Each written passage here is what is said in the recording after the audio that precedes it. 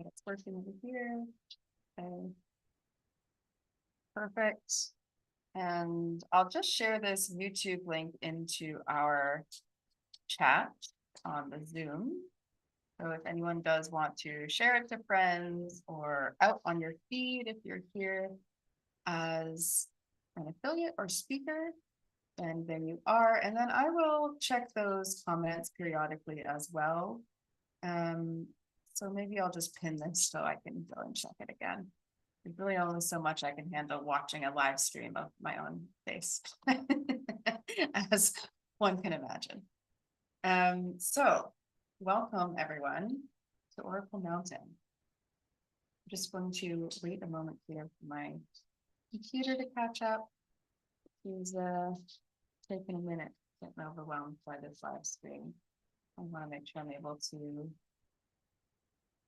see all of you. Okay, be right back here. Hopefully it doesn't interrupt anything.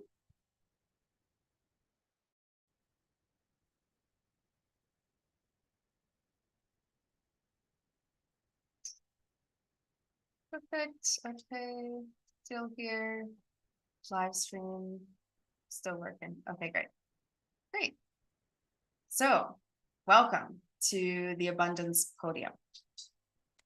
Today is going to be a really special event. I've been feeling the energies of it coming in already.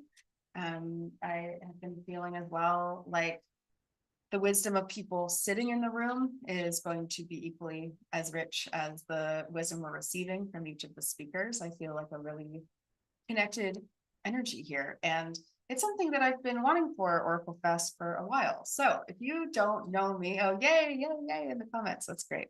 You can use the chat. I'm going to see it in the Zoom room.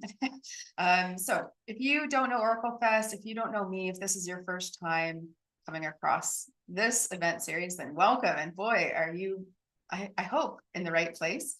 If you are someone who likes intuition or spiritual topics, if you like astrology or human design, those kinds of things, if you like tarot, if you like oracle card decks or creativity, shamanic healing, if you like light beings or light work, or you like asking questions about all these things because you're not sure about any of them, if you're kind of like a stoic skeptic like me, but somehow have had a whole bunch of spiritual experiences, then you're welcome here.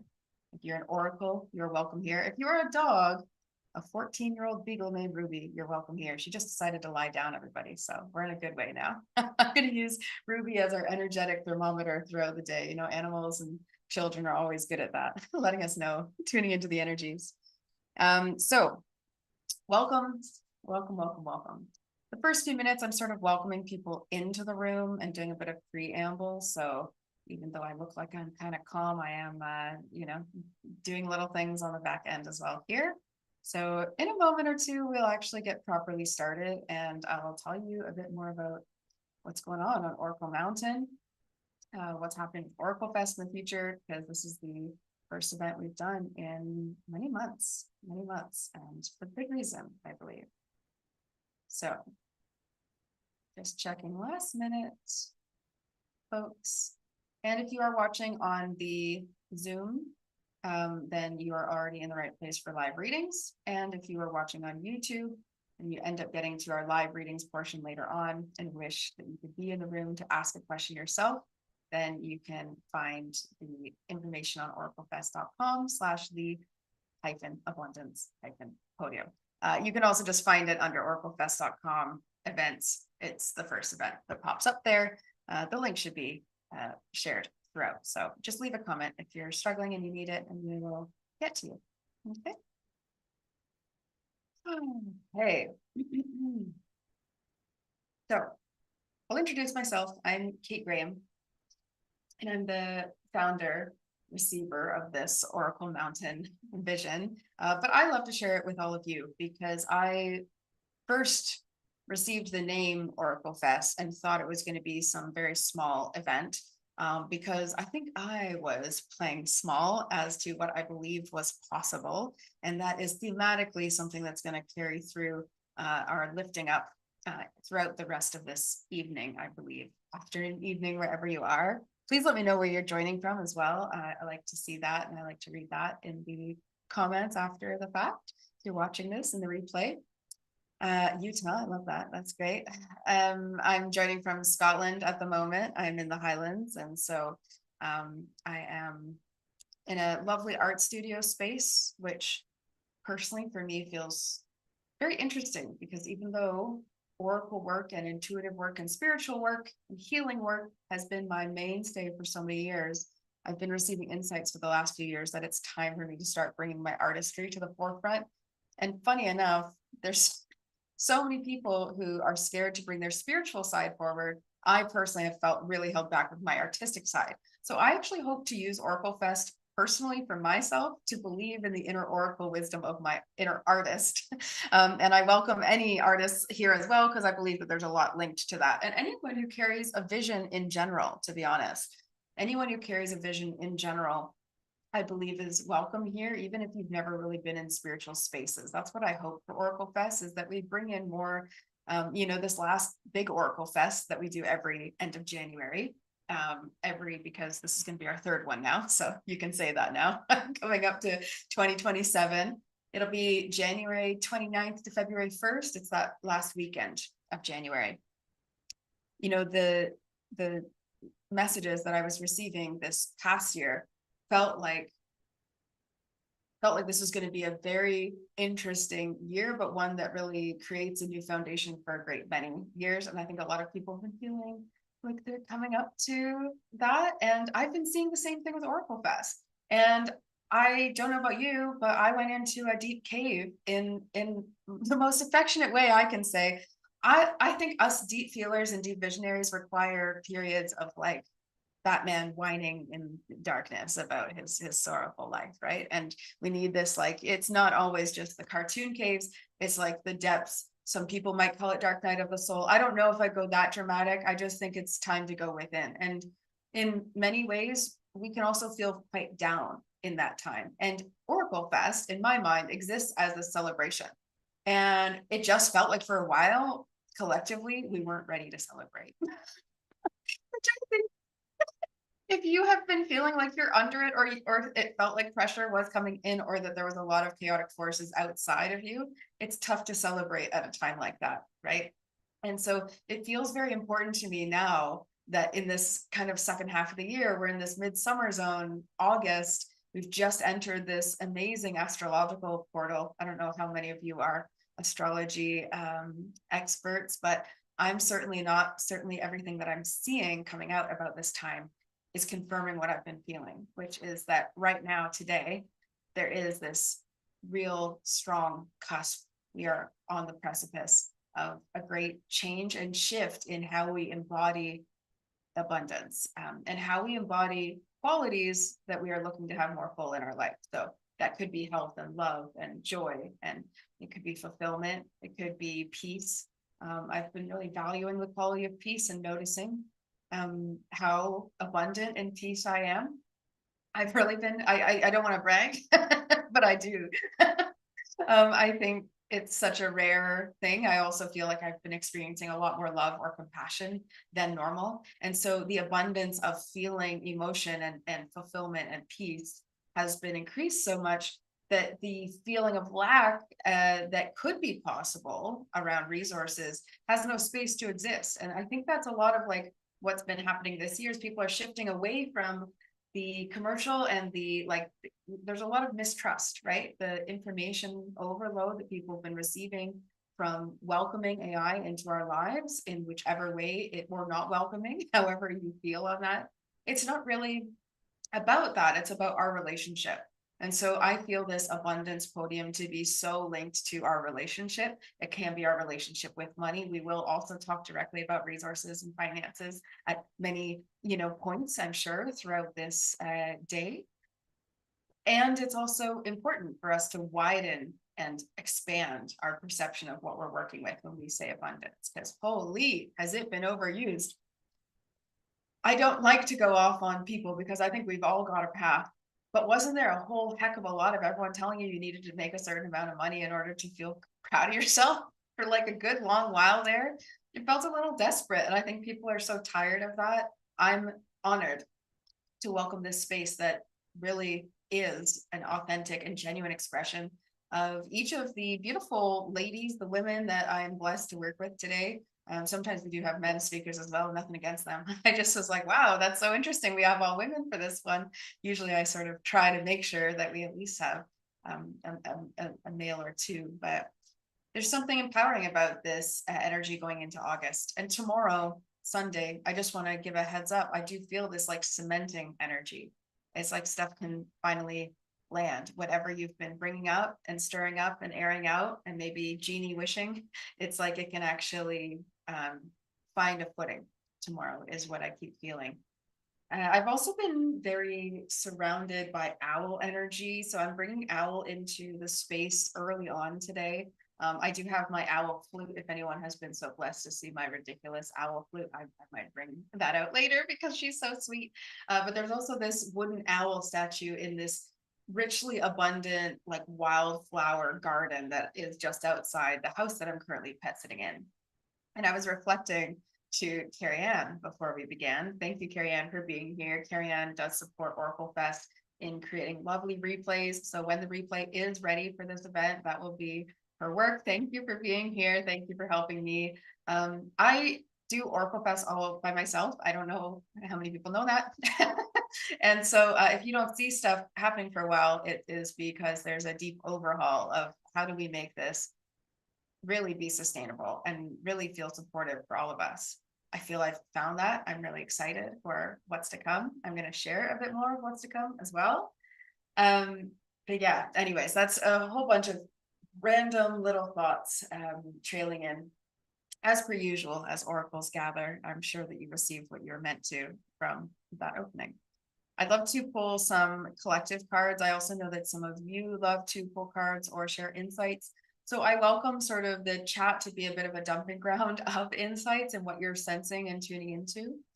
Because one of the deeper intentions about OracleFest, as I see it moving on in this new era, this reawakening of Oracle Mountain today, one is that I really wanted to increase the accessibility. This does have a lot to do with abundance podium. So I have chills going all over me because I'm like, there's just no coincidence as to why it only felt right that this was going to be the reopening of OracleFest, was the abundance podium specifically. Because some of the ways that I sensed OracleFest was going weren't quite in alignment with the idea that I just want as many people to feel like they can be a part of this as possible. And I also do strongly believe that there's no way I could properly price this to honor the oracles that I'm blessed to work with. So I just want to hold those two things in a very strong way, which is that I think every one of the oracles who comes through as a speaker, as a luminary, ought to be heralded as great, powerful experts and keepers of knowledge, paid more than appropriately for it, because we need them. We need their heart. We need the fact that they've put themselves through the fires of their own life to gain wisdom, and they could continue opening and expanding their perceptions in order to help others. I really believe that we need to honor that and pay for that, right? It's like, let's pay our teachers. I feel that with oracles. I really do.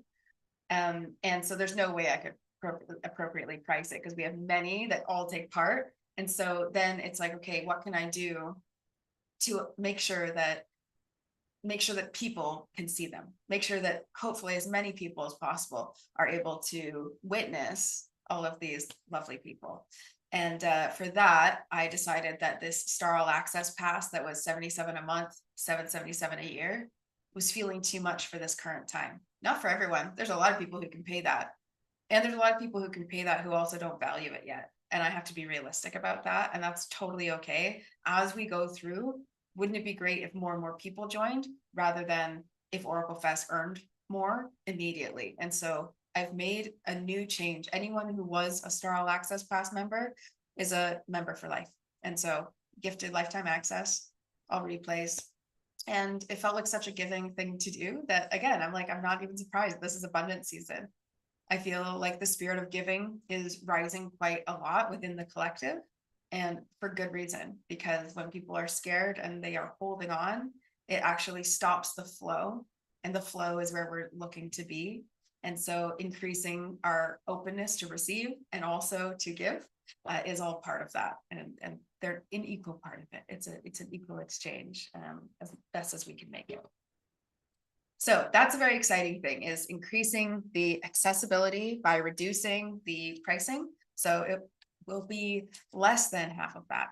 It will not go over less than half of that price. So right now, the Star All Access Pass for all event access, for all replay access for an entire year is one price, not a monthly fee. That's not going to change. One price, $188. It gets you access to everything. It gets you access to Big OracleFest, every Podium, the Omen Days, replays. And so, you know what, this makes it great for all the affiliate folks. And I know this sounds really business, but this is how we live, right? This is how the system works. And it does work on purpose. I built it with love so that we can all use it. Yay. I'm loving all the love that's coming in for this, which makes me not feel bad about talking business at a beautiful spiritual event. But we do need to hold both in our hearts, because it's such a neutral thing, truly. I love the idea that we have many affiliates. So if you're a speaker, you earn a higher affiliate rate, because obviously it's supporting you, and I want it to. And then the affiliates, you still earn off of every ticket that you sell. So if you felt like some social media energy, which, you know, for a lot of people using AI, if you can have it feel like you and you can output more, and you'd like some affiliate earnings, I would love to invite you to be a part of the OracleFest affiliate. And just think, we have hundreds of people in the room, and more people have earned from it, not just me and OracleFest, and OracleFest can still grow. That's the real dream.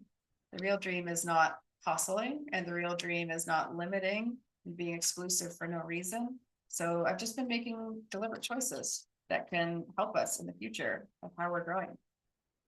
I brought cards. I'd like to share some insight as well, beyond what I've already been rambly sharing.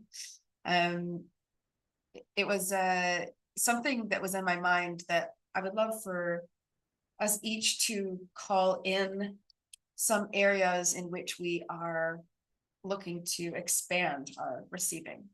And so there could be categories. It could be that you're looking for more support in your life. There could be that you're looking for more love or friendship. Specifically, it could be romance, or it could be friendship, and could be family connection, health and body wellness. Perhaps you're looking for fitness, or perhaps you're looking for pain relief or sleep support. You know, you can get as specific as you like.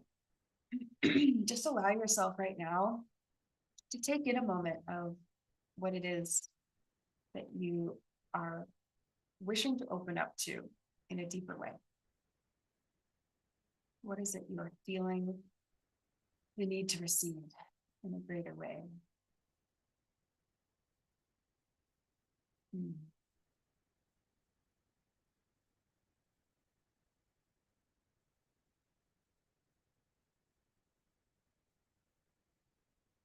Perhaps you're also looking to open to creativity or productivity, visibility. All these itties are showing up in my brain. Visibility is a beautiful one for many of the people in this room, and I feel visibility for intuitive, sensitive beings, for creatives, for oracles, is coming into view in the second half of this year. So I do want to speak from the place I'm seeing things at, and I'd also really love to hear if anyone's resonating with this or has a contrasting experience, because my experience is not necessarily everyone's. My intuition is meant to support you in locating yours, and that's something we're very clear about here. I can assure you that every single one of the luminary speakers who will be in today's event values your intuition above their version of what they believe you ought to do. And I think that's one of the most special things that OracleFest specifically stands for, because it also creates a safer community for us to receive in, and for you to feel like an autonomous human being, and not that we're trying to get you to sign up to something for life, other than those lifetime memberships I suppose I gave out for free, but you didn't have to give up anything for that. So today we have 6 hours together. This is the opening. I am going to welcome us back to Oracle Mountain in a moment or two. I am pulling 2 cards for us as well. And I also want to invite you, if you have a notebook or something, I have mine out as well. I do need to get a pen, but I'm going to be able to find that as soon as we get started here. My tech was more important than finding a pen before we began. Yeah, visibility. It's interesting. I was feeling that as a personal theme, but as soon as I stepped into this room, I was like, well, we all need that right now. And let's embrace it. Let's celebrate that. Let's welcome it in. Let's allow that, right? So many times you hear about visibility, it's like how you're not doing it, or how you're like, let's just be visible, show yourself. You don't have to show yourself on video if you're like in eating or in a moment or something, but practice visibility today in any way. Put yourself out in the comments, share yourself more. Maybe make a post about being here saying, hey, I'm a part of this. I want to be a part of OracleFest. That's a form of visibility that supports this whole vision coming to life. And no pressure. I'm just suggesting ways that we might be able to share more and show ourselves in a heartfelt way. And as well, just reflecting inward on the ways in which you perhaps play small or keep yourself hidden, and contrasting that with, in what way am I being asked to release or move forward or take action in accordance with my true values. I'll be journeying with you later on at the end of the evening. So I often end with an experience of song, sometimes sound bowls, sound healing. There's sometimes just journeying. And so today is going to be a little mix, journeying and song. And I'm keeping it trim. I'm keeping it 30 minutes rather than a whole hour, just to try and help us stay a little more centered and connected. The journey that we're going to go on is to connect to our true nature. And I have a really deep feeling it's going to be quite special. So if you're able to hang on till the live readings and then the journeying, that would be great. I don't need this at all. This is great. That's funny. That changed my whole perception. Oh, there must be some sign in that. Someone tell me what that means. I had an earphone that's connected to my phone that wasn't playing anything. It was comfortable though. Maybe that's what it was. It was comfortable. And it was on my left side. What does that mean? Yeah, that's no problem. I'm getting I am reading. That's why I turned my video off. It's no judgment, no judgment. But I do just welcome you all to find ways to step into that, because I am feeling it's this common thread and visibility in different ways. And it's so interesting. I had a chat with Michelle Matuza, who will be here with us later on. And it's on Oracle Mountain Chats on our YouTube if you haven't seen it yet. And it was funny because at one moment she was like, oh, Kate, you're so good at this. Oh, you're so good at putting yourself out there and showing who you are. And truly, to be honest with you guys, I'm like, I've not even shared any piece of myself. I feel like I've barely scratched the surface. The version that you hold in your heart is very different than anyone else's perception of you. I would like to let each of you know that I see you. I'd love for you to see you today. I'd love for you to invite yourself to see yourself. I've been noticing this week leading into the abundance podium, there's been many times I'm facing myself in a way that I haven't quite viewed myself before. Almost like a new version of me is walking up in a mirror, and I have no choice but to accept I'm currently wearing that outfit, or I'm currently in this role, or I'm currently expressing in that way. And so if that is a helpful metaphor or image or practice for you, is to meet yourself in the mirror, to allow some version of you to meet yourself. For me, it's been happening spontaneously, but I think if you chose to do it intentionally, it'd be really cool. That someone might come up to, might be quite interesting. So do listen today to everything beneath the messages, not exactly the straight facts that everyone says, but more so that inkling underneath the surface that you actually do know. You know better than anyone. And I really believe that that's true, that you know better than anyone what leads to your greatest state of welcoming, receiving, and abundance. And I hope that you do have an abundance of money, and I hope you have an abundance of love and joy and peace and inspiration and fulfillment. So our cards collectively to get us started today are Sophia, which we are taken to this galactic realm. And I do sense a deep connection with our galactic beings. We do have Kirsty Lauren coming in later, who is definitely connected that way. And Arlene also does connect to a lot of divine light beings. And so when I think galactic, I do think quite light and wide in this way. And Sophia says, divine plan, wisdom, and destiny. I think these are perfect words. So divine plan, wisdom, and destiny are these words overarching our feeling today. And this is why I also feel it was meant to be a smaller core who's here present for the live. And then as the replay gets shared onward and onward, that wisdom is so potent and held that it can expand and ripple outward for this next year and potentially years onward for how OracleFest will come to be. And then we also have companionship. So, I mean, I keep focusing on love and joy and relationship and support because I do feel that's also this other missing piece.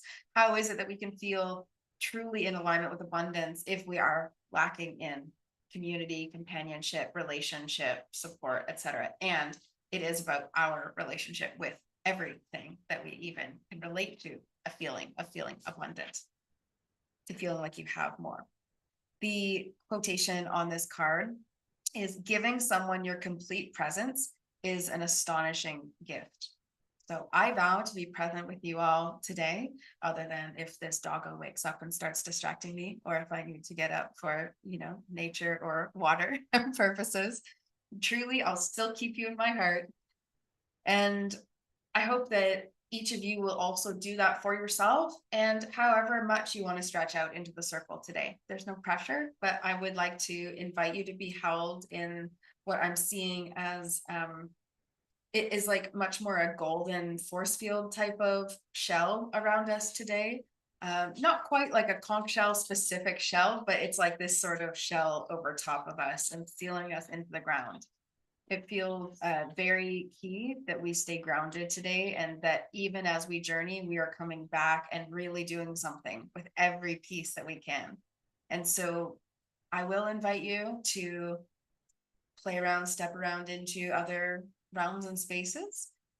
Even deeper today, I feel the ask you to continue returning. So if anyone feels like, whoa, getting a little out there at some point, feel free to also call that in the comments. And in between sessions, I'm happy to ground us a little differently. I care about that, and I care about you getting everything you need. And sometimes when we're spinning out, we can't do that. So sharing that with you all. We are doing more than one journey today, just so you know. That's also why I'm putting that in your mind, because we are going places. It's not that you're not going to go places. So welcome to Oracle Mountain. As you see this golden shell surrounding us, and us in the replays as well, because I want everyone to feel held in this space. I would also then like to invite you to see underneath your feet is actually that we've been on Oracle Mountain this whole time. So as soon as you stepped into this space, you were on the floor with us, but we don't always understand we're at the top of the mountain until we look over, right? And so we were staring right down at the floor where we were. Well, that's just ground. Ground is ground at the top of the mountain. Ground is ground at the bottom of the mountain. But the perspective is entirely different. And this is the tone that we start with today. We find ourselves surprised that we've come all this way and returned to Oracle Mountain so easily this time, without as much struggle, without as much challenge to get here. We just somehow arrived. But anyone can ask any questions as we go on. I would love for you to ask of yourself, what am I ready to receive today? Or what am I ready to recognize or change today?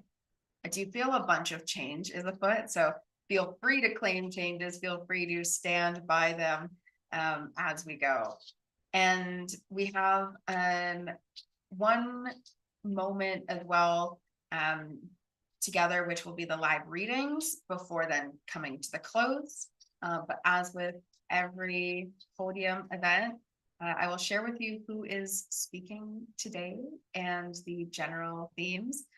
This year, another one of my intentions is to let the speakers feel very loose in what they need to speak about, like a lot of openness when it comes to topics, and more so general keywords. So I have an impression, I have thoughts. I have visited each of these pillars of the podium space. I don't know if I've shared photos of the podium space as much on the website, but I will do soon. You guys will see more of these little visions. I've been trying to create images that feel more like the spaces I see.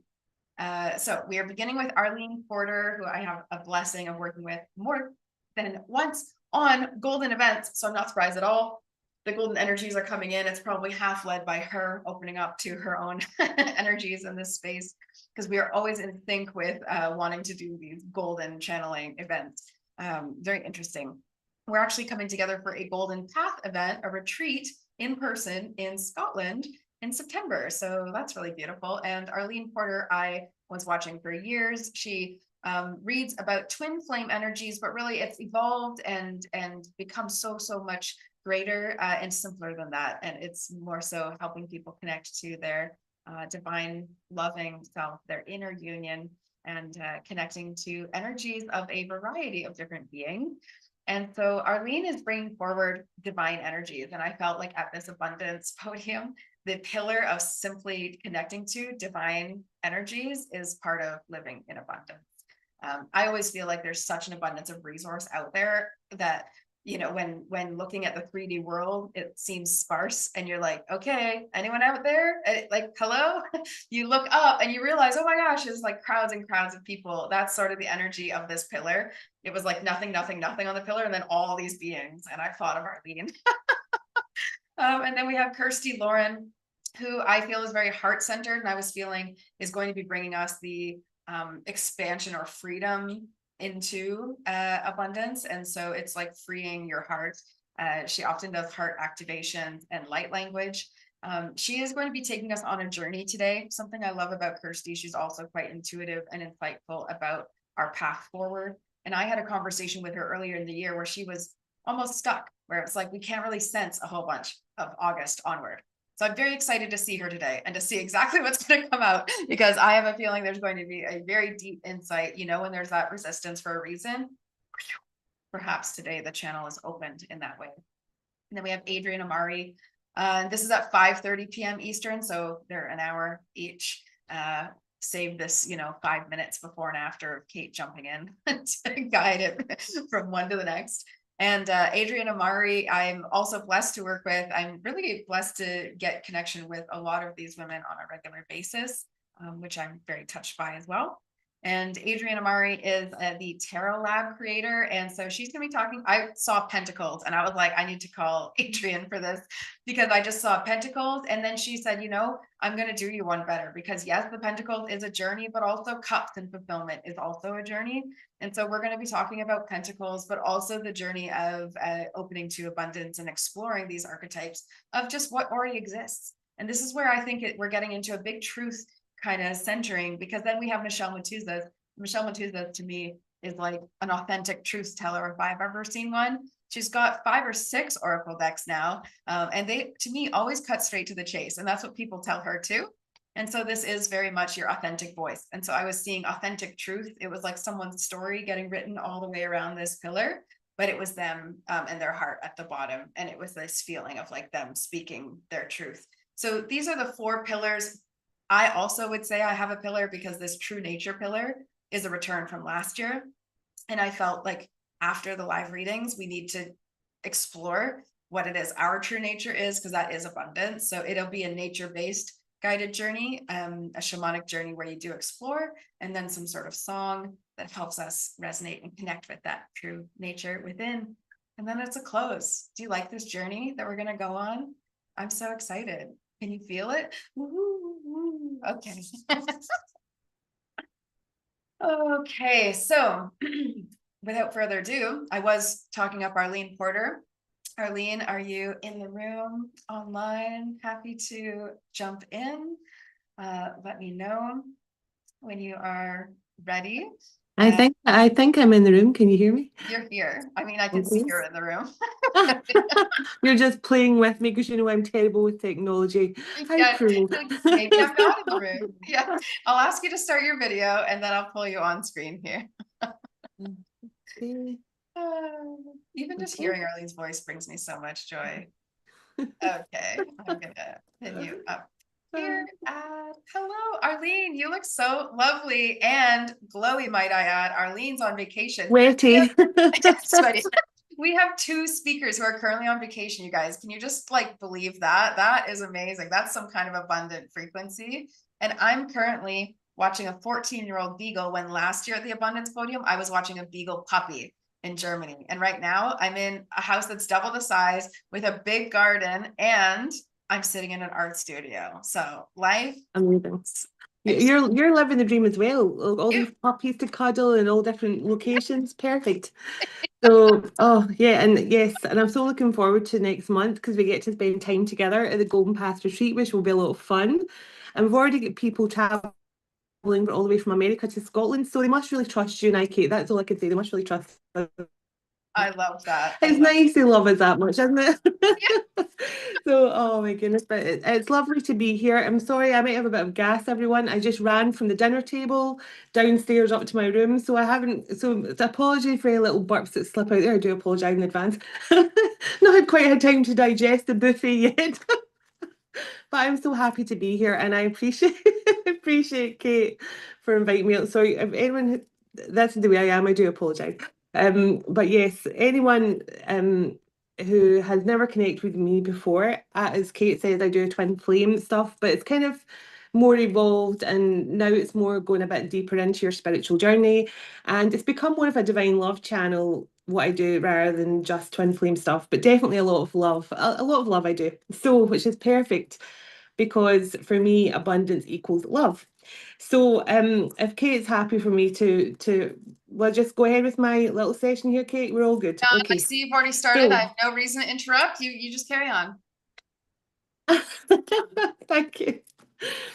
So, first of all, hello to everyone that's here as well in this space. It's lovely to be back on Oracle Mountain with Kate and with the other beautiful speakers and teachers and healers that are coming up soon. So I just want to give you all a quick feeling of why that I jumped at the chance to do the Abundance Podium with Kate is because I'm going back now 3.5 years ago.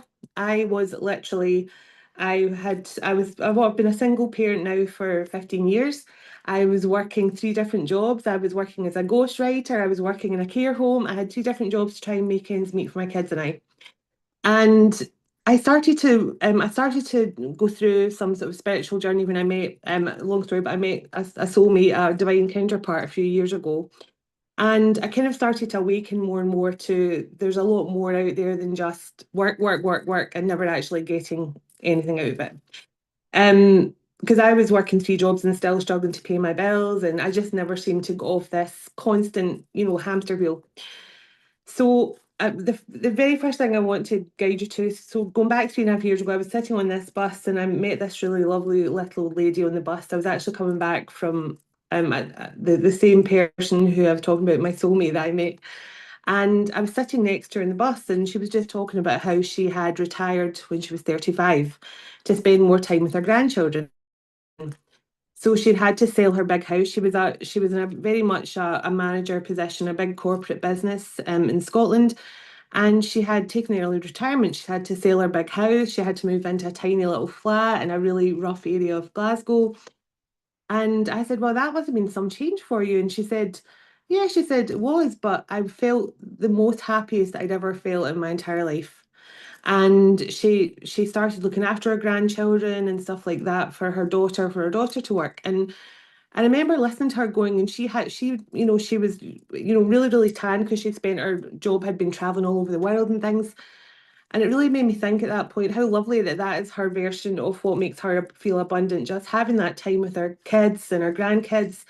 And she had the big house, she had the job, and that woman always stuck in my mind because I always thought, we do spend too much time focusing on the whole financial thing. So for me, the financial stuff is amazing because that's what we have to survive and that's what we have to have a good life. But it all starts from the heart, and I love that there's a lady coming up shortly as well who's going to be focusing on that heart activation because for me, that is where your true abundance lies.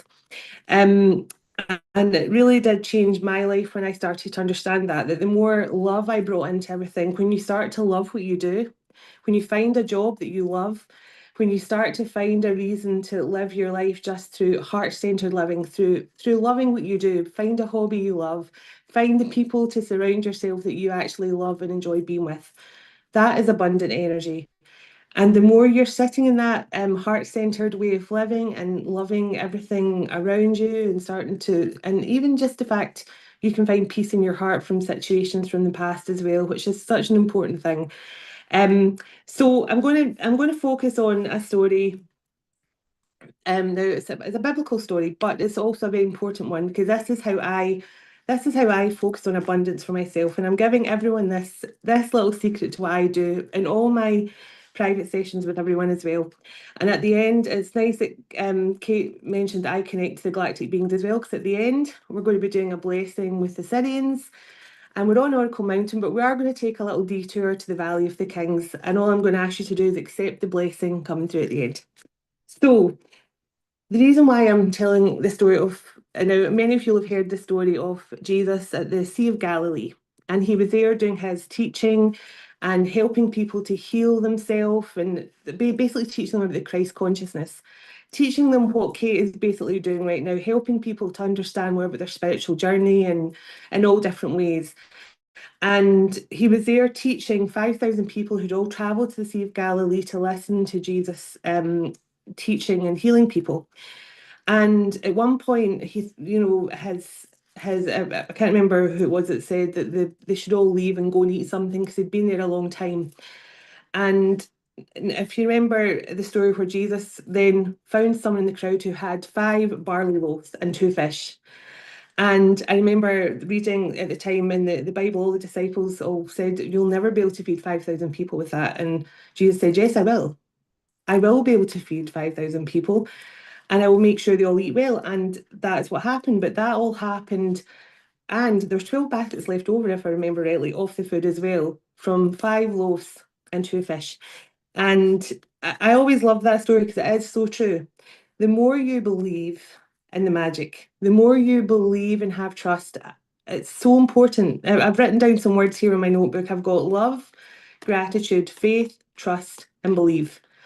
They are all the key words to abundance. And the reason why I say that is because there's been times over the last couple of years for me, and I've thought, right, I've got a huge bill coming up that I need to pay. And I don't know yet if I'm going to have the money in my bank account for that, but I just trust and know I will have the money for that. And I guarantee it always comes in. And that's why I talk about this story, that going back to the story of Jesus, he knew, he just trusted, he had faith that he was going to make those 5 loaves and 2 fish feed the 5,000 people. And it actually said in the Bible, he fed them till they were full and had more left over. So that's basically the kind of theme that I'm trying to sort of push home in this session, that it's so important. Your mindset is everything when it comes to your abundant energy, because when you have the positive mindset and you no longer live in that space of lack. I always say to people when they say, "Oh, I don't know how, I want to leave my job, but I've got no money. How do I change over, etc., etc." And if you're sitting in that feeling like you're never going to be able to survive, you've not got enough, you're living in a lack mindset. And I know it's hard to see beyond that because that's what we've been conditioned all our lives to think. Like if we don't have money, then we don't have anything. If we don't have money in our bank account, then we can't have anything. We can't do anything we want. And it's really important to try, and because the more you start to think positively, like for example, start small, just start thinking to yourself, I'm going to, by the end of this month, I'm going to have £100 more in my bank, $100 more in my bank, €100 more in my bank.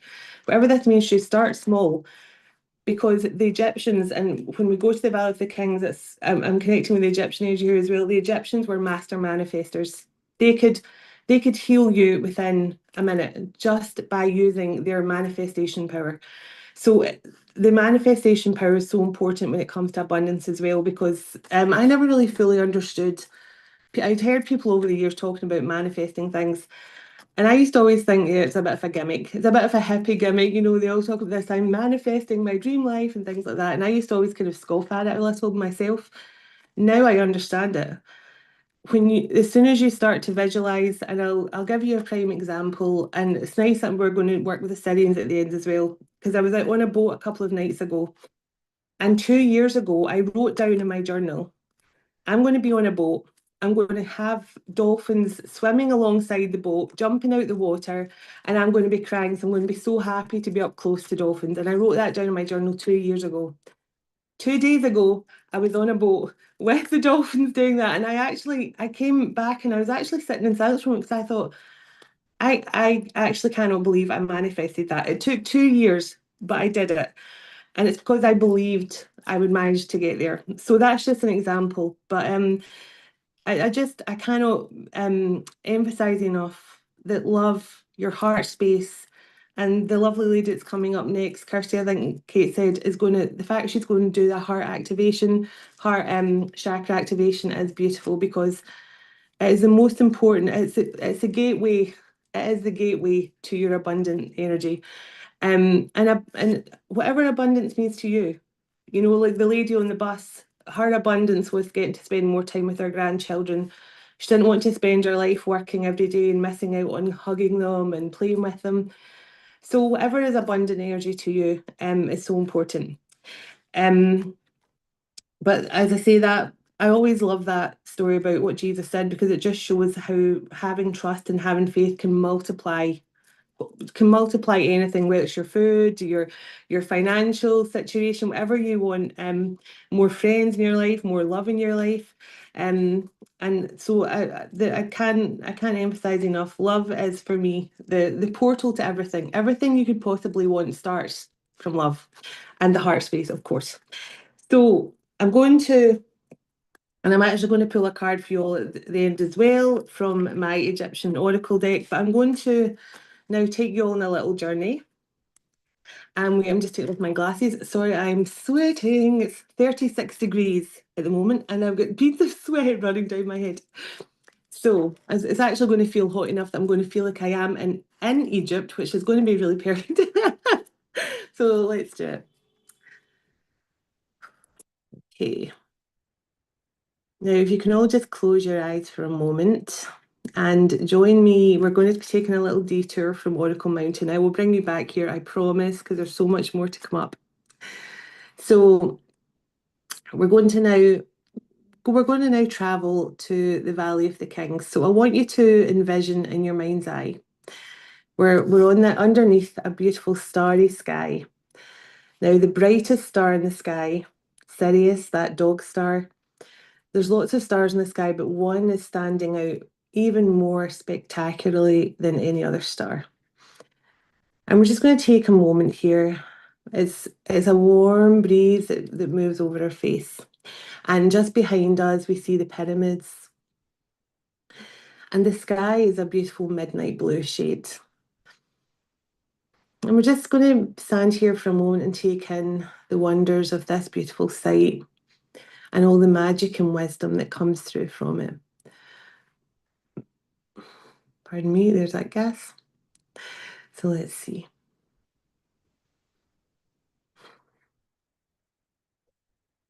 Now, all I'm going to ask you to do is to receive this energy.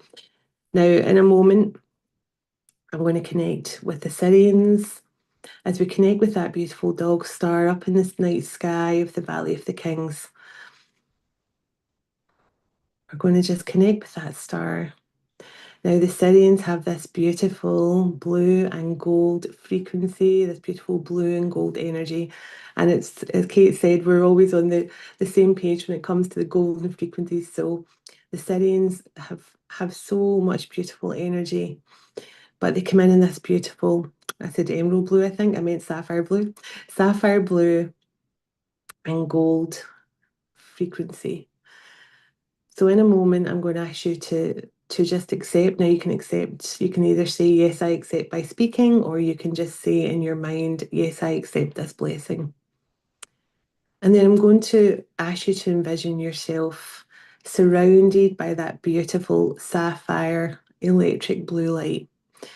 And it's got gold all shimmery through it, and it's swirling round you now, down through your crown chakra, almost like the way I'm envisioning right now. It's starting from your crown, it's shimmering. It's more like a shower of energy coming down through your crown chakra, all surrounding you. So sapphire blue and gold shimmery light showering down through your crown, past your third eye, moving its way down past your shoulders. You're feeling calm, you're breathing through it. Just relax and allow the blessing to happen, allowing them to surround you in their beautiful healing frequency and bless you with a beautiful, abundant energy. And this is something you can do whenever you wish to connect to your abundant energy and be in the flow of your abundance. Now just accept this blue and gold light as it shimmers down past all our chakras, our throat, our heart chakra, our solar plexus, past the sacral, and down past the root chakra. So now we have this beautiful sapphire blue and gold light shimmering all down over our crown and down around us. We're in a beautiful cocoon of Sirius light. And now what the magical part really begins, because now you're going to imagine dolphins, almost like little holographic dolphins, moving all around you in a spiral as well. Spiraling round you, 3 little beautiful dolphins, as if they're jumping round you in a beautiful circle. And we're going to now allow the Sirians to connect with us even deeper. Connecting with us. I have a beautiful sapphire light in my third eye. And I say we wish to receive the blessing. As we lead up to Lion's Gate, the Sirius portal is open and abundant energy flows now. And I ask you to keep your heart open to receive this. If any of you feel comfortable, you can see your heart chakra now as a flower opening up or a golden lotus. And just allow the beautiful frequencies of the Sirians to move through your heart space. Open your heart to receive this blessing now. And feel the joy as the dolphins jump round us, splashing round us in that beautiful invisible ocean as they move round us in a circle.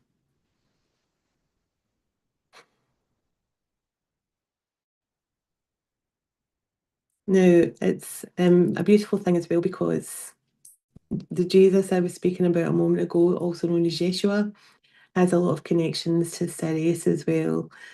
And he is here also in my third eye now. And he brings you great peace and joy. And he asks you to always carry forgiveness in your heart and compassion for yourself and all others. And he's showing the path, opening up the path to freedom, the path to redemption. As we sit with this beautiful, Sirius blessing coming through from the dog star.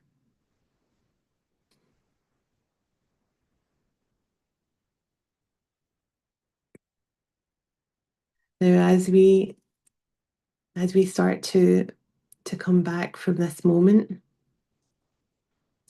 I ask you to thank the Sirians and those beautiful dolphin frequencies for surrounding us. I feel very uplifted after that, I have to say. I feel quite calm and joyful inside. We thank them for giving us this beautiful blessing of their healing. And they ask you now to keep your heart open as we move forward into Lion's Gate on 8/8 and just sit in this frequency of having this blessing from the Sirians and know that only good things, positive things, abundant things are coming your way. Just trust it is so. Believe it is so and believe in the magic. We thank Yeshua, Jesus, also for being here in this moment. And I also wish to connect you all with Archangel Jophiel. Archangel Jophiel is here. Archangel Jophiel is the angel that connects you with abundance and blessings. He comes in a beautiful sunshine yellow frequency, gold and sunshine yellow frequency. So if you're ever searching for an angel to connect to help you feel more financially stable or help you through the tough times, call on Archangel Jophiel. And Archangel Jophiel is here.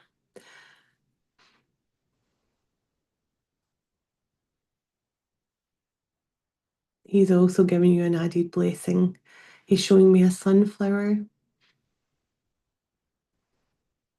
Sunflower, and there's so much radiant sunshine around the sunflower. He's just saying it's a time of great happiness and joy in the world. And believe it. Sit in this beautiful energy now with the Syrians, with Archangel Jophiel. Be truly blessed always in this moment.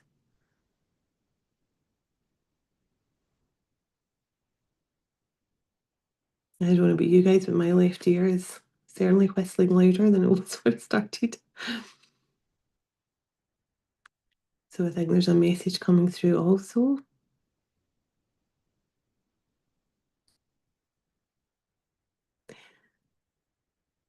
So I have a message from the Syrians coming through. The Syrians are saying, we trust all of you. We trust all of you and know your heart is pure and loving. And we ask you now to trust us and know that we are always here for you. Never doubt our love.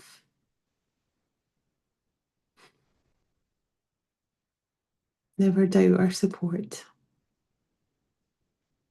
This is the perfect time to connect with us through your meditations and prayers. And just envision yourself in our sapphire light and picture the star that you call the dog star in your mind's eye. And connect with us whenever you feel you wish to get our support. We are always here to answer your questions and help you in any way we can.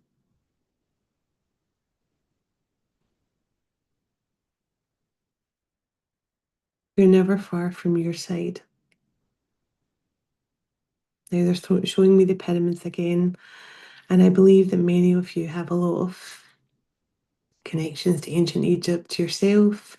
Some of you may have dreams of the pyramids or have visited the pyramids, but that's another beautiful location, very much connected to the Syrians.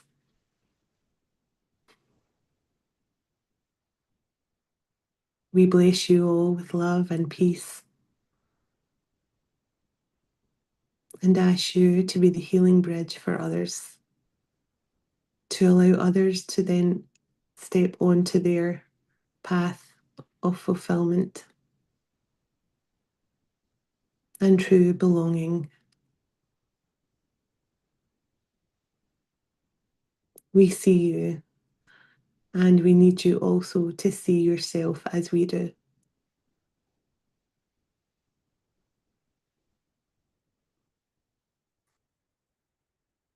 You are all important.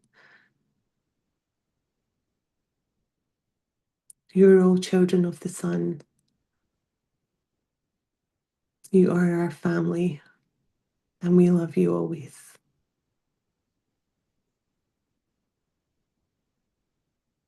May the love of the Syrians be carried forward in your heart. And may you bless others with the love we have just blessed you.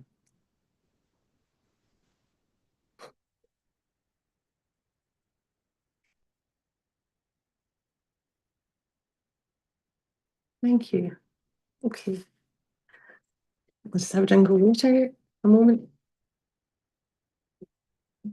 I'm actually still seeing blue, even with my eyes open. I'm still seeing blue, like so much blue. I'm even wearing blue tonight, actually, too. Okay.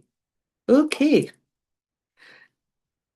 So I enjoyed that. I don't know how you guys feel after that, but I certainly felt that the love and the beautiful energy coming through there. Um, so we're back on Oracle Mountain. You'll be glad to know. I was just taking you a little detour. So I'm going to pull a card now, and let's see. I'm going to pull a card on camera, and we will see what comes through. And if it's a card of studies, I will think I will fall off my chair. So let's see what comes through. Let's see what comes through. And I will do my best to read the message. I've not got on my best reading glasses tonight, so I might read like a 5-year-old, so I do apologise. Let's see. Okay.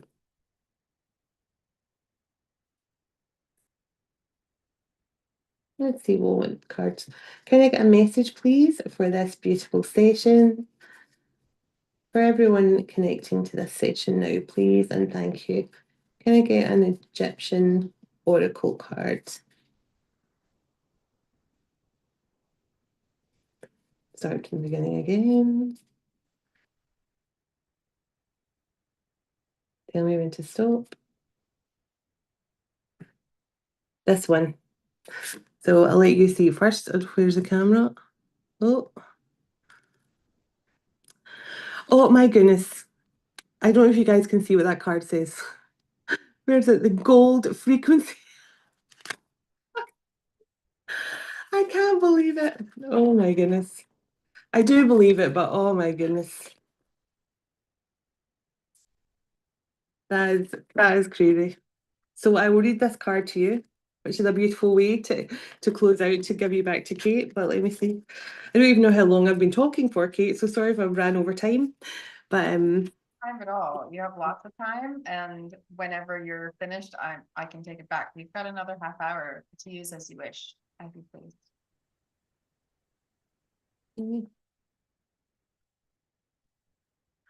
I have another half hour. Have I? No, I don't have another half hour, do I? Hmm. Started Have at I, have I only been talking for 10 minutes? I feel like I was talking for an hour. Oh my goodness. It was a rapid, beautiful journey, and however it is you want to share in this time forward, if you need, I can hop back. I always have many things to say, but keep using the time. You're Well, good. yes. Well, I'll read this card, and then I don't know if I'll be able to speak for another half an hour, but I will certainly do something else. I didn't realize I was going to be so fast. I thought this will probably take me a good half an hour to do. So the gold frequency, Christ consciousness, divine light, unconditional love. So it says, dear one, you're being guided in the ascension of your true essence, resonating with the Christ consciousness that resides within your heart. Pardon me. The golden ray of light.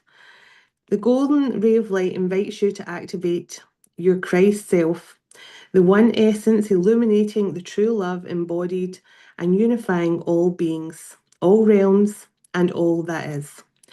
Golden energy is the pure Christ frequency, and in our life, its symbolism, our union with the eternal living creator. Absolute divinity. We are in an inner state of peace, benevolence, and true just being alive.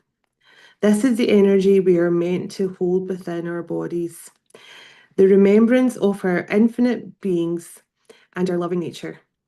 This divine golden light envelops you now, dissolving the illusion of separation and revealing the sacred unity of existence.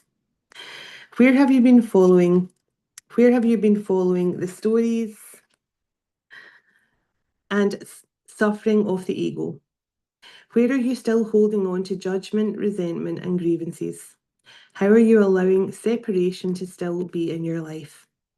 Open yourself to receive the abundance of divine light through the oracle of the past illusions. Surrender now in the flow of unconditional love and let it wash over everything. With this sacred golden heart temple opening through your remembrance, trust in the power of your Christ truth.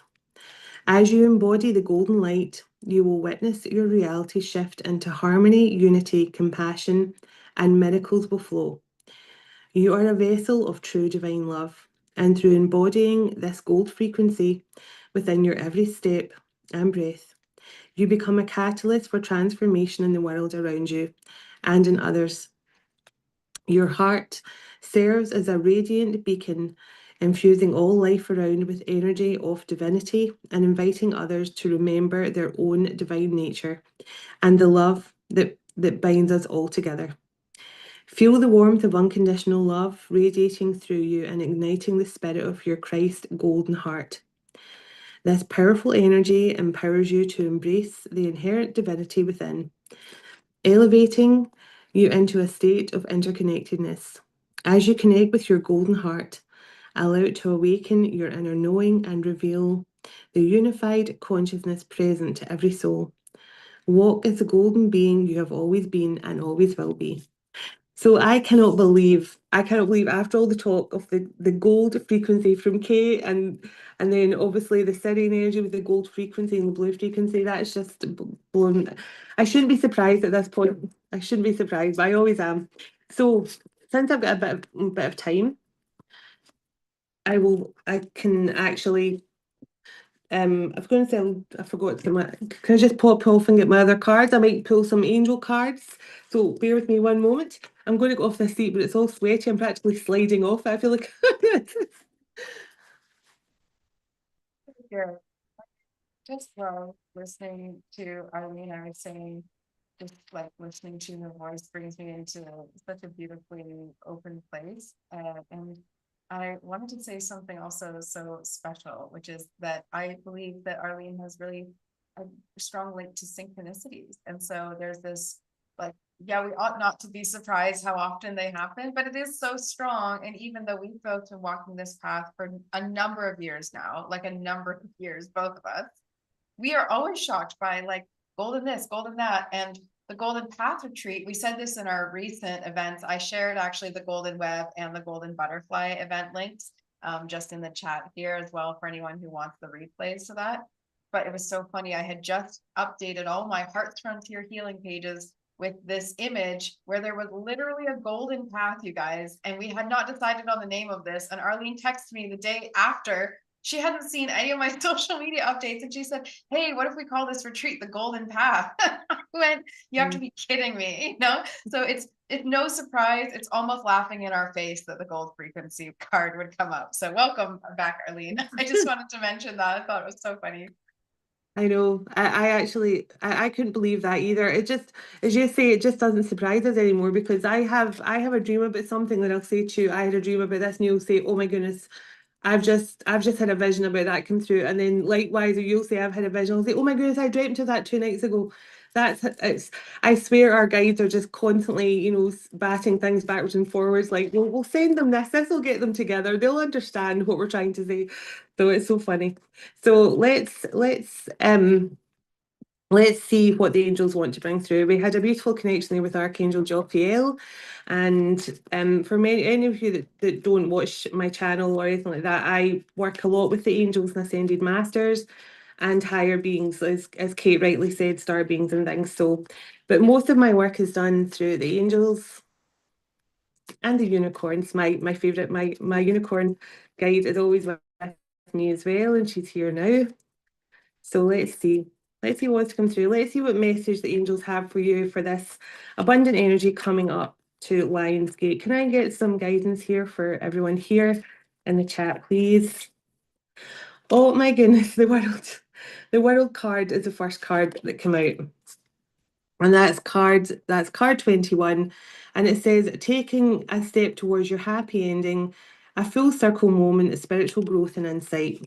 So as Kate said, trust if you're here on this session now. This is where you're meant to be in this moment. It doesn't matter. I've had some gatherings where I've had 3 people and some gatherings where I've had 33 people. It does not matter.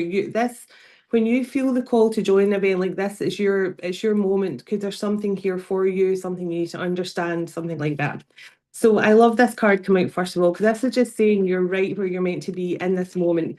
In this present moment, this is your full circle moment. This is your opportunity and this is all about spiritual growth. OracleFest is the embodiment of spiritual growth, which I love. So let's see, what else do you want to bring through here for everyone on this Oracle Mountain chat? So Knight of Michael. So it says it's a time to move quickly, choose light over emotion, Sudden changes are coming in. So with this Lionsgate approaching, and I've been telling everyone this, it's very important to keep your, as I said in my starting opening thing, it's so important to keep your thoughts positive. And if you do have those little negatives creep in, recognize it. Say, oh, I know why I feel a wee bit sad today, or I know why I feel a bit sad or depressed, or I know why I feel a bit annoyed about this. Because it's so important you recognize the negative emotions as well. I used to think I had to push away all the negative thoughts because I was like, no, no, I need to stay positive, need to stay positive. Don't even think about that. But that didn't do me any good because that was me just pushing all the negatives and all the shadow energy inside of me and keeping it. It's almost like Pandora's box when it opens in. So I say this to everyone, it's so important to recognize the negative feelings and understand why you're feeling that way. Because when you give your negative feeling or negative emotion a voice, you can release it and it goes. So there's some sort of sudden changes. So full circle moment and fast changes coming in. So, for many of you over the month of August, there could be something really exciting about to change. And I say exciting because the leap of faith has come out. So, and I always think of Kate when I see this card, because I know she's an Aries and the leap of faith card is an Aries energy, but because she's so fearless, I always think I love how fearless she is. She goes for what she wants, she's motivated and driven, and I always think about Kate when I see that card. So for many of you, it's a time for an opportunity to come in. Maybe like if you've got your own business or you're starting your own business, could be something like that. But also the King of Raphael is here, which is the emotional masculine, which is the masculine energy. Now, it could be that some of you sit more in your masculine energy. It's on this call right now, but for some of you, there could be an actual masculine energy who's ready to take a little leap of faith towards you. So let me see. Tell me what else you want me to bring through here to everyone on this Oracle Mountain, please, and thank you. Oh my goodness. So Lionsgate, the Ten of Raphael. The Ten of Raphael is basically your cup, your abundance, your cup runneth over. That is your Ten of Cups. That is your happily ever after. So if any of you are waiting on, now I don't like to use the term waiting, but if any of you are hoping to hear from a special person, or you're sending out those beautiful energies into the universe to deliver a special emotional package for you wrapped up in a lovely hunky person of some sort, then it could be coming in. Oh my goodness, the Fort of Gabriel. So this is happily ever after energy. This is, see the people in the card here, they're happy, they're joyous. It's like they're getting married under their little canopy. So it says time to celebrate. Abundant rewards are coming your way. It says in the card, abundant rewards are coming your way. So Lionsgate, I mean, I've asked for the energy for this group here, and this is the energy that's coming through. So let me see. So there's an opportunity coming in, a leap of faith is required. Now, remember at the start, I was talking about how trust and faith and belief, those are the key elements, and being grateful. See if you send out a message to the universe, already speak like it's yours. Like if you need a new car to get to work and you're struggling on 3 different buses to get to work and you go, oh, thank you, God, for delivering me that little mini metro or that little, or a Porsche. I mean, go all the way. If you want a Porsche for work, thank you, God, for delivering me that Porsche. You might end up winning on something, but just say thank you like it's already yours. And keep saying thank you like it's already yours until it's sitting outside your house. But definitely there's some sort of opportunity coming in here. I can't believe the Six of Ariel as well, which is also about abundant rewards.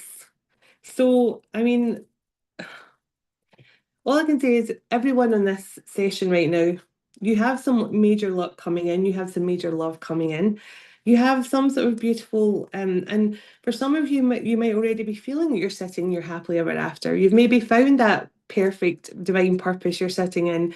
You may already be with that perfect person, but this is just saying that the energy you're sitting in is positive, it's happy, it's joyful, it's abundant. Get me another card for what's coming up for Lionsgate here for everyone on Oracle Mountain here. Tell me what else you want them to know. Okay, so We have the Chariot and we have the Queen of Earth. So this is just saying, the Chariot says, your determination is paying off. Career abundance and opportunities coming in, acknowledgement for your success and victory. So this is saying you're moving into a very abundant time in your career and in your life. Pardon me. And the Queen of Ariel is just someone who's sitting, excuse me, with a lot of pentacles. As Kate was talking about at the start, you've got someone coming up later on and who's going to be talking more about pentacles in the tarot. And this is just saying that you're sitting in a very abundant frequency. You're sitting, whenever I get the King or Queen of Pentacles, it's a nice grounded energy, but there's someone who's financially sorted. They don't have to worry, they don't have to stress about their bills or anything like that. So I really love that energy coming through as well. I mean, the angels are just saying here, there's so much abundant energy, so many good things coming your way, but the changes are going to be fast. This is the fastest card in the deck. So something sudden, fast changes coming in, and for some of you, a leap of faith may be required. And if you have already surrendered your journey to the divine, and I mean, I always say that it's like the trust wall. When you fall backwards and you don't know who's going to catch you, but you just know someone's going to catch you. Um, it's like when you have that trustful moment with the divine and allow the divine and your angels and just when you feel called to just say to the angels or whoever you connect to the most, just guide me today, just bring an opportunity towards me, guide me and just give me a sign. And because that's such an important thing, because when you know then that anything that comes up for you, it may seem like out the blue, you might think, wow, I didn't even apply for that job and they're phoning up to offer me, and like, how did that happen? Just trust it's been divinely guided and it could be the opportunity of a lifetime. So just trust those offers are going to come in. And I mean, those cards are all epic. There wasn't one single bad card there. So whatever frequency you're all sitting in, it's golden. It is absolutely golden. So I'm going to go now, and I've had such fun connecting with you all. I'm going to go and watch some traditional flamenco dancing with my children. So I might be up later, giving it a wee bit of shimmying downstairs, and I'll be completely sober, which is even more embarrassing for my children. I don't need alcohol to go up and dance with flamenco dancers. It's just me. I'm embarrassment even without alcohol. So imagine me with alcohol. So, Love it. I love it. I also pride myself on being embarrassing sober. I think it's important. yay! Are I we going don't to be feel able so to join bad. us for the live readings later? I'm going to do my best, yeah, because Oh, I think it's 12:30 they come in here for me. So if I'm back in my room, if I've not ran off with a hot flamenco dancer, I'll great. be here. Okay, so if Arlene isn't back, we know she's having a great night. Talk about abundance, right? Abundance of connection, abundance of joy, abundance of humor. Let's take Yeah, it all. exactly. I'm just enjoying my abundant evening Yeah. tonight. I'm going to do it. Oh, But well, I thank you look so I much look for being here. forward I look forward to watching this back and seeing all your other amazing teachers and guides and healers and yourself included. But yeah, thank you everyone for putting up with me. It's been so much fun. And I send you all so much love and blessings. I'm putting on my glasses so I know how to put off my so I know 12. So anyway, Kate, thank you for inviting me back as well. And thank you everyone. It's been a great pleasure. And I send love to you all. And Kate, you can just turn me off whenever. That's great. Whenever you're done. It's, ask and it shall be done. It's actually so perfect, the timing. Thank you so much for being here, Arlene. And as always, there's always a million things I want to say in that preamble, and I can't get to all of them. So this gives me a perfect little opportunity to just say a couple of things. But I first just wanted to reflect to all of you something that I noticed with this first speaker. With every pillar, with every speaker, there's an evolution of the story as it unfolds.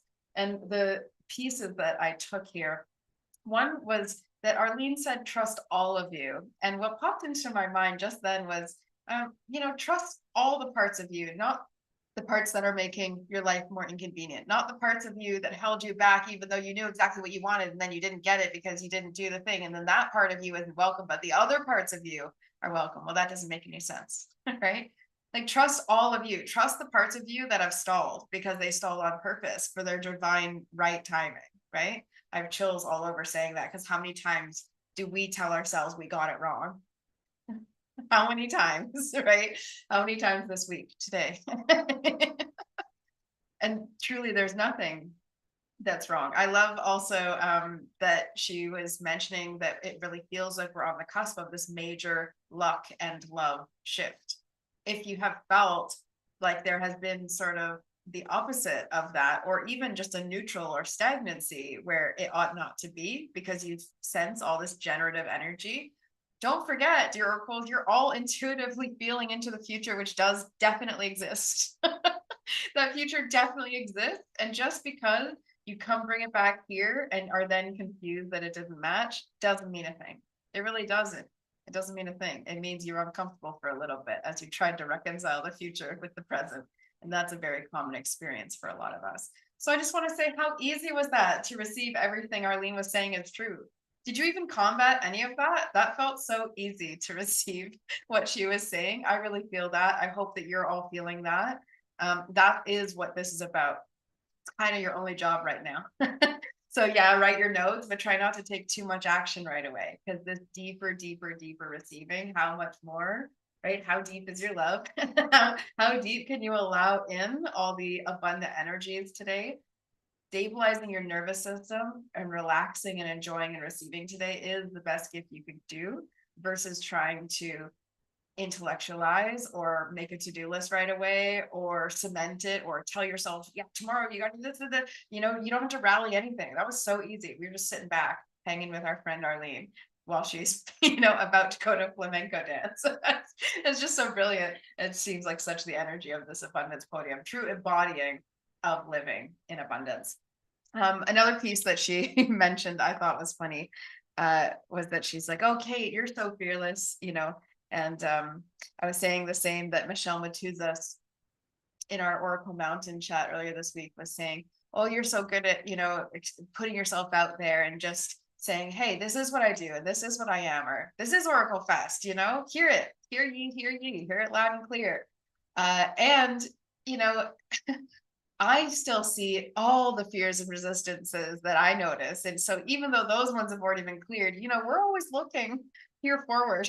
So I'm still looking at all these ones left to clear. And I think in such a beautiful way, it means that I don't really see myself as done, and you ought not to see yourself as done either. So we can't give up before we give ourselves the chance, or give our visions the chance to really show us what they're here for. And OracleFest does that to me all the time. Oracle Mountain is such a teacher. In the springtime, like winter to spring, right after the big OracleFest, like I said, we had Grounding the Chart with Kate Powell, which was a really beautiful, like, post OracleFest event, almost like just that gentle wave that just sort of you don't even realize comes back into the shoreline. Is that sort of feeling. If you want to go back and watch the replays for Grounding the Chart, we'll be refining them soon and having like more of a guide with it as well. But there was this deep cave time after. And in that time, I really did feel like I was sitting in containment with the fears. It's a necessary part of the process. And I want to remind us, really, one of the beautiful reasons that oracles exist is also because oracles took time to process and have perspective. Because you don't get it when you're in the hustle bustle of every day, and when you're demanding and expecting a certain level of performance, even though it's okay to still give and serve with performance. There's no shame in that as well. Like, shamans would always perform, and we have like this spiritual storytelling theatrics in all folks of all ages throughout history. And they'd still have to go and rest and dream to figure out what those stories were saying. They would still have to feel deeply, sit gazing at the fire alone when everyone had gone to bed, in order to make sense of things, right? So in some way, I always used to refer to this clearative, this contemplative time in the brain as staring at a wall time, because I would see older men processing, and they're not reading the newspaper, they're like staring at the wall through it. And I thought that's a really healthy part of our brain. There's just something so beautiful about it. I don't know why I've always called it staring at the wall time. My dad, when we were growing up, this is a really silly story, but we have a moment, so I'm bringing it in. My dad, when we were growing up, one day was having one of these stares, but it was at the pancakes, and there was only one pancake left, and all of us weren't sure if he wanted the last pancake or not. So in my family, we lovingly also call it the pancake stare, because it was like he was in another world with this pancake, and none of us dared touch it because of the deep connection. The pancake stare. Okay, so as far as the rest of this day is concerned, we have Kirsty Lauren coming up in a few moments. As we move through the day, these are some housekeeping things I didn't say, so my apologies, I didn't get this in the first part. As we move through the day, I invite you to move and to shift and to nourish yourself, to hydrate, to do what you need to do. I encourage you to ask questions, to stay present with this as well, but just important, like I say, that we also stay here. We went and did some journeying, but we also come back. And it's from here and the coming back that we can actually enact changes that we are looking and feeling are on the horizon for us. So this fearless thing is pretty funny to me, because no matter what, fear comes up as the precursor to a courageous moment. So if we were really growth minded, we would actually welcome fear as it welcomes in a challenge for us to then overcome with our courage, our bravery, etc. But what I find really funny is that what you fear may not be what another person fears. And so I would invite you to look for people who do not fear the thing that you fear. And likewise, maybe look out for people who are afraid of the thing you're just not afraid of. I'm not afraid of saying that I'm an intuitive woman and person, and that I'm not afraid of saying that I do oracle reading. I say it often because people ask me when I'm going through the airport, what do you do? And, people find it interesting. Who knows what they think? I'm generally not feeling a lot of judgment, so maybe they're keeping it to themselves. But that doesn't bother me. And yet, all the time, I meet so many people who are afraid of declaring their own beliefs, how they see the world, what they feel for compassion, for humanity, for the spirit of others, and for the heart of our collective world. So I implore all of you sensitive beings who do feel that, because I know you do, to listen to what is wanting to come up from within you in order to serve that mission. What are you not afraid of? As well as what are you afraid of that someone else isn't afraid of? Because I get scared of certain things like stagnancy, or living in a house and regretting your life 10 years from then. That's what I get scared of, right? So for me to live nomadically, I didn't have to face a lot of fears. It felt like the most natural thing in the world. And I felt way more secure doing this than living any other way. Other people every day will be like, how do you do it? You're so brave. I think I need to feel afraid first before you call me brave. Talk to me about what I'm really afraid of. That's what I'm here for. So I want to mention one other thing, which is that live readings portion we are doing at 12:30 a.m. UK. It is 7:30 p.m. Eastern, and that is 4:30 p.m. Pacific. Wowza. And who said I wasn't good at numbers? I did. But time zones, somehow my brain is wrapped around. So those live readings, that will be with any and all of the speakers who are available to join us. So like I say, Arlene is a little later and she is on vacation, so we'll see who's able to join us in that live readings portion, but you can come ask questions. We also might do some intuitive reading insights for the next few months ahead, leading into this big Oracle Fest the end of January. Sometimes it's nice to do a collective reading from the oracles on what we sense going in. And then I'm about to welcome Kirsty Lauren here. I see that she is getting set up. I actually felt a very Kirsty vibe when I was getting set up today, because I'm in an art studio that has these plants behind, and she often has her little plants behind her. You just always happen to find that or create that with your backgrounds. And yeah, anyways, I was feeling that.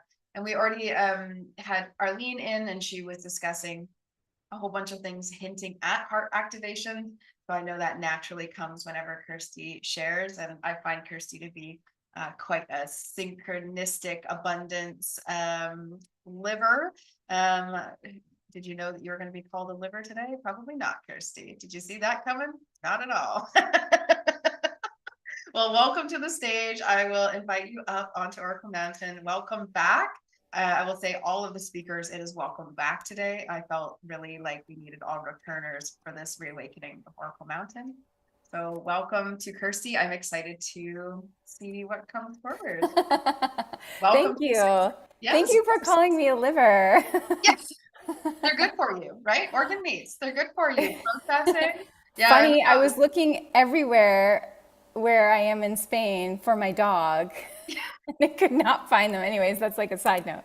That is But um, but yeah, way to go about the being fearless. And I think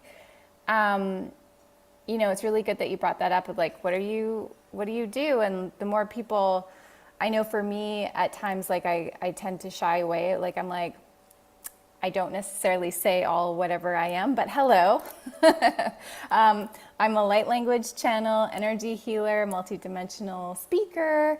I'm just thinking like, wow, I should have said that at customs, like next time I go through when I'm doing my traveling. it's always the best conversations. It really is. I highly encourage you. Some people are like, oh, they won't care. You just never know. You just never know. Like someone's curiosity. Like, give them the full answer. Why not, Kirsty? If you need anything, by the way, I trust you. I'm here if you need anything. Okay, great. Yeah, Great, great, great. absolutely. So this is my absolute favorite time of year. It's literally like for the last number of years, I've seen just so many quantum leaps happen during this time. So obviously it's not a coincidence that you chose the Abundance Podium right at this time, because we are literally capable of calling in so much during this time, so much. So I really like to seal that in, like it's like we're baking a cake. So doing a guided meditation with some light language and light codes. And so for those that don't know what light language is, it's the language of your soul. It's a remembrance deep, deep within. And oh, hello, all the hearts. It's a remembrance deep within, and it bypasses the mind. It goes straight to where it's needed most. So you can think of it like when you're like sending a really large file and then you compress it like a zip file and then you send it over. So it's like a compressed zip file of light codes that go through. And so maybe there's blocks, or maybe there's certain things that need to be moved. It's like it can pull stuff off like very quickly, or it can go like wherever it's needed most. So I also like to incorporate like movement and like tapping and different things. So just follow along. Everything in the session is for the greatest and highest expression for all, in divine harmony with the most abundant outcomes, as always. And I really want you to just breathe in love. It sounds easy to say, but it is, it's so intentional, because we have a choice on what we are bringing in, what we are breathing in. So just taking a moment and really just focusing and breathing in love.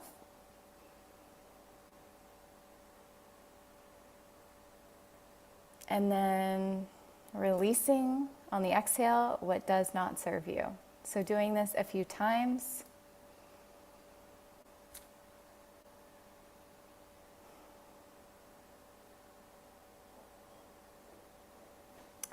And sometimes over Zoom, I'm sure you can hear me okay. I just realized my headphones, yeah, okay, great.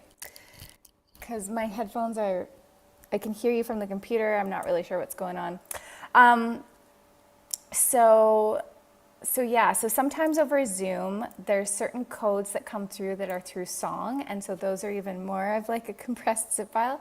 So sometimes like most of them can go through, but if you don't hear me for some reason, they're still getting to you. And so that's something that happens over Zoom. Zoom is a little bit finicky. I guess there's also the music thing too, which I'm sure that yeah, and I think it has to be done on both sides, right? So everybody has to turn on the music. So I'll do that part on my side and you as well, and then it should work for them. Okay.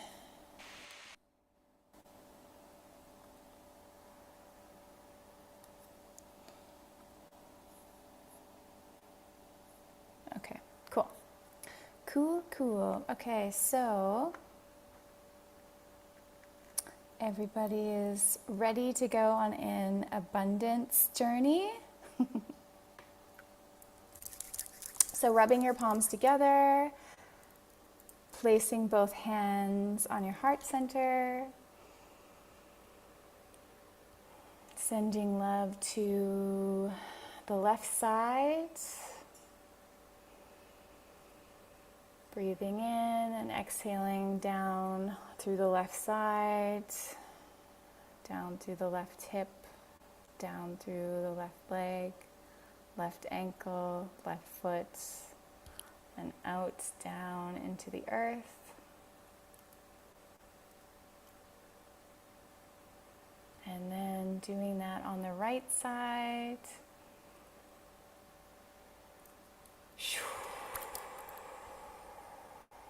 And throughout, having a light smile on your face is always encouraged. It just makes everything happen.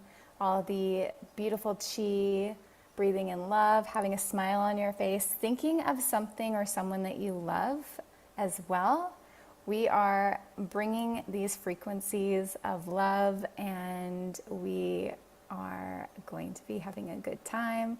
So hopefully, maybe some of you might be feeling a little giggly or laughing. That's perfect. That's exactly where you want to be. And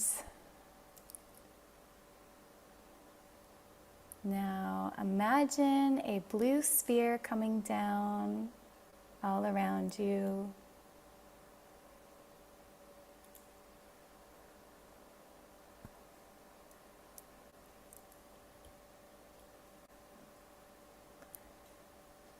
Kianaya, Karaya, Niaya, Koyaya, Niaya.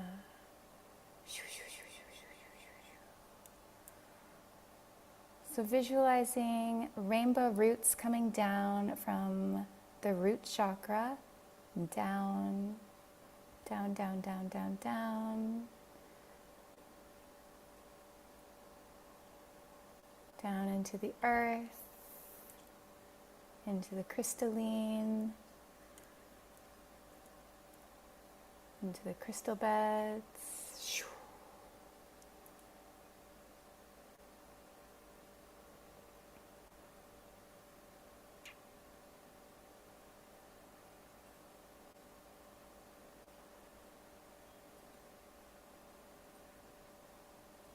And if you could imagine that the sun is shining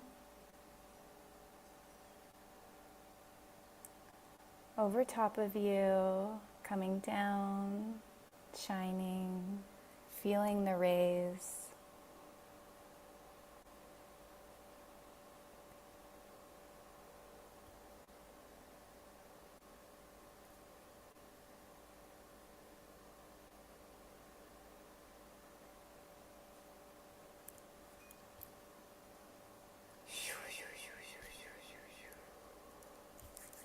And now placing both hands, peace fingers, on your shoulders.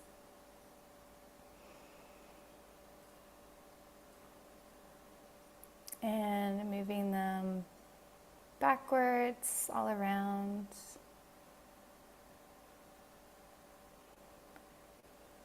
And breathing in through the nose. And exhaling through the nose.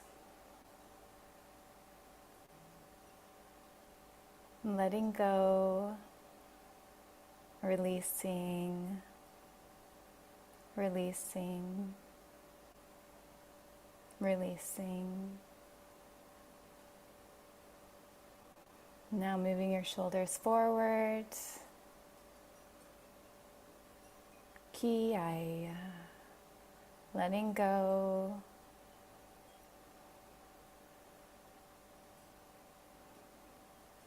And tapping the shoulders, moving your body from side to side, tapping the collarbone, taking a nice deep inhale.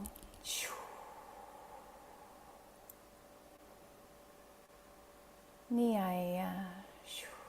Keep tapping around the heart center and the chest and wherever you feel drawn to tapping. Kuyaya. Niyaya. Kuyaya.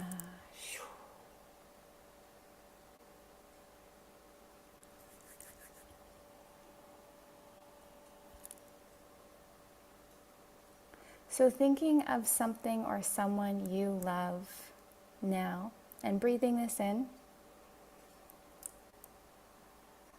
Kuraya. And imagine a rainbow door in front of you and stepping through this rainbow door now. Kuyaya.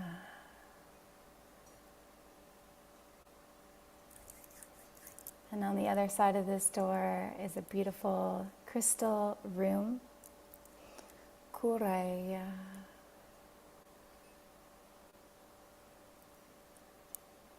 Rose quartz,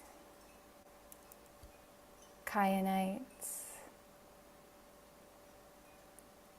amber,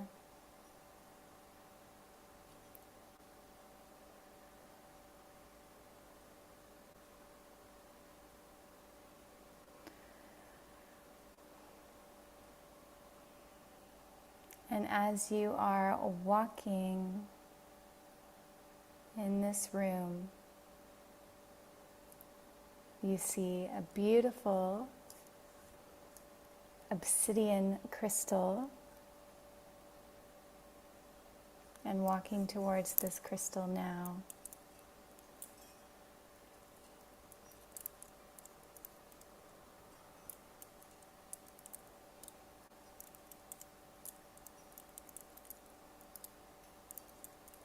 And this crystal is so big, you can get inside it. And sitting inside this crystal,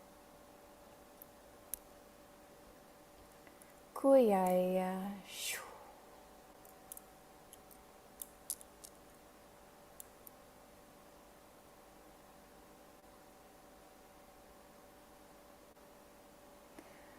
You are going to your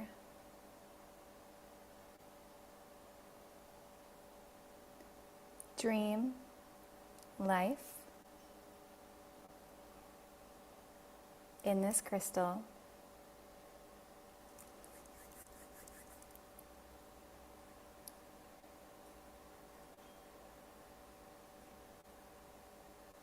And as you are being transported to your dream life,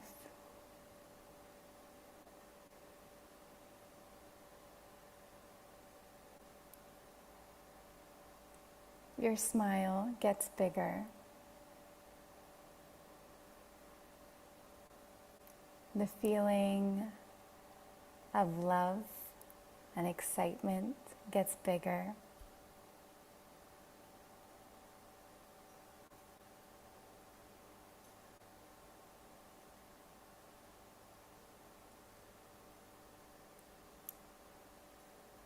And stepping into your dream life, the most abundant version that you can possibly imagine.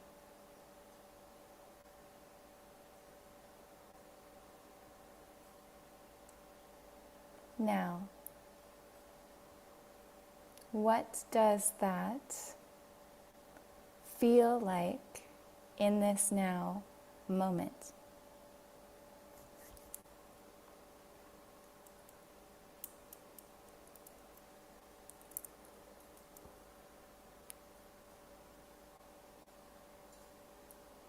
Really thinking about this feeling, really visualizing everything in this dream life.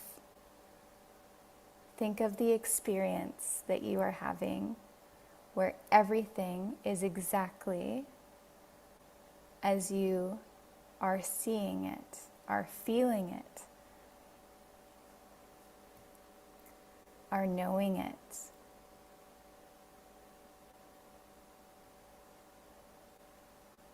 So let's start with how your body feels in this dream life. What are you doing?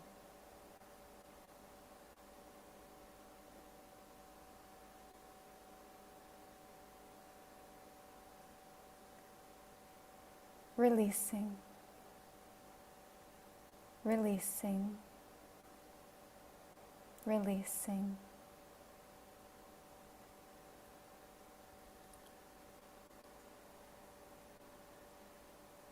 Perhaps there is one or two things that you are noticing that really excites you, and feeling into this.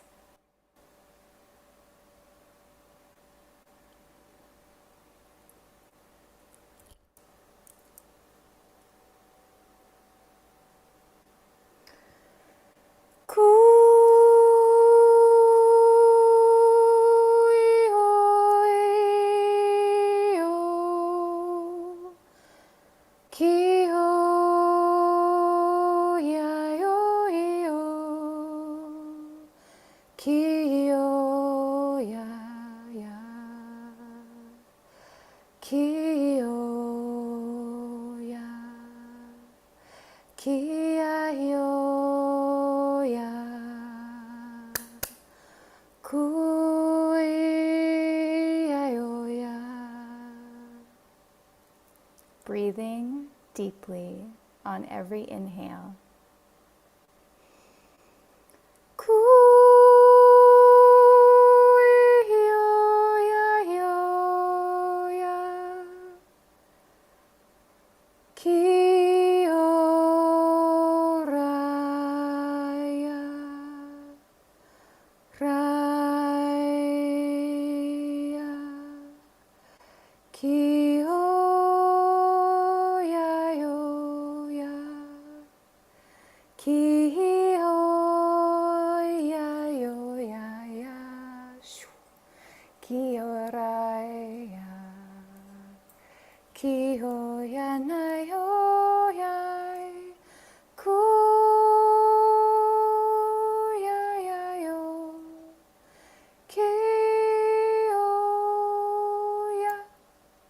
Releasing.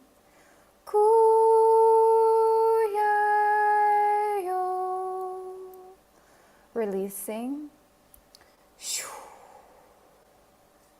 Placing your left peace fingers at the top of your forehead where your hairline meets, and the right peace fingers on the back of your neck.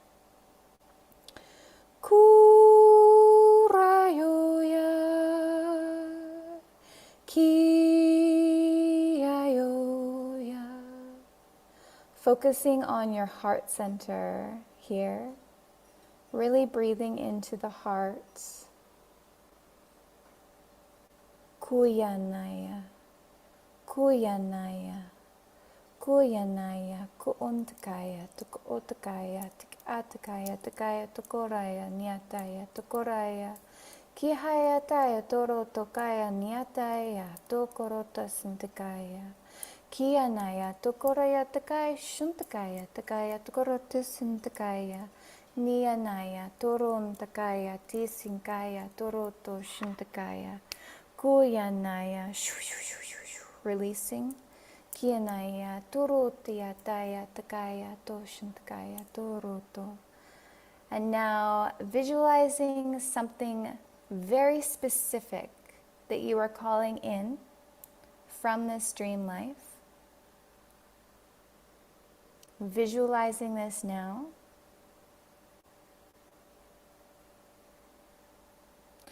Kihoyayo,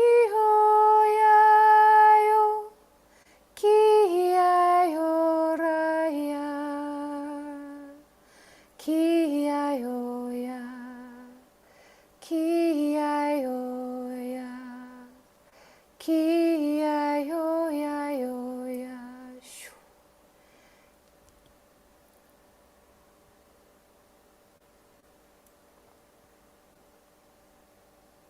So bringing this specific thing that you have called in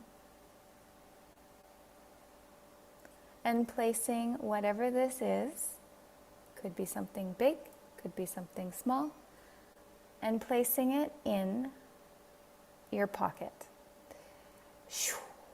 Kiana aya kaata toro takana tatataya shuntakaya takatakaina toshtaka kihantakaya tokoroto shintikinkaya toroto tiai toro tiataya tokoroto toshintakaya. And with this in your pocket, knowing that you have this particular thing,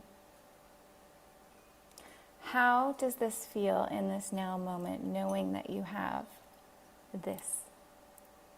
So feel into this.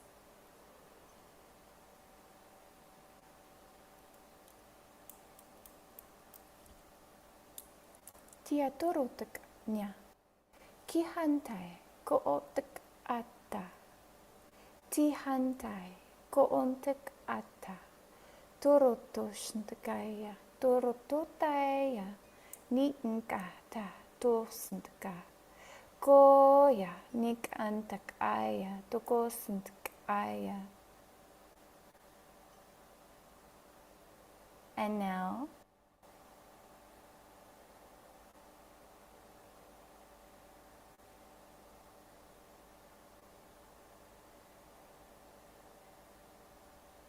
doing this one more time with something else.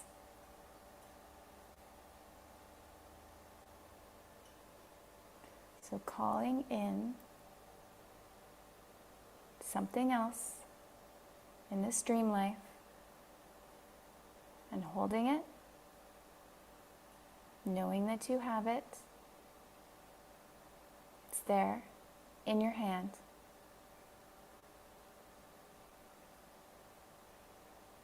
Whatever size, whatever this is, it's in your hand.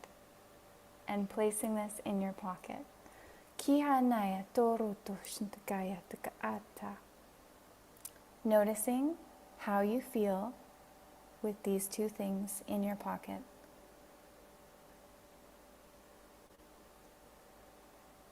Tiata toroto shintakaya tohanaya.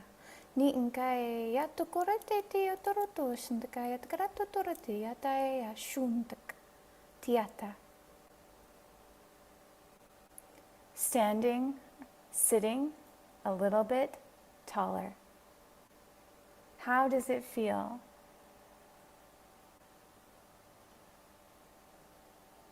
Really feel into this in the body. Really feel into this.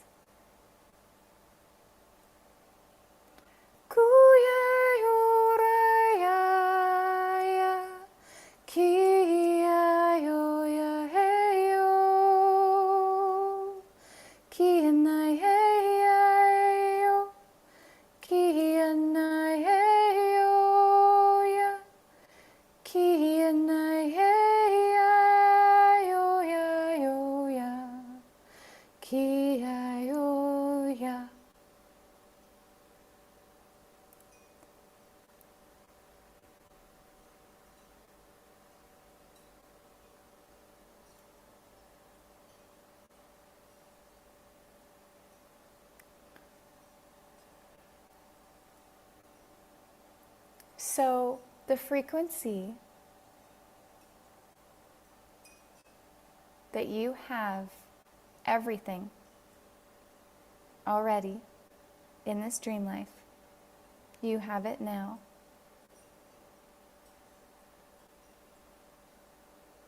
You can imagine that all these things in your dream life are in your hands and in your pockets. However that works for you. So doing this now.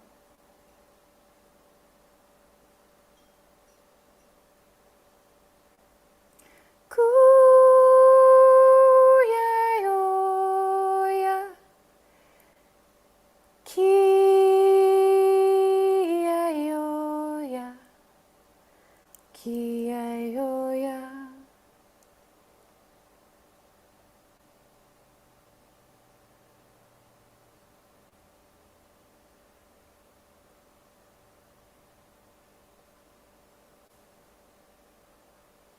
Now, sitting with this, knowing that you have everything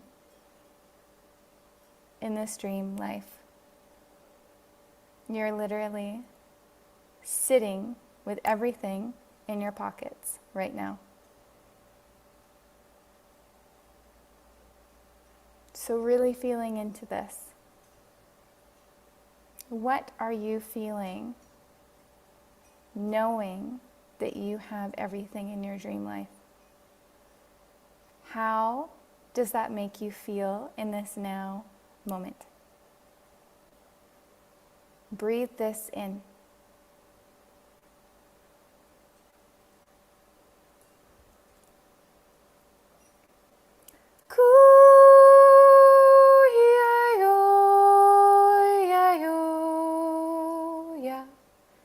Yeah, yeah, yeah, yeah, yeah, yo, yeah.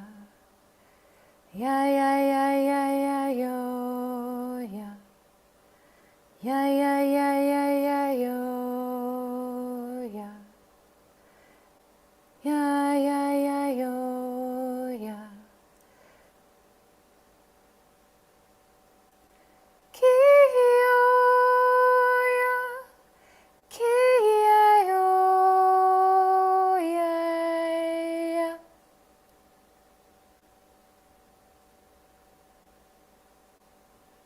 Breathing in deeply.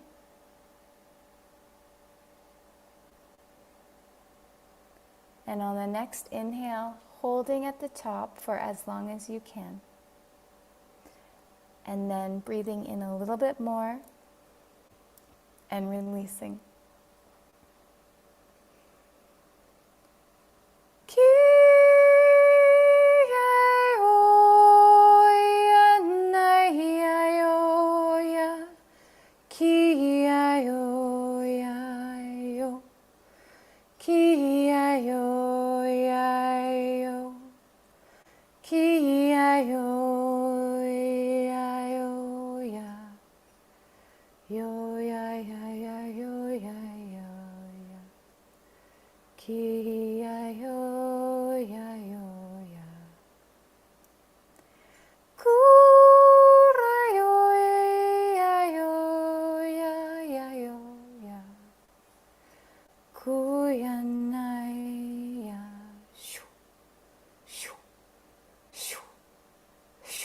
Kihanaya torantaya. Kihantakaya. So rubbing your palms together.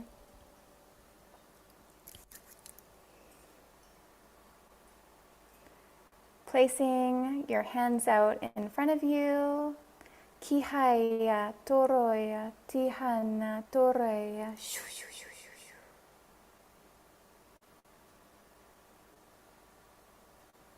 And saying this out loud, I welcome in all the beautiful, abundant things, people, places, experiences,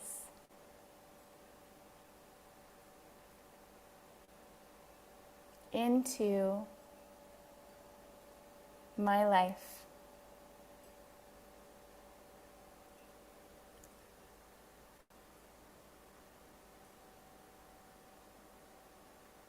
I am receiving.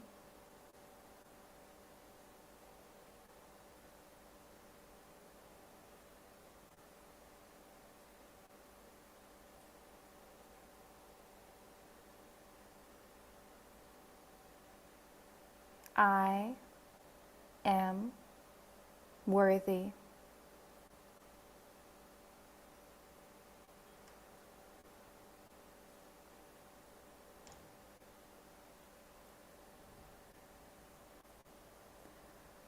I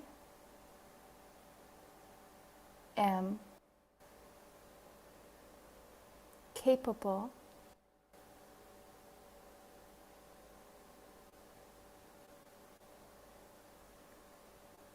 of living my most abundant dream life. This dream life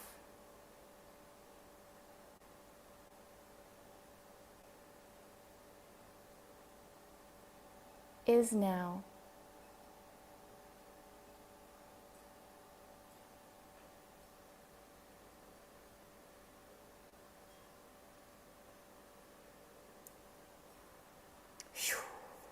Rubbing your palms together, placing both hands on your heart center. Ku'untaka, niaya, tianaya, kianaya, kianaya, kihaya to yanaya, kianaya.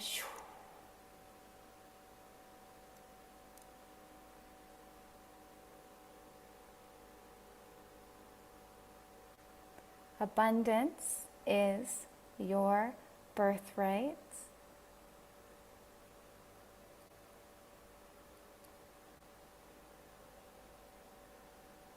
Receiving is your birthright.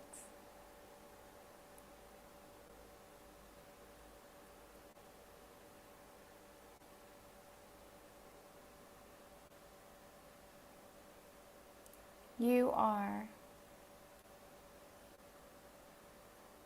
aligned.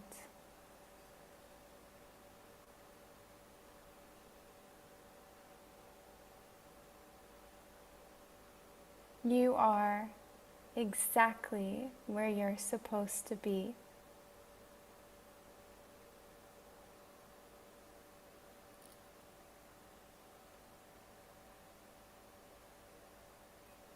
Stepping into this knowing, breathing this in.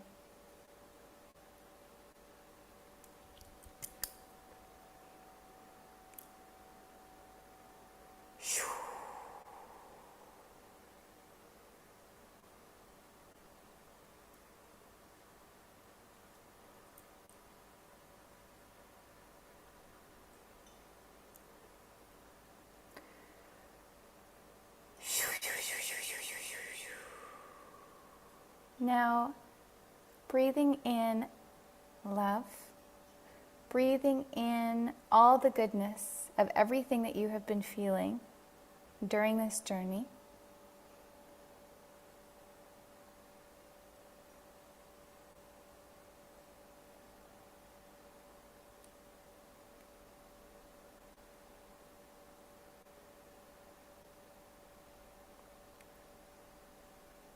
And now, we release everything.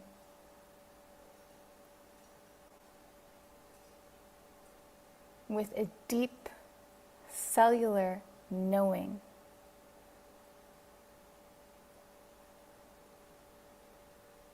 that we are so aligned with our dream life.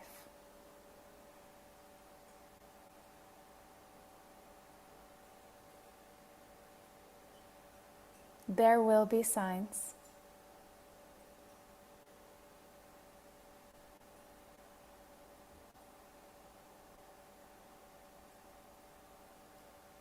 You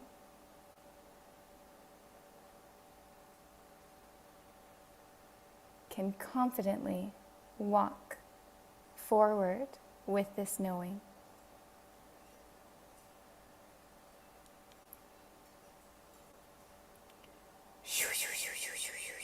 Kihaya toraya, kihaya toraya, nikaya tosantakaya.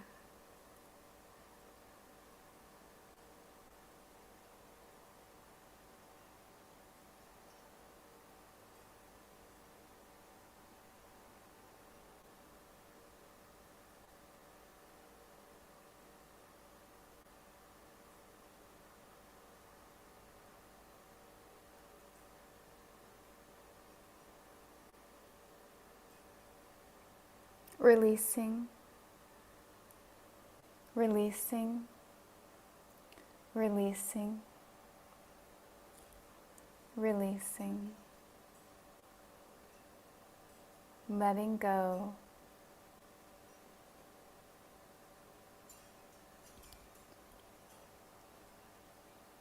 breathing in love,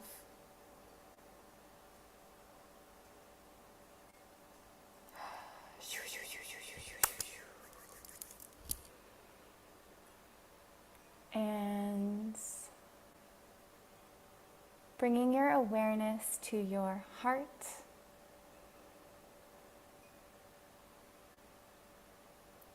It is a beautiful blessing to be here.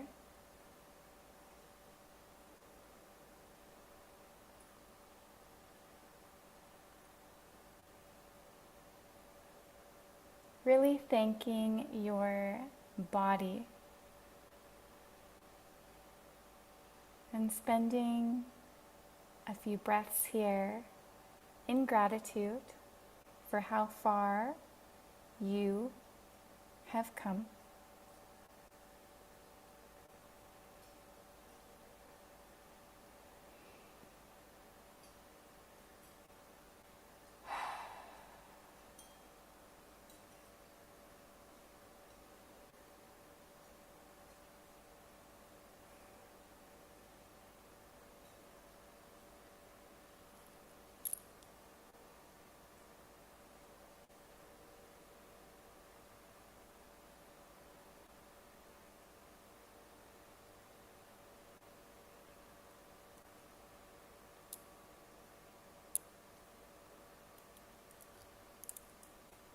Moving your body from side to side, wiggling your toes, your feet.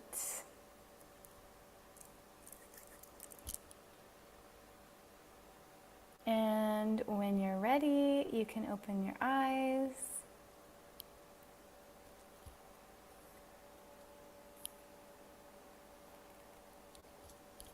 How are you feeling? Good. So that was a really fun journey. And I hope you all had a really wonderful experience. What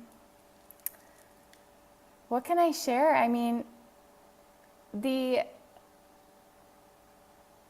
time of year is such an incredible time of year. You know, I really encourage everybody to sit for a few minutes in gratitude a day during this time, especially, because it really helps to further quantum leap and completely change your life with these gratitude moments.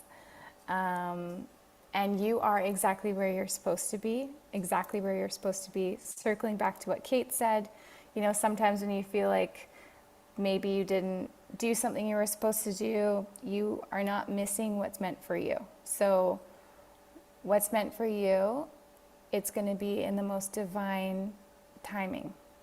I have seen this. I have seen some really cool things of veils being lifted to show me how these things actually happen in this divine synchronistic way. And it may not make sense at the time, but you'll look back, especially after doing things like this and really being conscious and co-creating and taking those steps that are moving towards that dream life, right? Taking those steps. The universe is co-creating with you, and you'll start to see those beautiful synchronicities.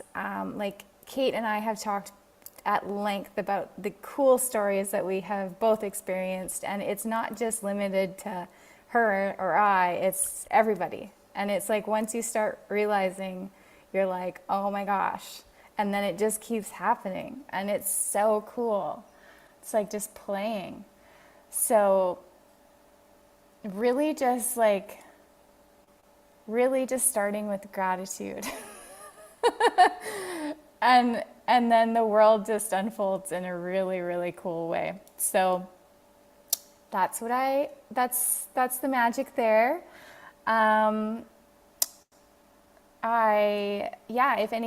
If you feel called to working with me, I have a bunch of different services that I offer. I do mentorships, I do one-on-one sessions. I'm having a really fun time right now, really helping people like go back to other lifetimes and picking up skills and abilities that they've mastered in other lifetimes, and then bringing them back so that they wake up and they already know how to do a lot of stuff. Like it just becomes integrated, and it's like all of a sudden they're able to do things that they weren't able to do. That's like just the coolest thing that I'm experiencing it first started with myself a few years ago, and now like with my clients, and it's so much fun. Like my biggest takeaway is don't limit yourself to anything. Like anything that is keeping you small is absolutely, you can do anything. You can do absolutely anything. And like to go and retrieve something where you've been a master in something that maybe you need help with in this life, you can go get it. And you can bring that in. And it's like, it's phenomenal. And the only thing that would be keeping you stuck from not being able to do that is thinking that you cannot do that, and you can. So there's just, there's so much. You want to learn something, set your intention before you go to sleep that you want to learn how to do something, and really set your intention that you are going to do that, and you will see things happening and moving. So it's multitasking. So many people are like, oh, maybe I don't have time to do this or to do that, or to meditate, or okay, well, you're sleeping for this amount of time. So, be intentional with your sleep. There's so much. So yeah, that's my take. And again, this is like my favorite time of year because we are literally quantum leaping, and there's so much. I did just start a 21-day Lionsgate Abundance Portal, so we're on day 5, and you guys can still join if you want to join. It's daily emails and 4 ceremonies, and then an abundance guidebook. So if you guys are interested, I'll post that. I'll just post my I'll post my Instagram in, because then you guys can go find on Instagram what you're interested in, or you guys follow me and say hello. And thank you so much, Kate. I love you to pieces, and thank you so much for putting this all together. I love being a part of the Podiums and OracleFest, and yeah, you are a fearless leader. Since we were starting with that, fearless leader. And I will say to you the next time I'm traveling, maybe not the next time, I'm going to feel into it. How I feel with going into a customs and being like, I'm a psychic, blah, blah, blah. I don't know what I would say. 'Cause sometimes I say the label just changes. So, for the longest time, I've just been saying I'm a digital marketer, so they just like stamp my passport and I go through. So I'm gonna see how that goes. But yeah, thanks guys, and thank you for being here. And if you have any questions or anything, you're totally welcome to message me on Instagram or anything. So thank you.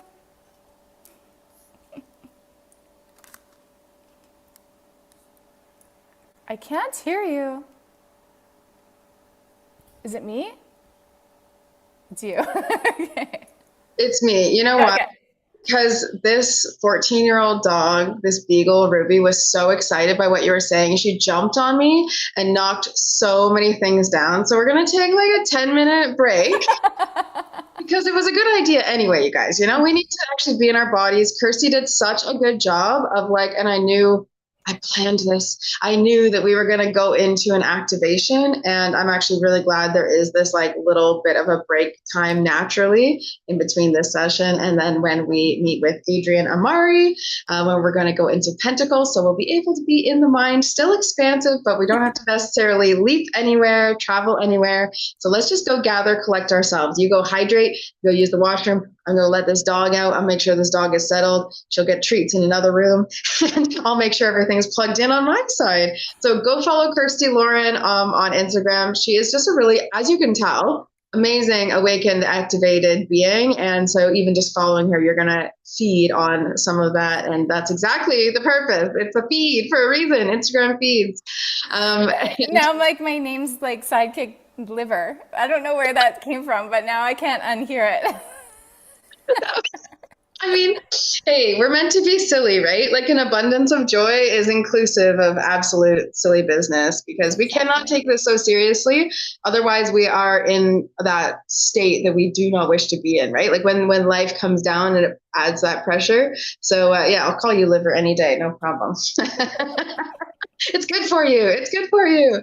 And you know what was so funny? Right before your session, I pulled another abundance card and it was the right now. And everything that you kept bringing us to was like, right now, by the way, it's yours right here. Like you said it so many times, I was writing down. I also you said there will be signs because I was like, oh yeah, I saw a lot of them signs. I know exactly what that's going to look like. And I'm sure a lot of you are getting that same feeling. So on this, I'm just going to leave you on this note for your little break, and then we'll be back in the 10 minutes. So be back at the 30-minute mark, wherever you are. This says, stay in the present and don't get too far ahead of the flow. You'll soon trust that nothing more will come than can be handled each moment.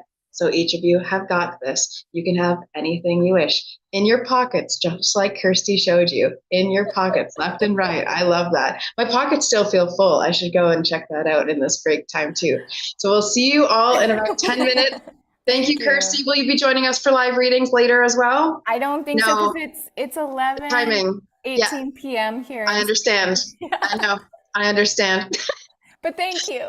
Absolutely. Well, Have we'll fun, see you guys. again. Absolutely on Oracle Mountain. Thank you so much for being here. We'll see you again, and we'll share this out. And hope some of your folks will go get it in the replay because this was so powerful to sit with. Thank you so much. Bye. Thanks, Okay, guys. take care. Bye. Okay, enjoy your break, everyone. We will be back.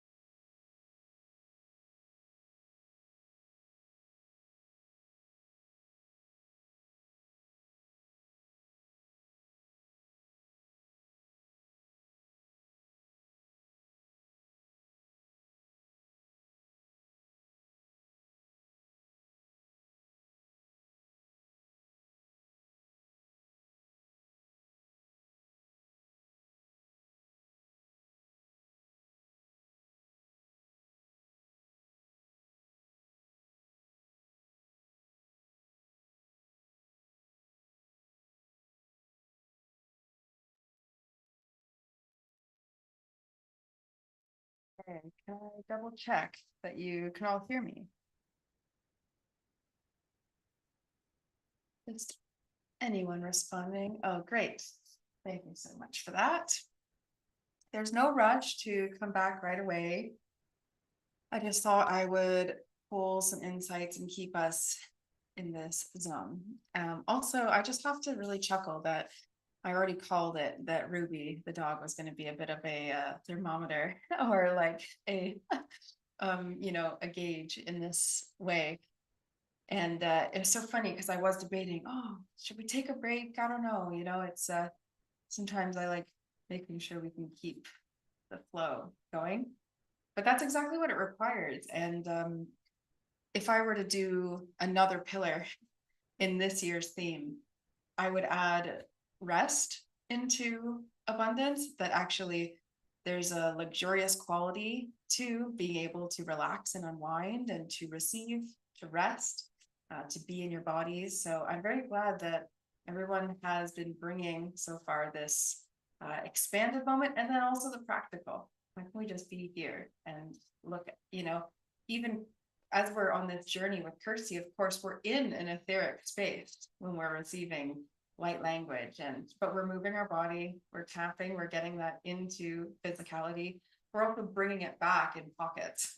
And that reminds me very much of the shamanic way of going for a soul part, coming back and making sure I put it in a backpack, or making sure if I'm bringing a lost child back, I'm holding their hand, or they're on my side. They're often on a hip or something. It feels very womanly. I feel like I carry all these children on my hips. So usually it's more than one as well.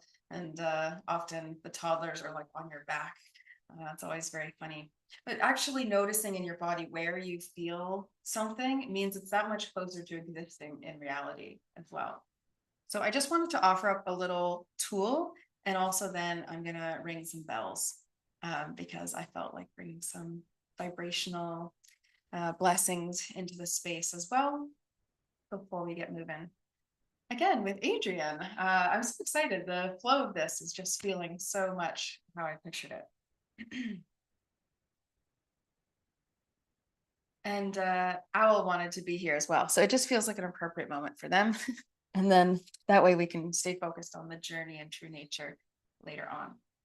So I'll turn my sound of musicians on. Again, feel free to keep unwinding if you're listening to this, but you're not quite ready to come back to the space. And if you're able to be visible, if you're able to get on video, I'm going to throw that out again because this is a theme for all of us in the room I still feel is quite present.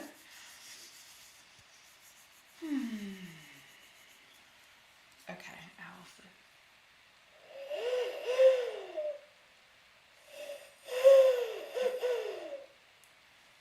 How beautiful.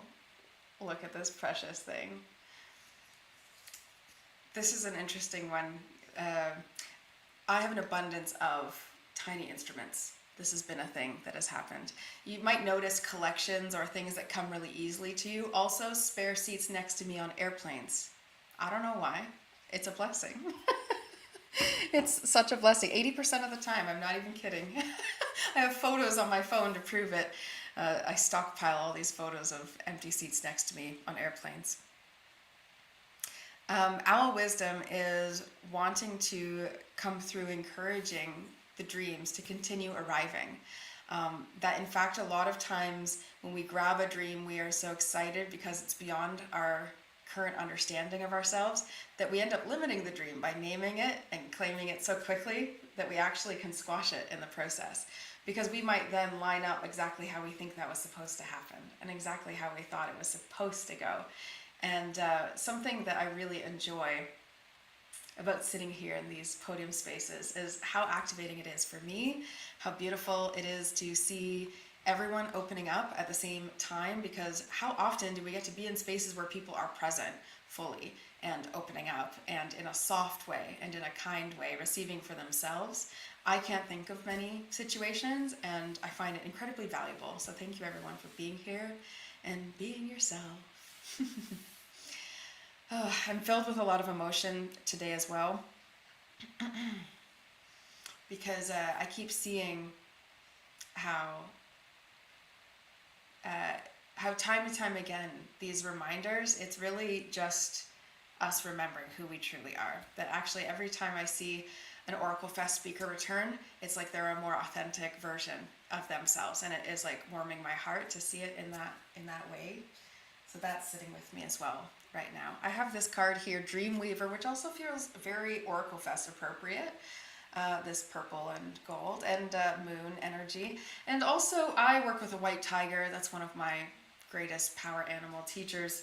And so Dreamweaver says emergence, wish, visualize, and conceive. And I just have this feeling, like those of us in the room, like each of you are still limiting your ability to receive fully a dream for you, and it's totally natural.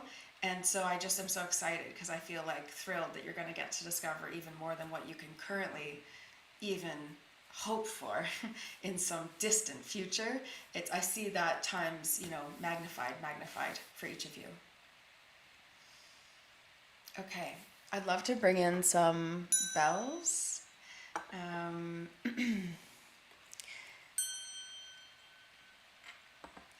I am given a lot of these little instruments just along my travels. Sometimes I just come across something and it can fit in a backpack or a suitcase. And so again, it's smaller instruments, carry-on only generally, that I'm gathering. But I do have an absurd number. When I went back to Canada to meet baby Iona, who, if people remember, was born during Big OracleFest this past year. She was born during that weekend when I was in Madeira, and I was so overwhelmed by the expansiveness of both my family and also OracleFest this past year. My mother gave me a whole bunch of these instruments, including that owl flute, which I genuinely thought was a statue. Genuinely just thought, well, this is so sweet. I'm going to keep that forever. It'll be on my altar someday when I have a home. And it's actually got this tiny little hole in it. I noticed, what is that? I said, is that to hang it? I had no idea. And then I found beautifully that it is a flute. These bells as well, two of them come from this same gathering. And so interesting because my mother's not a musician, but she just knows. She just has this very intuitive, it's like she would call it her mother's intuition. I really believe that she has a deep sense for items and the material. And it's something that I've struggled to understand. I've not always been a gift gal. Even receiving, I'm happy to receive them, but I don't always think of it. I might not always be so in that way. So I just wanted to thank that in the spirit of gratitude and call that in as well to bless each of us with the beauty of someone getting a gift that is so beyond your comprehension, perfect for you. And beyond their comprehension. That's almost the magic of it as well. Yeah, they don't have to know how big it is for you either. Okay.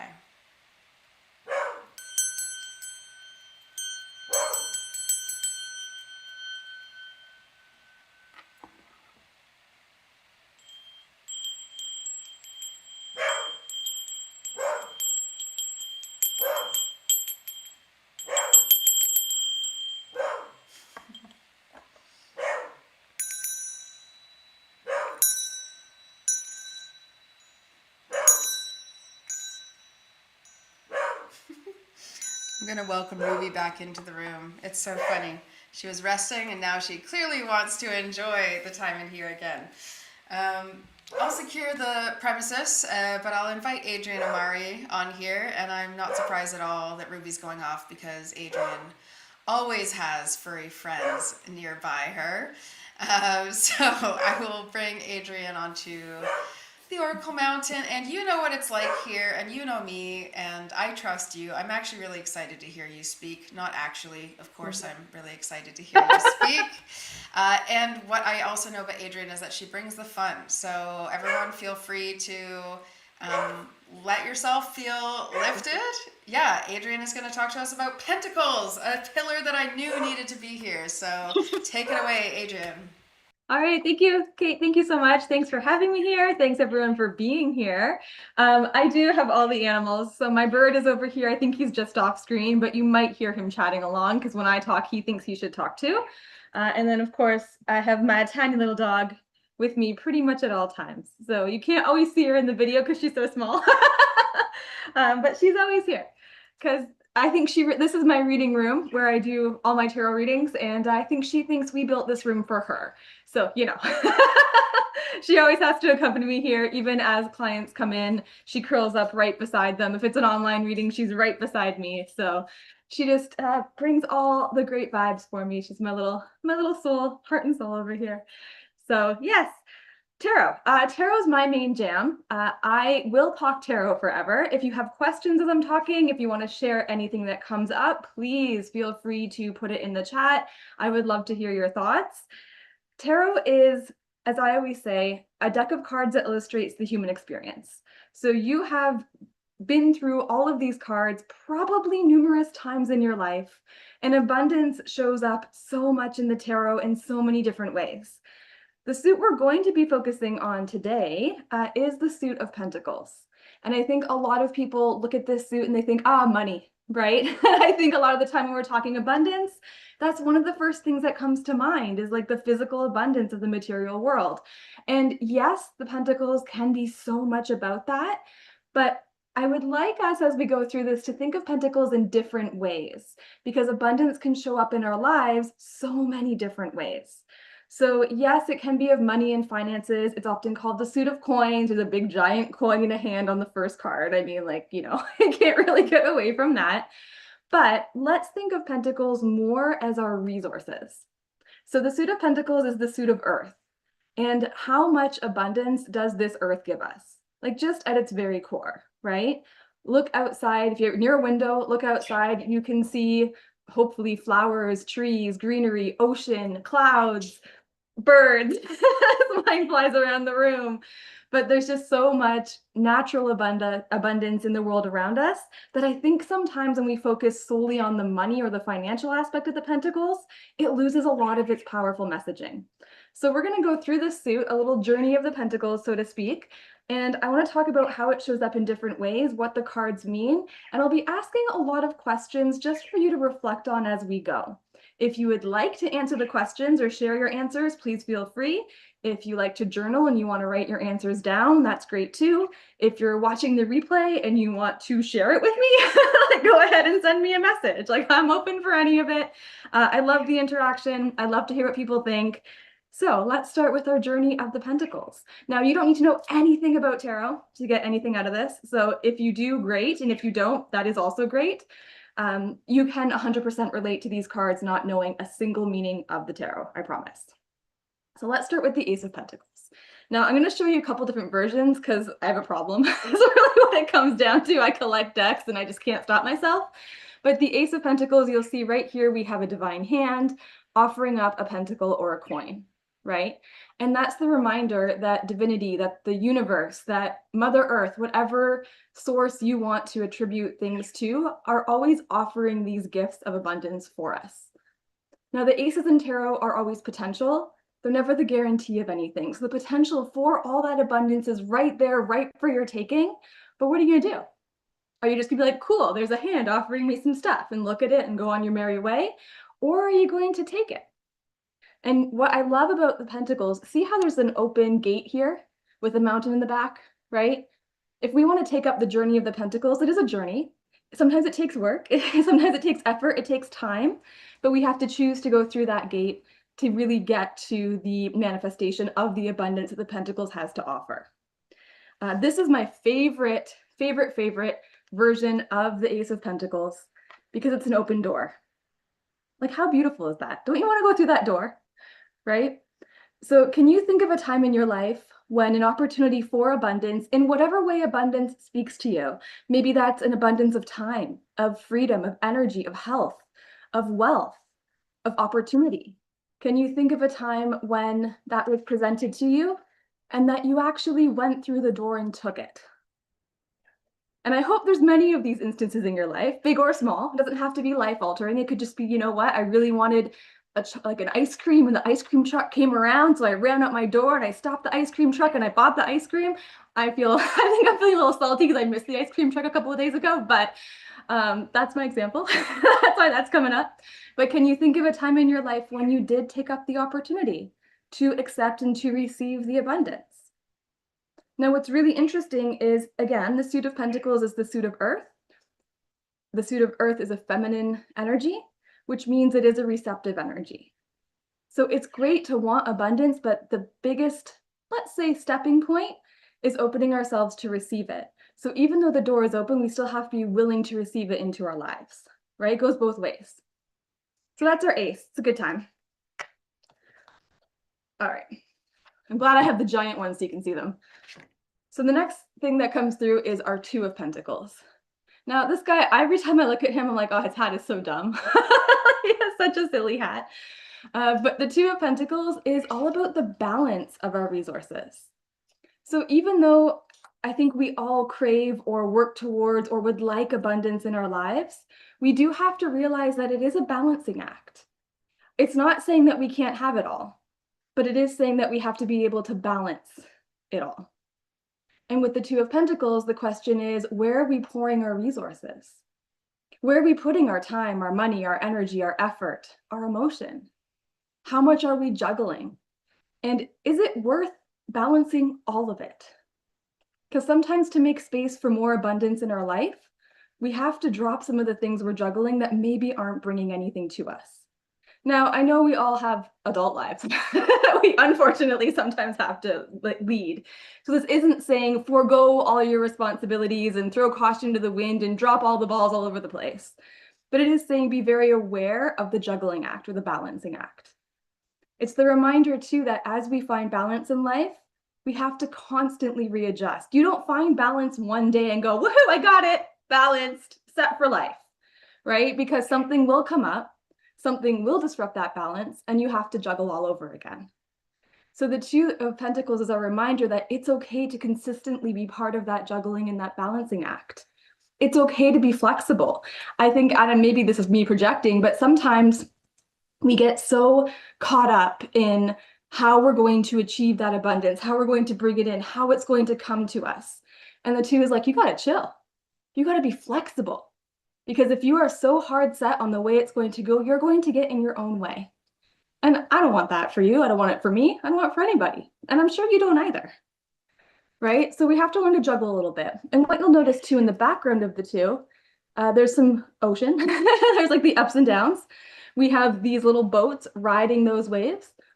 And even though this is a very earth grounded energy card, we have to keep our emotions in check while we're trying this balancing act. Sometimes we just have to be practical about it and not overly emotional about it, right? And I'm not saying we don't want the emotional aspect because that's in the Suit of Cups, it's all there, but we have to make sure again that the balance is safe. I'll show you this one.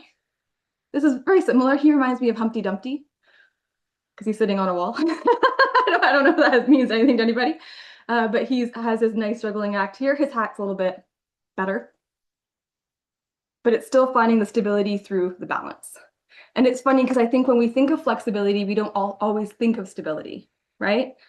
But again, if we have that balance, we can have both sides. So here's our two. And take a moment to think about, what are you juggling in your life right now? What are all the different pieces that you're juggling? And which balls do you maybe not need to be juggling right now? Which can you maybe set down for some time just to make more space in your life to receive what you actually need or want? Because you don't have to juggle them all at once. We trick ourselves into thinking we do, as does society, right? We're supposed to be productive, we're supposed to be going, we're supposed to do all the things all the time. And the two's like, but do you really have to? That's not fun. And for me, his hat always feels fun. So there has to be an element of it to that. All right, so there's our two. Now I like our three. I feel like the three is beautiful for today. So with the Three of Pentacles, you can see we have some guys hanging out in a cathedral or a church. And once we figure out that balancing act, that flexibility, things feel kind of stable and they start moving. And we're like, oh man, things are actually happening, right? The abundance I want, the life I want to build, it's actually coming together. And that feels really exciting.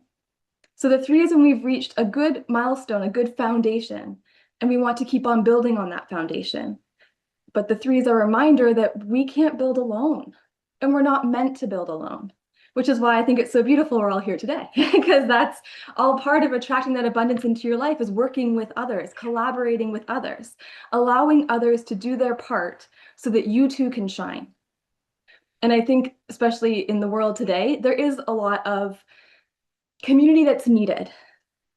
Everybody wants to shine in their own way, and we all have a way to shine in our own way.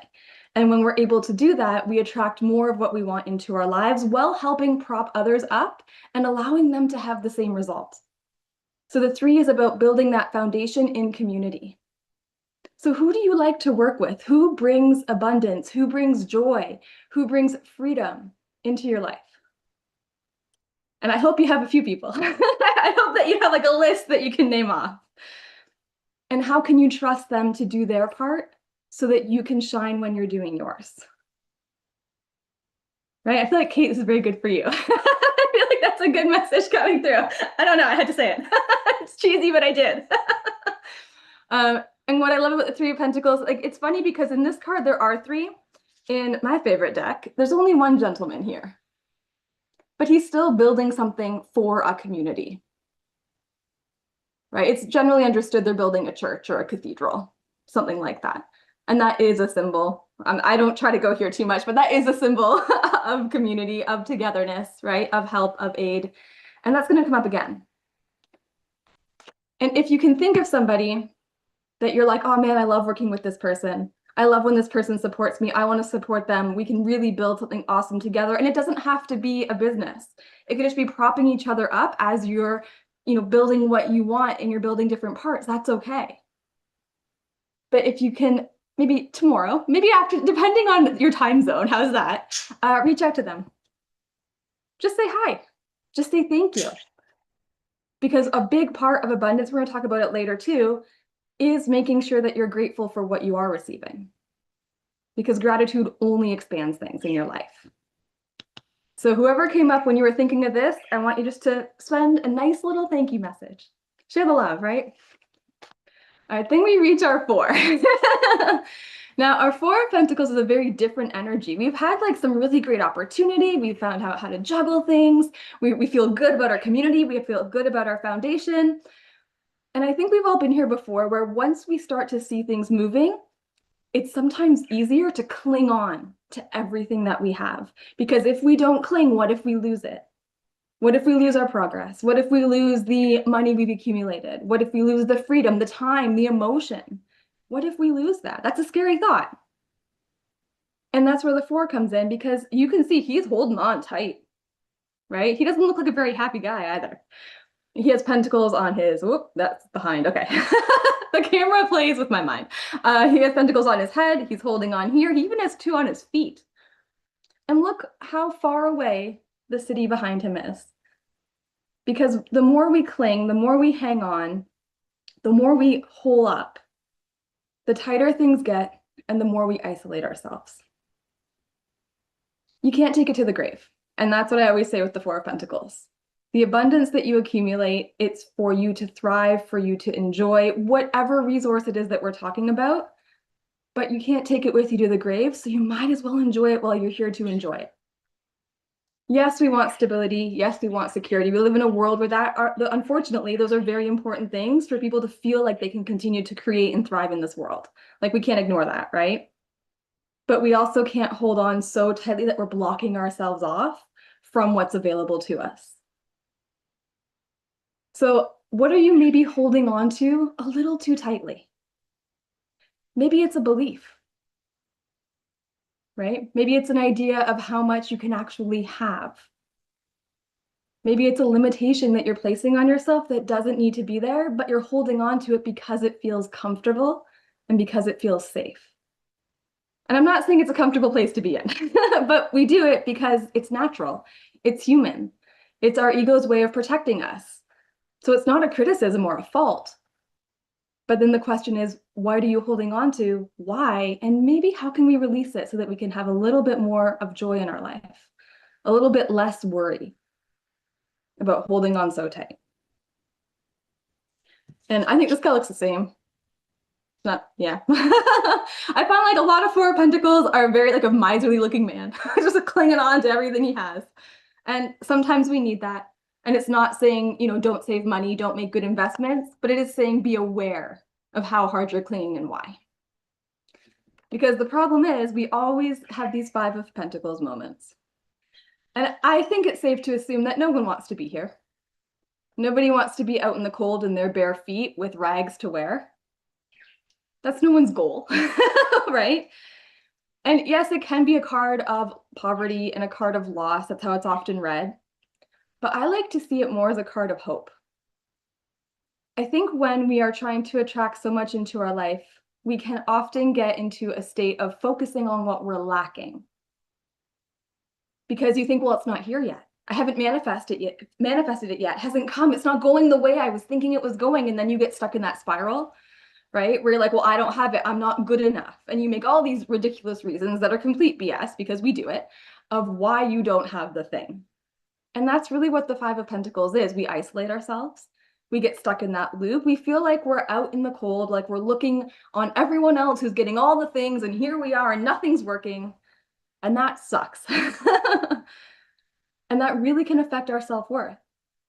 And I think that's one of the most difficult things that comes up when we're trying to be open to everything that this world has to offer, is we don't think we deserve it. And we do deserve it. There's no reason we don't. You're not hurting yourself or anyone else, right? There's no reason that you don't deserve the abundance that's available to you. But it is very easy to trick yourself into thinking you don't. But I can promise you, pretty much any reason you can come at me with that, I'm pretty sure it's BS. So try me. If you want to try me, go for it. But it's true. And with the Five of Pentacles, we also have that window here in the background. So there's something nice and warm on the other side of that window. It's glowing, right? It's beautiful, stained glass. And that's a reminder that, again, in isolation, we do not thrive. If you are getting sucked down into that sense of lack, into I don't have enough, I can't do this, there is someone on the other side of that window who will, pull you up with a helping hand. But nobody knows you're struggling unless you say something. And for a lot of people, myself included, not so much now, but years ago, it was very hard to admit that I was struggling with something. It was really hard to admit I didn't feel like I was enough or had enough or could do enough to have it. And it's not saying that we need to rely on other people to pick us up or to validate us, but if we're feeling stuck, sometimes the only way out is through community, right? It is through that helping hand. And there's so much help available to us if we just ask, if we just seek it out, if we just go through that church door instead of wandering around in the cold. There's people who want to help. And I think that's a big message that people need to hear right now. And I know a lot of people are struggling, especially with finances. It's a crazy world right now. And people need to make a living, of course. But there are so many people who are willing to hold space for you just because they want to help. So let them. So with the Five of Pentacles, I want you to think of a reason why perhaps you might think you're not worthy of abundance. And then I want you to turn that reason on its head, because it's crap. It's not true. It's not real. So I want you to poke a hole in it. So this is a great example of it. Now, I think love is a form of abundance. I think we've kind of talked about that today. And I was doing a reading for a lady at a market, and she came to me and she wanted a love reading, which is fine. I love talking about love. So we're doing a love reading. She wanted to know if she'd meet somebody. And the cards were so positive. It was like 10 of cups, 2 of cups. I'm like, if you don't, I would be absolutely shocked. Like there was just so much good news in the cards. And she just was not open to it. She's like, no, I'm just going to be an old cat lady. And I said to her, well, why do you believe that? She goes, well, nobody loves me. I said, well, do you have family that loves you? And she said, well, yeah. I said, cool. Do you have friends who love you? And she said, yeah. I said, so doesn't that prove that you're lovable? And she said nothing. I think I made her uncomfortable. But with all of these things that we believe about our worth and what's possible for us, when it's a negative belief, turn it on its end and find proof of the opposite. Because that's the way our brain works. And that's why it's so easy to get stuck in the Five of Pentacles. Because once you start focusing on what you lack, your brain's like, oh, that's what we're doing. That's the game we're playing. Cool, I can find lack. And it will keep finding it. But if we can prove even just one instance that the opposite is true, then our brain's like, oh, okay, maybe I can look for more of that. And it becomes much more easier to find in our life.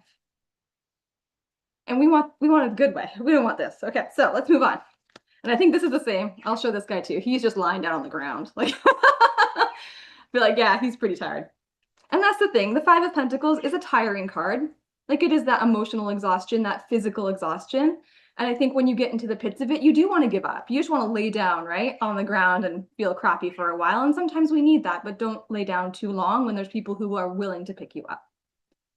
Which goes so beautifully into our Six of Pentacles. Now, I hated this card when I first started learning tarot. I was like, I don't get it.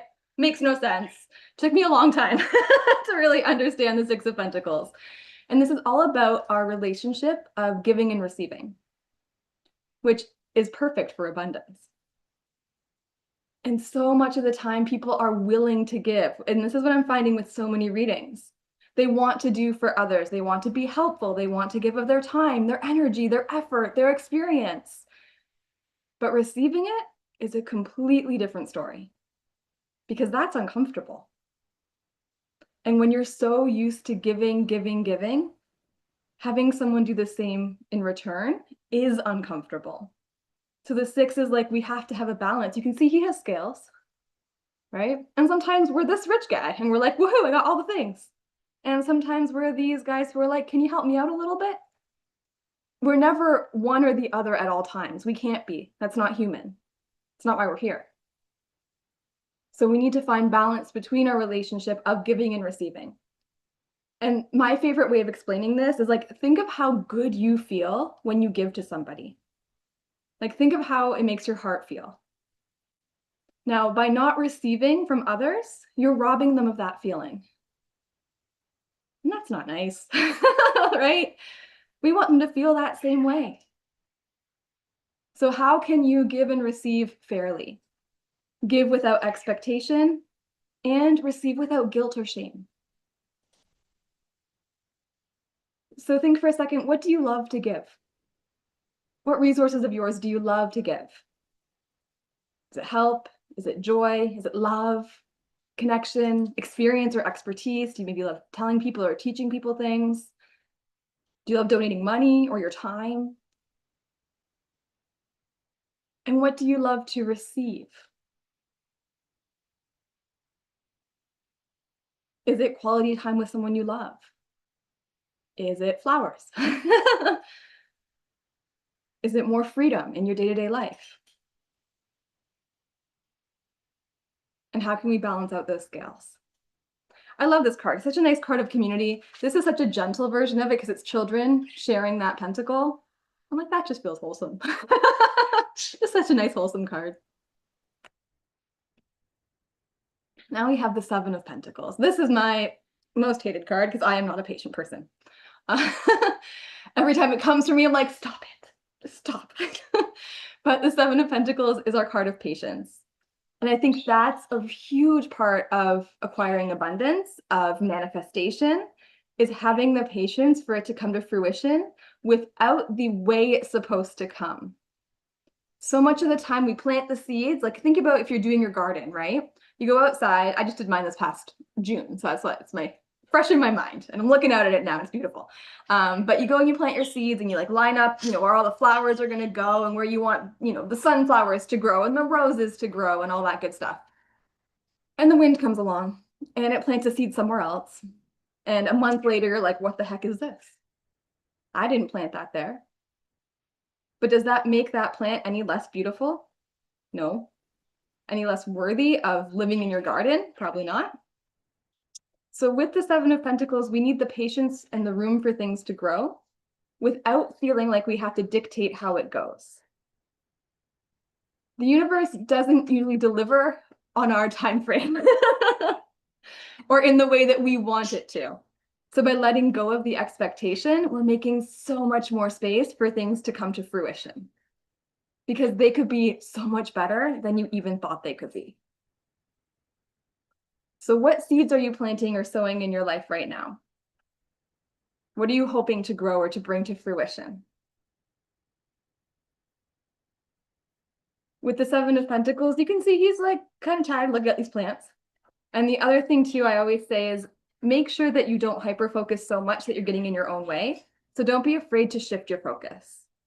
I do it too, so it's not a criticism for anyone else who does it. I'm guilty. But don't be afraid to shift your focus because things will keep growing in the background. Sometimes it has to simmer for a while, right? And then suddenly it just boils over and explodes in the best of ways. That sounded dangerous, but I meant it in a good way. Yeah. And it's okay to let things simmer, and that's where our 7 comes in. And I think it's a struggle for a lot of people because when we don't see those buds starting to bloom, we get anxious.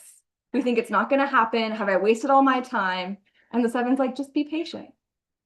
Let it grow. It'll come. This one, same kind of thing. He's working there. It's the reminder too that sometimes attracting the abundance we want does take a little bit of work. It takes a little bit of time. We're not on any timeline. Society will have us believe otherwise, but we're really not. So don't get too stuck on the timeline. Then we have our 8. Now our 8 of Pentacles I love because this is really start to see things come to fruition because we've put in the energy. We've put in the work, we've put in the thought, we've put in the feeling, and so much of manifestation is embodying that identity that you want to step into. And that's exactly what the 8's doing. He's working hard. I'm not saying stepping into the identity has to feel like hard work, but it does take constant, persistent, consistent effort. It's hard to break our own patterns. And with the 8, it's about reaching that next level of mastery through the dedication. So what's something that you've put a lot of work and energy into? And what was the result of it? Because you've acquired stuff through your work, through your effort, through your consistent effort. What happened? I'm sure it was awesome. And this is probably one of my favorite 8 of Pentacles cards. Look at her beautiful garden. Look at all those flowers. Who doesn't want to be her? And like it took time for them to get that big, but they're there. I love that because it shows the abundance is coming, the mastery is coming if you allow it to and if you put in the work. And now is our fancy lady. I love her too. So with the 9, that's when we really see the rewards of our efforts. And it's so funny because a lot of the time we're chasing that end point, that goal, and we get it and we're like, cool, got it, next. And the 9's like, but we're the fancy lady in the garden. What if we just hung out here for a minute? What if we actually just enjoyed everything that has come to fruition for us? The way our world works, we're almost always pushed into the next thing, right? The Suit of Pentacles being Earth, it takes its time. It's going to grow in its own pace. So why not stop for a second and just enjoy it? Because what's the point if you don't? What did you work so hard for? What did you call all that in for if you're not going to take the time to be the fancy lady and enjoy it all, or gentleman, right? So we want to make sure that we're actually embodying it and enjoying it to its fullest because we took the time, the energy, the effort to get here. So what is something that you can do to treat yourself? Whether you've reached that end point goal or not, it doesn't matter. When you're making progress, when you can start to see the fruition coming through, I like the bird in her hand too. And she's gloved, so he's not hurting her, you know, a sign of fanciness. And you can see there's a tiny snail down here. I love this detail in the 9 of Pentacles. It's a super tiny snail because she has independence through attracting or building what she's wanted. It allows her to step into a version of herself that she wants to be, independent of everything else going on around her. And that is so powerful. But then she allows herself to enjoy it because she sacrificed. And I think a lot of the times we get what we want, we do have to sacrifice. We have to give up something. It could be a belief. It could be a version of ourselves. It could be that relationship that's holding on that's no longer good for us. But we do often have to give up something to get really what we want because it doesn't serve us, because it's not good for us, because it's kind of blocking us from receiving the abundance that we want. 9 of Pentacles is also called a gratitude card a lot too. So think for a sec, what are a few things you're grateful for? And if you want to share them, because let's celebrate that. Because that's awesome. For me, I'm always grateful for my dog, Callie, because she's the most comfortable little dog in the world. I'm grateful for this beautiful room that we were able to build, for all of you being here, for being able to talk tarot. It's always something I'm excited and grateful for. And the Nine of Pentacles is the reminder that we have it, we should be grateful for it, and we should also enjoy it.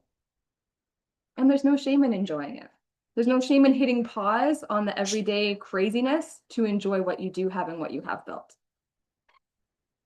I love the gratitude. Yes. Oh, and I love the lush garden as well. Just like the lady of the garden is perfect. I'm also grateful for every single person here and the future replayers. And I think, again, going back to our brain, the more we look for things we're grateful for, the easier it is to find good things in our life. I love all the gardens. I love all the garden stuff coming up. And you can see here's another big, beautiful garden. He's naked, so, maybe he feels good like that. And he has a nice house in the background, right? There's a sense of freedom in this, I feel like. And then we reach our 10.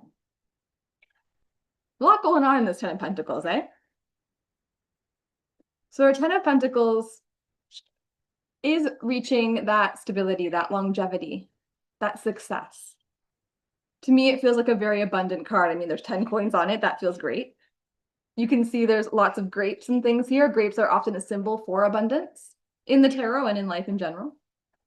There's 3 dogs, so that's awesome. That feels very abundant to me. And with this abundance, what are we going to do with it?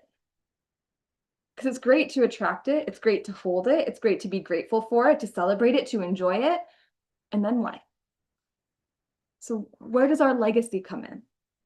And I feel like I give people heart attacks all the time. Because usually when this card comes up, I'll say, what's your legacy? Not expecting an answer. But it is something that we want to consider, especially on the days that things are going well, on the days where abundance is flowing easily. What is our legacy? What are we going to do with that abundance? And maybe it's just enjoy it with our friends and family. That's completely legitimate. You don't have to change the world with everything that you ask for or that you do. But what's your legacy? And I know that's a big question. And I know it's something that's going to change. The answer might change as you grow and as you shift. And that's okay too. So give yourself permission to change your mind.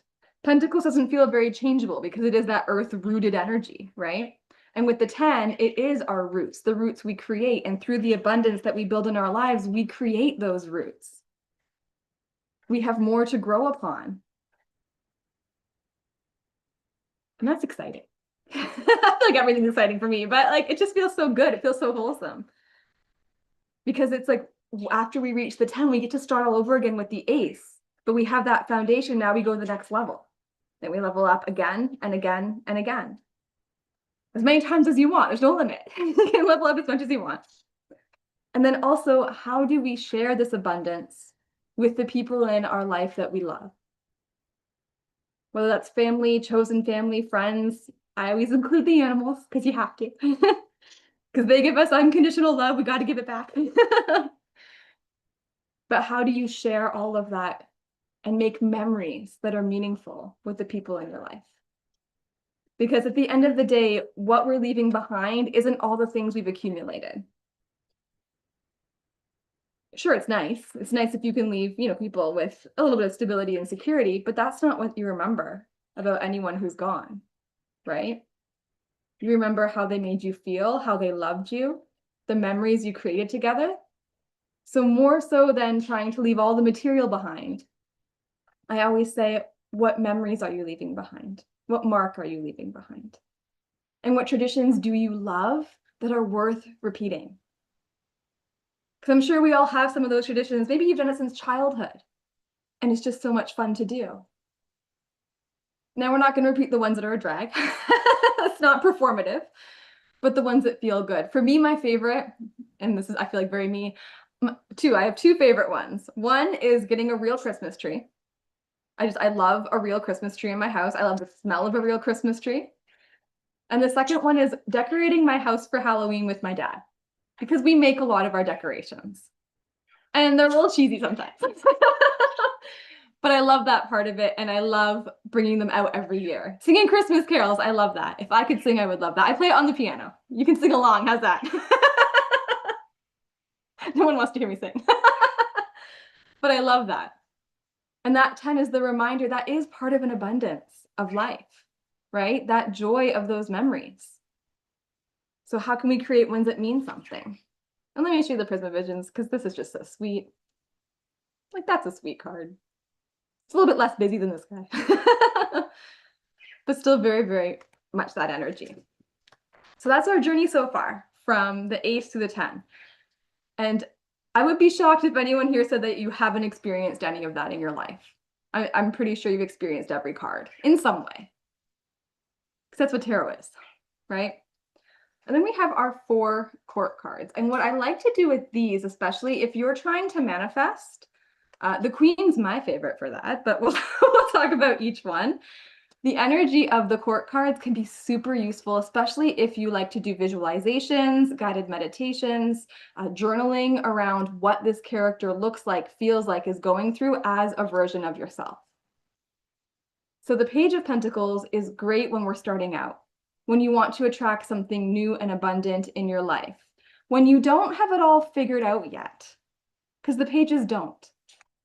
And if I had a quarter for everybody who pulled this card and so badly wanted to start something but was too scared to do it, I'd have a lot of quarters. It would amount to a lot. Because the Page of Pentacles, they want to plant seeds and they want to see what grows. They are the eternal student of the tarot. And I feel like a big part of abundance is being open, not just to receiving, but to continue to learn. Because knowledge is a form of abundance. And that's why it's open-minded curiosity. And it's okay to change your mind, which is very much swords energy, not so much pentacles energy, but I feel like people need that message a lot. It's okay to change your mind in what you believe. It's okay to change your mind in what abundance means for you, what it feels like in the moment. That goes back to our 2 of Pentacles. We're always balancing, right? So with the page, it's what new seeds can we plant? So whatever you're trying to attract or bring more of into your life right now, what is a step that you can take today or tomorrow?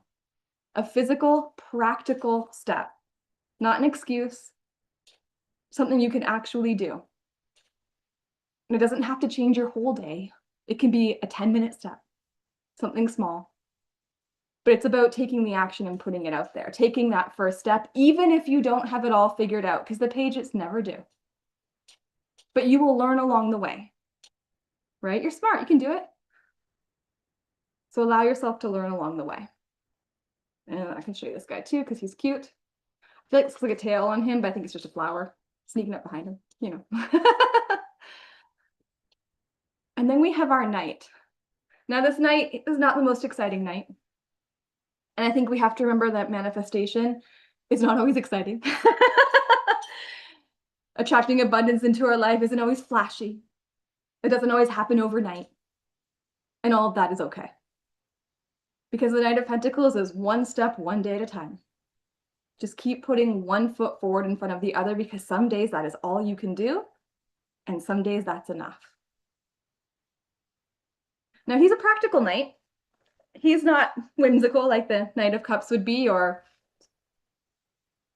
single-minded like the Knight of Swords might be. But he is the Knight who reaches his goals and his destinations because he sticks with it. He might not see progress on day 1. So he keeps going on day 2.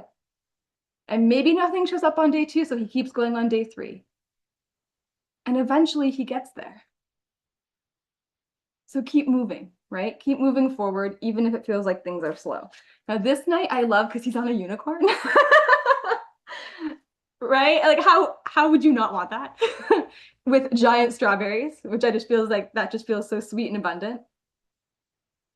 And I think a lot of the time when we're on social media, People talk about their abundance journey, their manifestation journey, everything that they're attracting, and it feels like it moves so fast and it's so flashy and so exciting.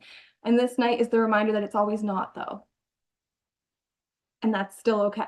We'll still get there. Social media is not a world of slow, right? It's just a media. It's a world of fast. And then we have our beautiful queen. Now, if you do want any characters to really meditate on, like I said, she'd be my choice. I feel like she is the queen of abundance, along with the empress, who I will talk about last. But this Queen of Pentacles, she's grounded, she's practical, but she's so generous. She knows how to give and she knows how to receive, because she is the internal mastery of the suit of Pentacles. So she gets really good at it. She knows when it's her time to show up and to give and to be generous. And she knows when it's her time to take a step back. She wants to help others, but if you have to push the baby bird out of the nest, that's okay too. And you can see she just has so much in her life. She has our rabbits down here, which are great for fertility, right? And creativity, production. She's holding her pentacle very gently, I feel. Right? She's not holding on to it like our four, who's like, oh no, I'm gonna lose it. She's just like staring down kind of lovingly. She has all these roses around her. She feels very good about who she is and the skin that she's in, because we have to remember pentacles are the earth element, and that is our physical body. And the queen feels good from the inside out. So when you are attracting the abundance you want, think about how it makes you feel from the inside out. How does it make your physical body feel? Which is so great, because the last when we did the tapping, it made that spirit versus body, somatic, I guess, right, connection. And that's what the Queen of Pentacles is all about. You have to feel it in the physical body to really embrace it all. So she's great. Love her. Also love this queen. She has all the strawberries. I would love to see these giant strawberries in my garden in real life. Mine are like the size of my thumbnail. They're really pitiful. Someday there'll be gigantic ones. The rose it's a beautiful symbol. And yes, this one, I don't think she has, no, she just has strawberries. This one has roses. But beautiful either way. And fragrant and abundant.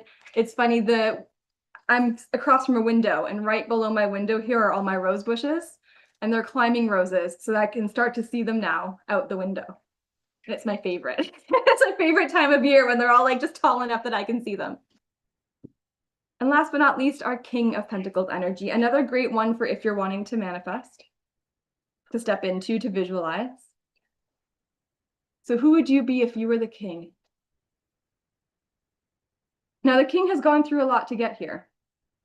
He's had to learn a lot along his way, right? So if you think that you're just going to be king status after day one, you're not. I mean that with love. But the king had to go through the whole journey to get where he is. And he knows how to very much embody the energy of the earth, of abundance, of practicality, of groundedness. And he does so in a way of leadership. So where the queen is very much the internal energy, the king is the external energy. So now, with everything that you've built and attracted and created for yourself, all the abundance that you are sitting on, how do you take that and show up with it in the world in a way that serves others, in a way that is generous, but not doing for others? Because the king energy, they are natural guides and leaders. But their job is not to do, it's to show. He's hard to, he's had to cut out, yes, disloyalty for the good of people, and that's it. Where it's like you can lead a horse to water, right? That kind of phrase, or you can teach a man to fish. The King of Pentacles is like, I'm here to help you. I will help you on your journey, because I have done the journey, and I know the work is hard. But I can't do it for you. And I think that's the big, sometimes most frustrating part of trying to help other people along, where you're like, oh, I can see so much potential. I can see so much more for you. But the king is the one who has done it for himself. So he's able to help guide or lead others the same way. And I think, again, if you want to use tarot for reflection or meditation or visualization. These would be my two favorites. And the question to me would be like, if you are the queen, what does your day-to-day look like and how do you feel in your body? And if you're the king, what did it take to get here and how are you using that to help others in the world? How are you showing up in a way of leadership, knowing what you know, achieving what you've achieved? Because I really think abundance is meant to be shared. Right? We're not supposed to hold on to it all like that 4 does. Because the more we share it, the more it expands in the world. And that's pretty exciting. I like this king too. Now, I don't usually say it's for the King of Pentacles, but I will for this king, where it's very much the grab the bull by the horns, like you're in the driver's seat, take the reins. He's doing a handstand on a bull. It's pretty intense. He's a pretty strong guy. But when we're in that position where we are embodying the abundance in our life, don't we feel like we can take on the world?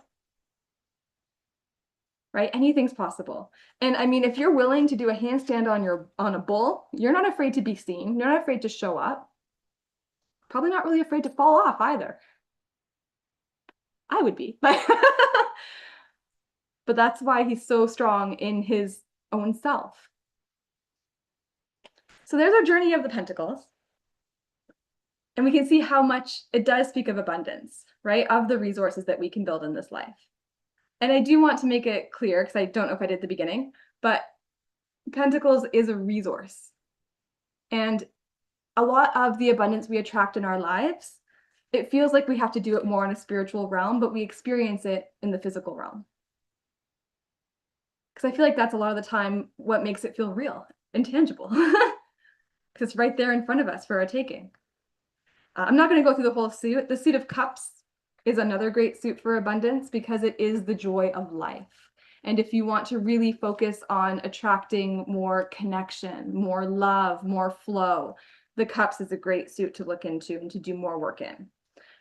For that, we have our 10 of Cups, which is our harmony, our happiness, right? Our fulfillment, happy family rainbow.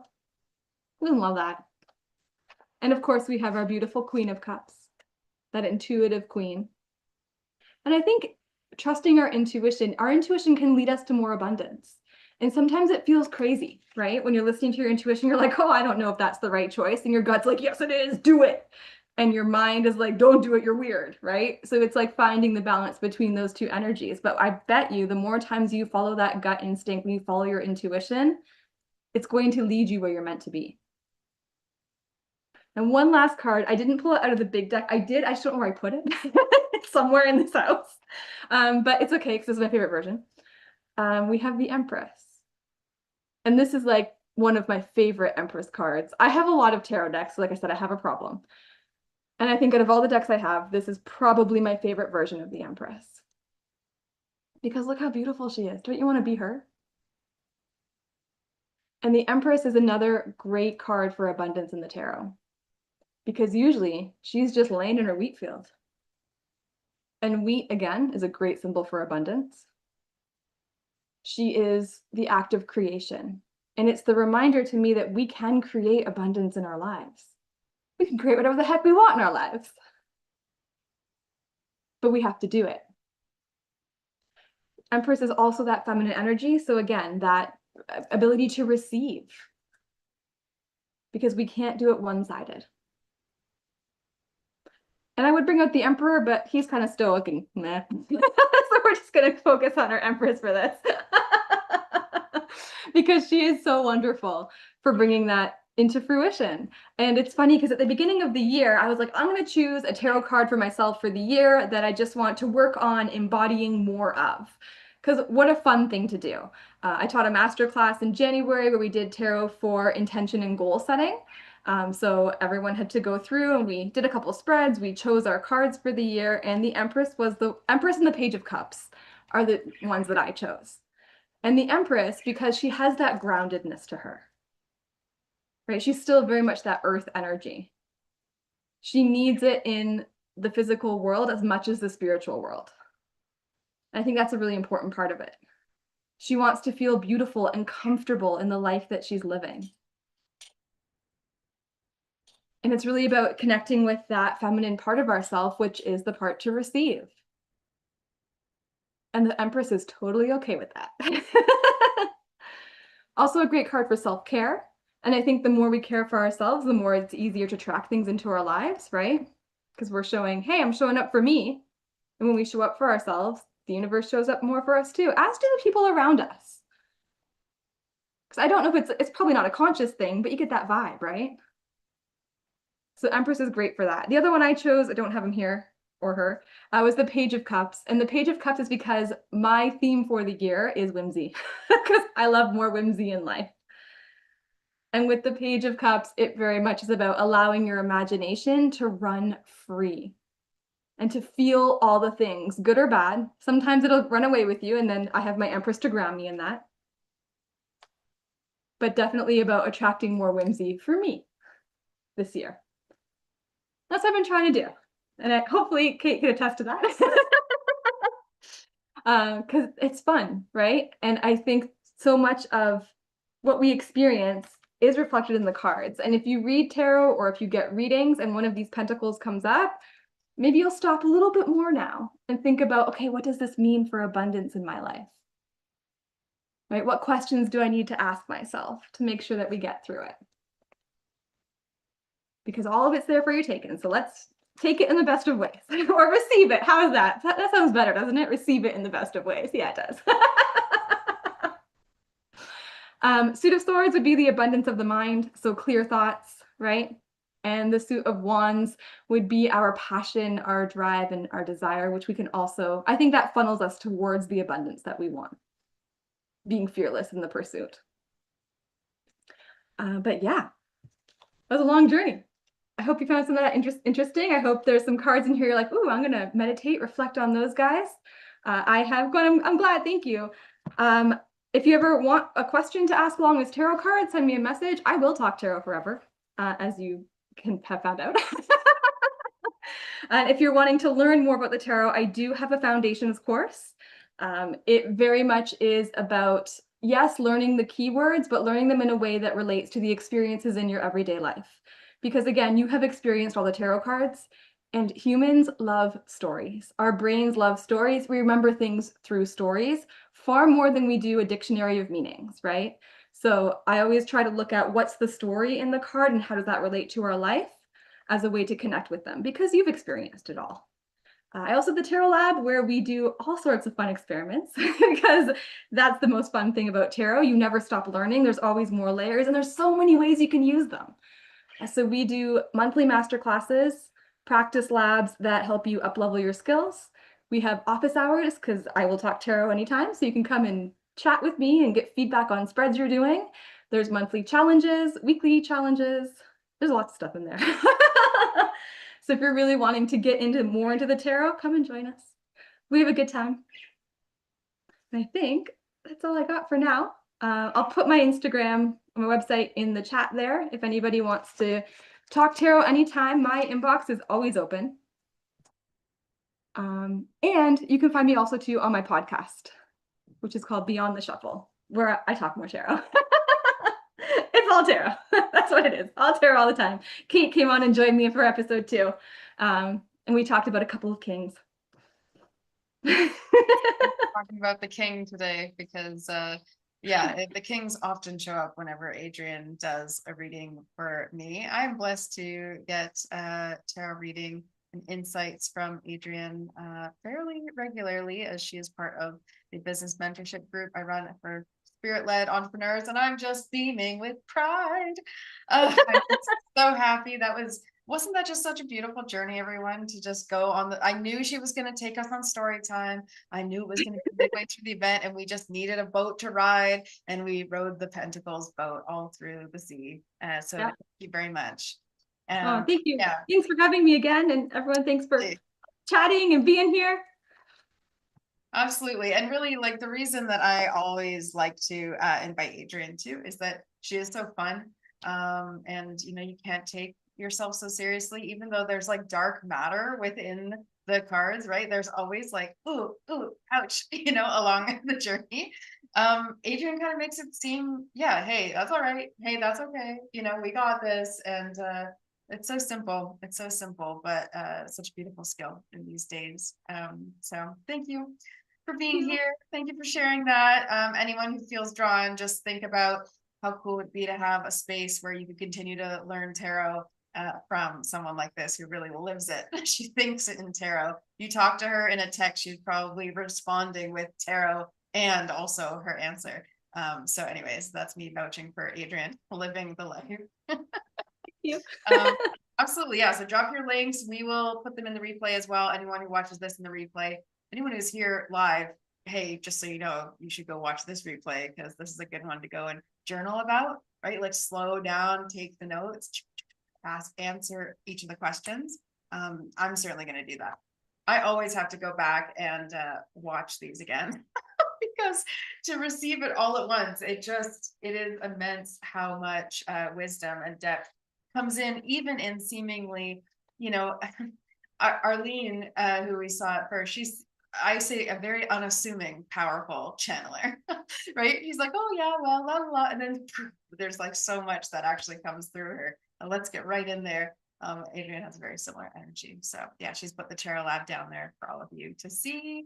Good, good, good. And I see that Michelle Matuzas is in the room. So she'll be joining us in a moment or two. I already have a ton of synchronicities based on as people are talking. I see the pillars, the podium pillars lower into the ground. And at the end of our evening together, I'll let you know what gifts were left behind from each of the speakers.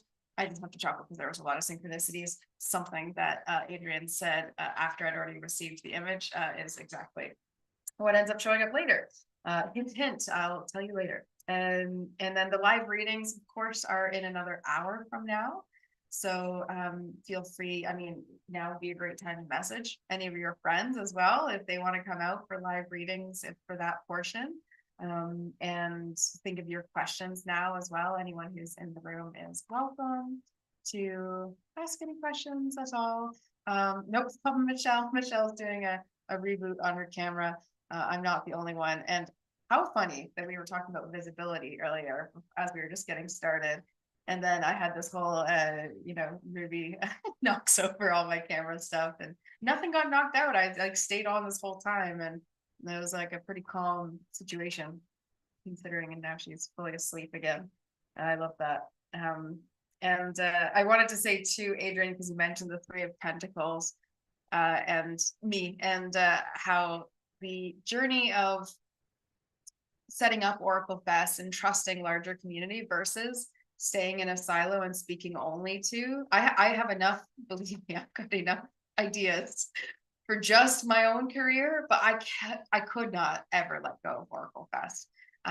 In this phase of my life, it just feels so clear that it's part of what we need to be doing, part of the skills that I have accumulated. Now, what can I do that brings it all together with others? And I am at a phase also where I'm operationally stretched beyond, and not in that fun beyond way, in that, oops, she forgot she's human kind of way. And so I really also am welcoming in investors for a variety of my ideas and, Kickstarter campaigns for my music album or support coming in for OracleFest in means of speakers or affiliates offering out there, sharing the news far and wide. And looking for sponsors, right? Like meeting different people who are ready and excited to support it in different ways and opening myself up. This is what I was mentioning before with this dreaming and keeping your dreaming going and going and going. And into the night tonight, I would actually like to invite you and even bless you. Before I did the Empath Energetics program, before OracleFest, before all that stuff, I did a divine dreaming program and I taught dream work, and it's a really crucial early part of my intuition development work because it was like, what can we do in this time? And if everyone could deeply relax more in their sleep time, they could also receive more in their waking time. This is something I saw time and time again when I was working with bodies in healing in a physical form, because as people would relax is when they would open up to their deeper feelings and insights that were already living within them. Right? I'm always ever just reminding people and they go, duh, oh yeah, and that's really like so many times we're saying something so simple and so clear. It's not as complex as we make it out to be. And it's not as straightforward as we thought it to be at first. And Adrienne was hinting to that as she was talking us through the Pentacles story, because that is the way that things keep turning, is if it goes not quite how we expected, and then we perceive it differently, right? So keeping that wheel going as we, and I love that the Pentacles is this like coin. You have the circular energy through that, which seems to make a lot of sense. But yeah, anyways, I just wanted to say all of that. The imagination running free moment that you were describing, Adrienne, feels very key to this whole abundance podium this year, is allowing our imaginations to not be held just yet, right? Like we keep trying to, okay, we have to bring it down, and in order to do that, we have to compress it. Actually, you can keep the dreaming entirely alive while allowing it to continue to be created and unfold ahead of you. And then your only job is to embody it, right? To be in your body, to exist in reality, and enjoy it. I know, easier said than done at times, but I believe in you all. Okay, welcome to a few folks popping in and out, and hopefully you're all sticking around for live readings and coming up with a question on your heart, because I imagine we'll have space to answer all the questions that need to be in this room tonight, which is very exciting. I love when we can be full on in that way. So I see Michelle is back in action. I'm gonna bring her up here, back to Oracle Mountain. If any of you were able to watch our Oracle Mountain chat earlier this week, we did go to YouTube, and it was a lovely conversation with Michelle. So if you missed that, if you've not been on the YouTube, I recommend you go back and look at that as well, because I still feel it's relevant, even though we are also talking about coming to the abundance podium.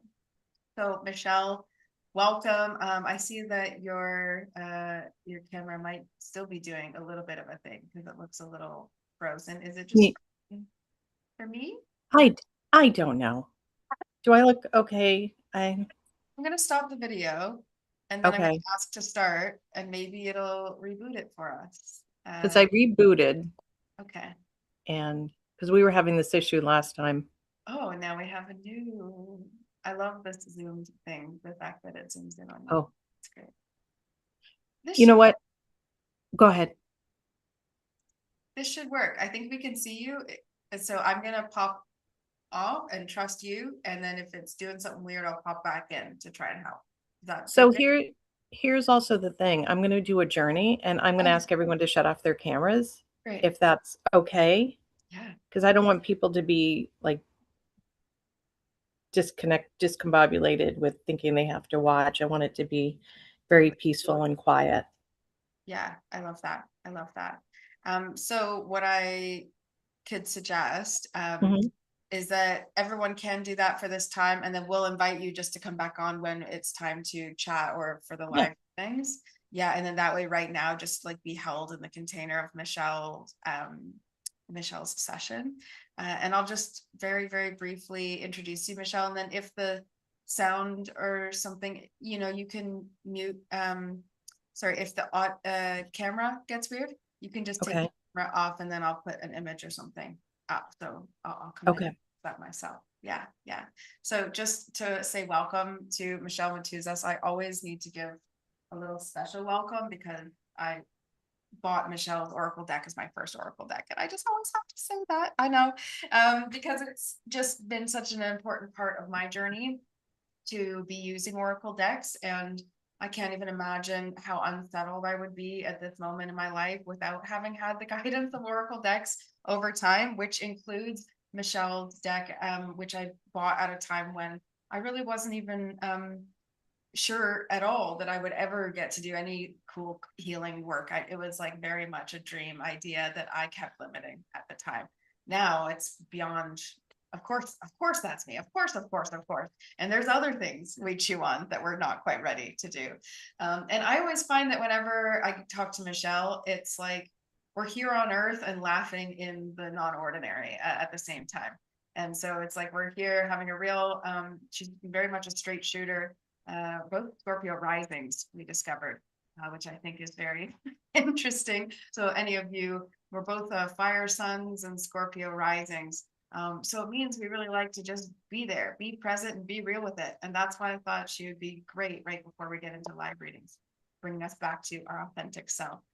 So thank you. I appreciate that. And I love Though I think there's going to get a time where when you start to get gray hairs and you say that I'm your first Oracle deck, I may ask you to pull back on that a little bit because then I'll feel really old. Well, But no, I keep praying for gray hairs and they're not showing up, Michelle. So lucky you. Aw, I know. the struggle. Oh my God, I've been since 19. I love that. So my camera keeps going in and out. I don't know what the universe is doing right now, but it went out again. Can you hear me? We can hear you. Okay, so I'm sorry about this, but there it is. So I'd love the fact that this abundance podium is here because so often lately, I mean, manifesting has been the buzzword for, I don't know, almost a decade now, I would say. And I think people have really crossed the wires when it comes to manifesting equaling abundance. Because I'm telling you, I can manifest anything. I can manifest a sofa within 24 hours, a rug. But is that abundance? I guess if that was abundance to me, then I'm pretty damn shallow. But maybe at the time, having a sofa because my living room is empty would seem like abundance to me. So I've been thinking about this since Kate invited me to come on, and I usually do little talks, but I'm finding more and more that my clients, the people I work with, my healing clients, my mentoring clients, they get a lot out of actually journeying and going within. So, I can talk at you till I'm blue in the face, but until you experience something, most people aren't going to learn. So, what I'm inviting you to do today is go on a journey with me to find out where the abundance is in your soul that you may not be remembering, and to remember it. So, right now, as we get ready, I ask that you, if you haven't already, shut off your phone. I don't want anybody to be distracted. Get into a really comfortable position, whether you're laying down, whether you're reclining, sitting down. Maybe shut the door so you're not interrupted. And when you're comfortable, I'm going to give everyone about a minute to get comfortable. We'll begin. I do wish my camera's on because my cats have joined me. And they've joined you all. Okay, if you're comfortable, nothing's going to fall asleep, nothing's going to distract you. I want you to settle in and know that there's nowhere you need to be for the next little while. That right now it's all about you. You don't need to give anything to anybody. You don't need to solve any problems. You don't need to be anything or anywhere. I want you to simply allow yourself to arrive where you are at this moment. And we're going to by taking in a slow, deep breath in and gently release it. Again, breathing in and breathing out. I want you to continue. With every exhale, allow your shoulders to soften. Get them out from around your ears. Relax your jaw. Your arms become heavy. Your hands resting on your legs. I want you to feel the tension of the day just slowly draining away. I want you to allow your body to remember what it feels like to be supported. When you're ready and you're in a relaxed state, I want you to imagine a bright white light at your crown. This is your divine connection. I want you to envision the bright white, beautiful, pure love diffusing through your body, starting at your third eye, going down through your chakra, your throat chakra, into your heart, diffusing into your shoulders and arms, into your solar plexus, your belly, your root. Still breathing in your hips, your knees, your feet, through the bottoms of your feet. Imagine golden roots beginning to grow from the soles of your feet. They move effortlessly through the floor beneath you, through stone, through soil, finding their way deep into the earth. I want you to feel the power and the quietness of deep earth. It's steady, it's patient, it's ancient. The earth never asks anything of you except that you just be, and you allow her to support you. I want you to envision that white light coming back up through the bottoms of your feet, through your knees, your hips, your heart, diffusing your whole body with the combination of the energy of the earth and the energy of divine. Your throat through the top of your head. We have just completed an energetic cycle or circuit because we are both part divine and part earth. And this is the only place we're supposed to get our energy. Not from people, not from situations, not from drama, not from anything outside ourselves. As you breathe into that awareness, I want you to bring your awareness to your heart. Don't try to change anything, just notice. What emotions are in your heart right now? What thoughts have been asking for your attention? Just acknowledge them without judgment, without needing to fix or do anything. Take stock of what's been weighing on you.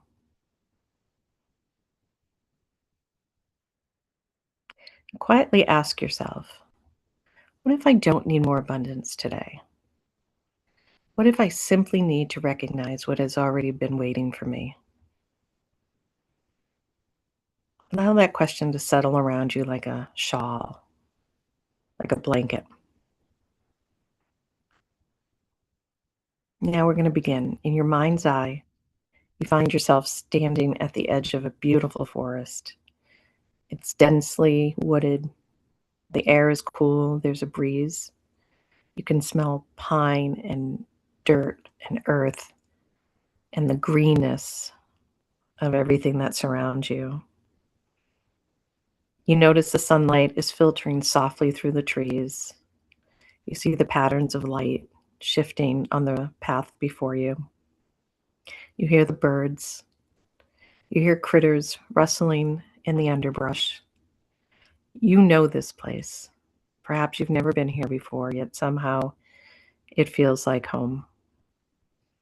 There's no rush. You walk slowly. There's no goal. Notice what you notice. Do you notice an animal or a bird or a plant, a flower? Do you notice the breeze moving through the leaves? The crunch of the gravel on the path beneath your feet? Or maybe your path is filled with moss or pine needles. Or maybe it's something entirely different. Allow yourself to just observe. Smell the smells. Feel the cool breeze on your face. Feel the sunlight as you walk through the sunny spots back into shadows.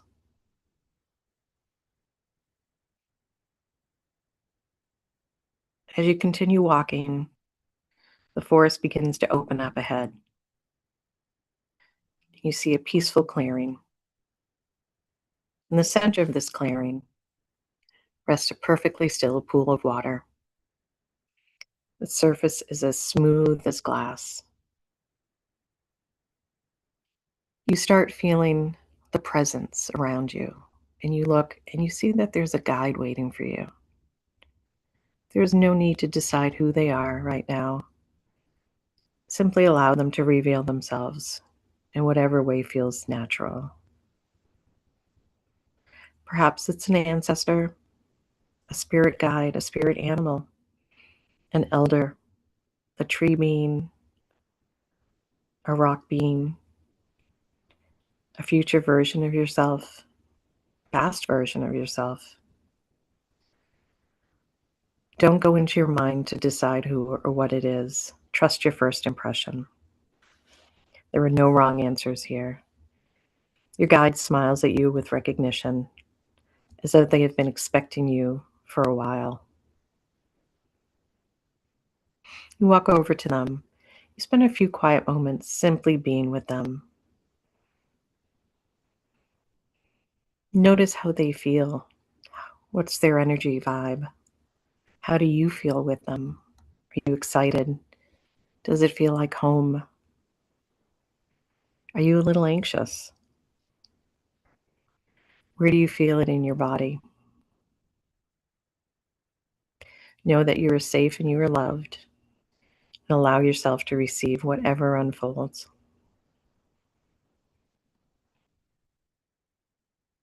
Still breathing deep. And when the time feels right, you notice that your guide will gesture towards the water.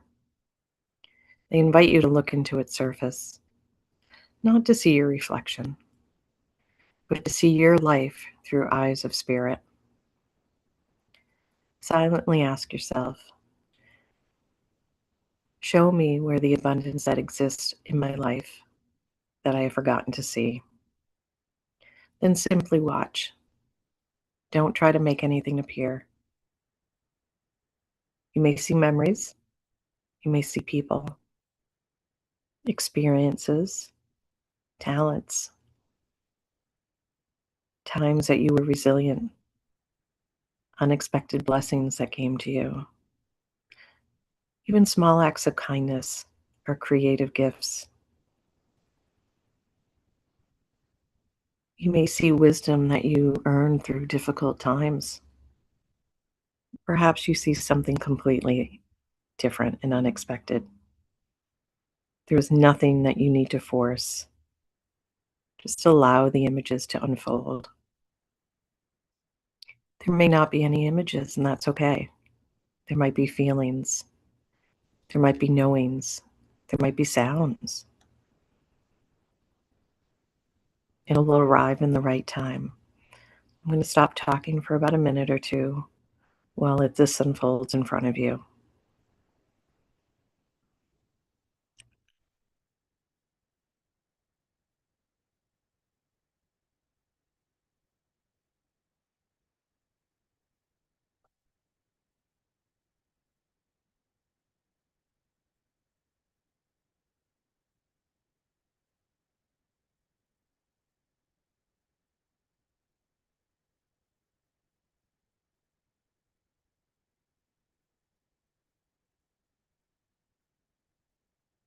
As the images begin to settle, you turn once again towards your guide. And I ask another question. If abundance has been flowing towards you, what would you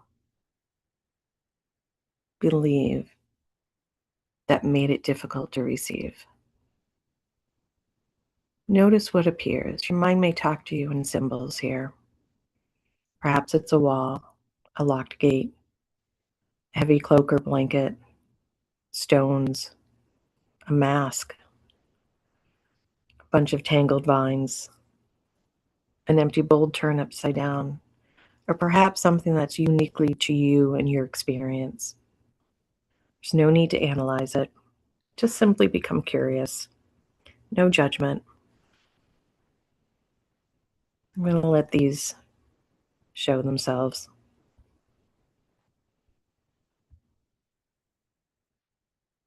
If you don't see anything, maybe you feel it. Maybe you have a memory or a name or a word pops up in your head. Be open and curious. As you walk towards it, ask it, when did you first appear?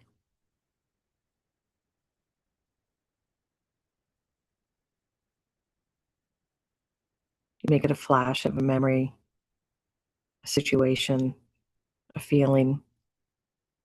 Ask, what have you been trying to protect me from?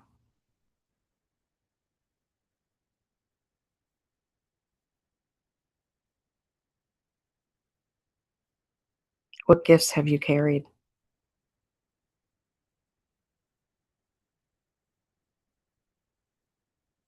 Have I outgrown you? Allow the answers to come naturally. And you may be having a completely different conversation, and that's perfectly all right. You may not be hearing words. You may be hearing feelings. It may be a silence.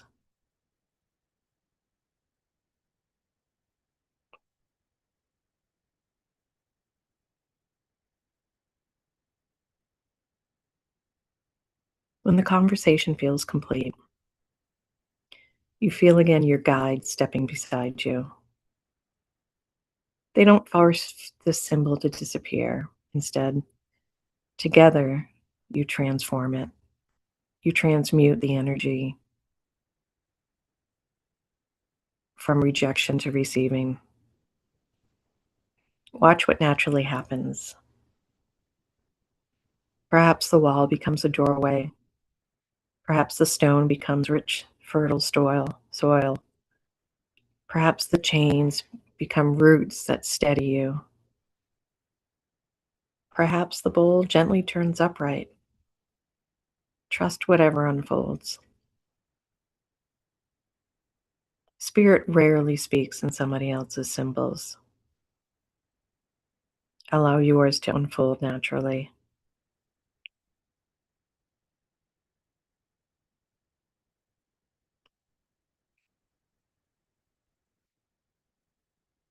Take stock of how your body feels right now. Has anything shifted? Even slightly. Take a slow breath and allow yourself to anchor into this shift.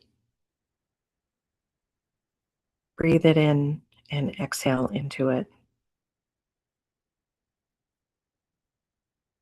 Your guide now reaches into a small pouch that they have been carrying. They remove something very small. It's a seed. They place it gently into your hands. You look at it, you notice its color, its texture. Is it warm or is it cool to the touch? The seed represents the abundance already living within you. Not something you need to chase. Not something you must earn. Not something waiting somewhere in the future. It has always been yours. It's simply been waiting for your attention. Close your hand around it and hold it close to your heart. And ask your guide, what does this seed need from me? Not 5 years from now, not someday, this week, tonight. And listen for the answer.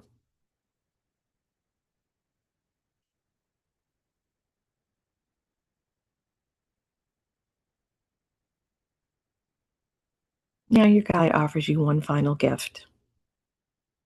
Not an object, not advice, a single sentence, a new agreement, a truth your soul is ready to remember.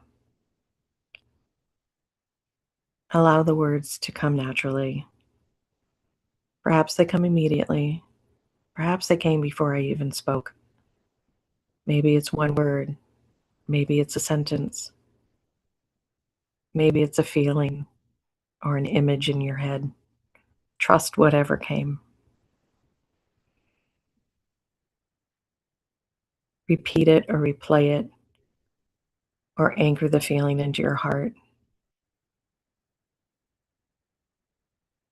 Allow it to settle in every part of your being.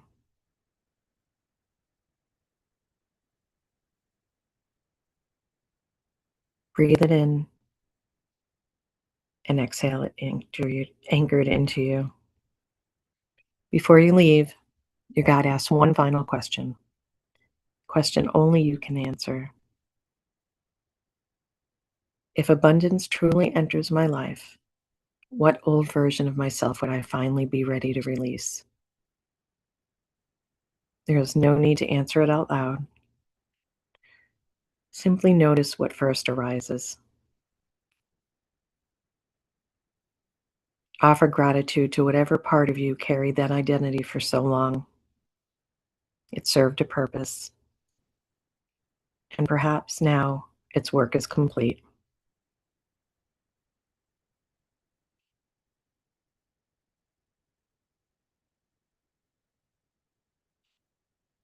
Offer your guide your gratitude.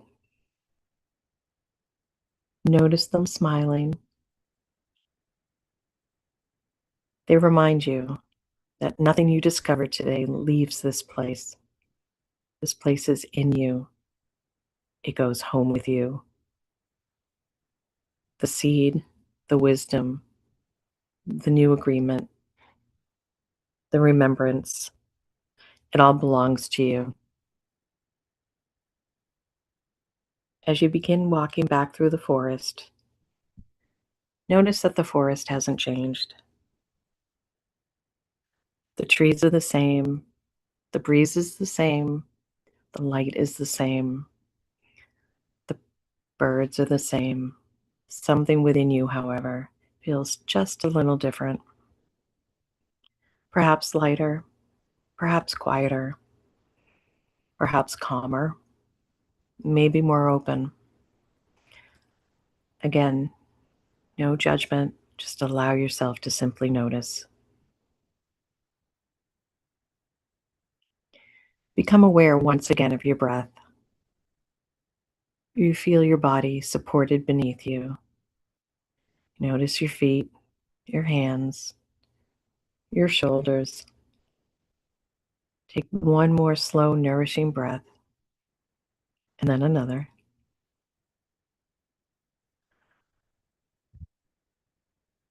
As you prepare to return, remember this.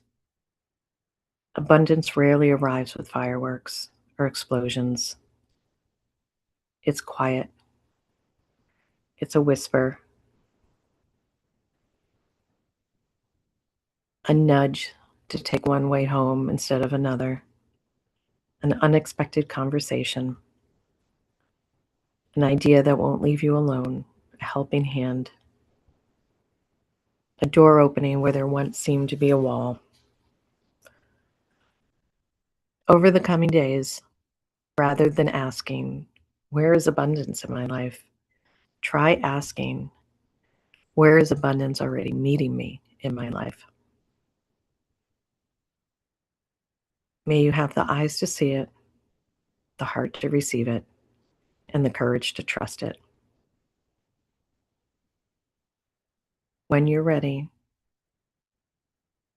gently wiggle your fingers, your toes. Take one final deep breath and slowly, when you're ready, open your eyes. Welcome back.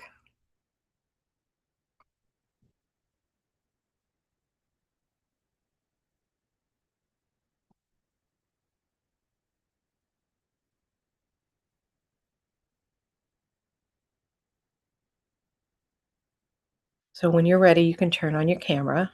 And when everyone's camera is turned on, I'd love for people to share their experience if they want to.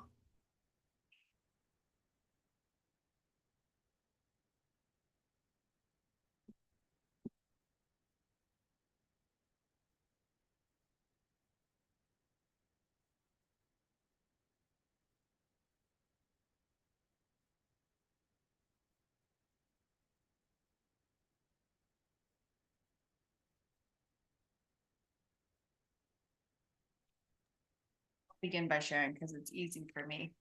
Okay. To the microphone. Not your first rodeo, right? And also not my first rodeo. Also my room. So I suppose I'll speak when I when I wish. But the comments, please get them in. And then if you do want to just share or unmute after me, I know that Michelle is fine. You just be yourself on camera. There's an interesting theme that you weren't able to see earlier, Michelle, which is all about visibility today. Okay. So this camera thing is also very on theme, very appropriate because visibility is not always being seen by like your face and showing up. It's also just being seen by the message that you're going to share. Merlin, I love Merlin. Merlin's one of mine. I love him.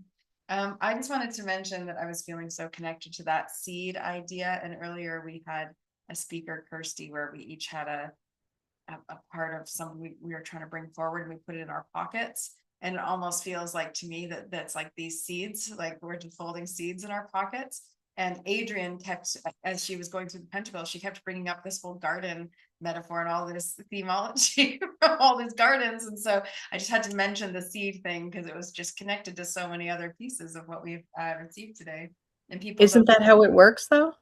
every time, Yep. every time, like magical, magical, magical. So Carrie Ann, if you want to share some of more of this Merlin thing, I'm sure we're happy to hear it. Sure, I'll share. It was surprising to me because he's never come in for me before, so that was exciting. I'd seen an eagle, a bald eagle flying over when we first walked into the forest, and I thought that's who was going to show up for me. And then I listened to Michelle, and she said, "Don't expect, just see what happens." And I looked over, and there was a wizard.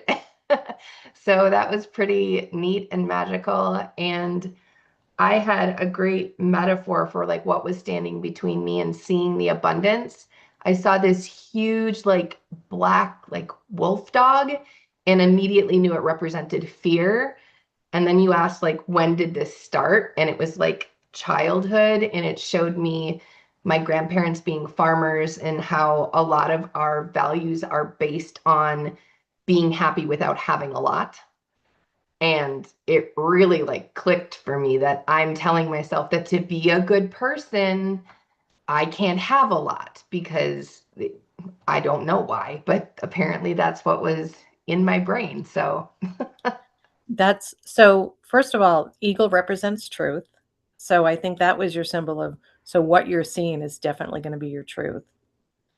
And, to tell a story, because I always tell stories, the fear thing is real.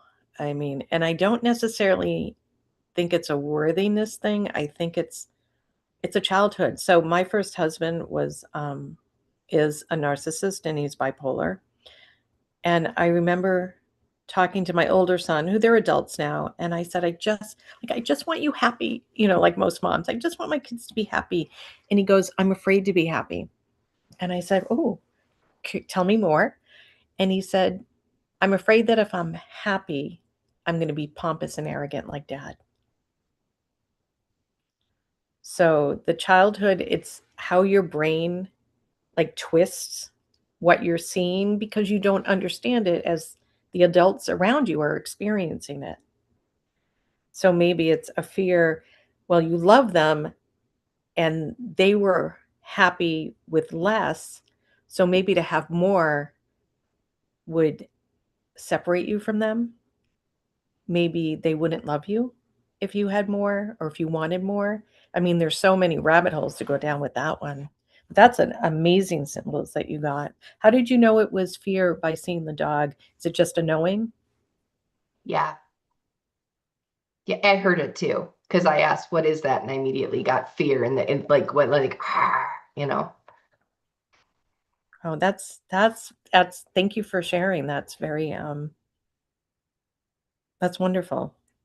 Not that you're wonderful that you're afraid, but now you know. You can't unknow, right? Exactly.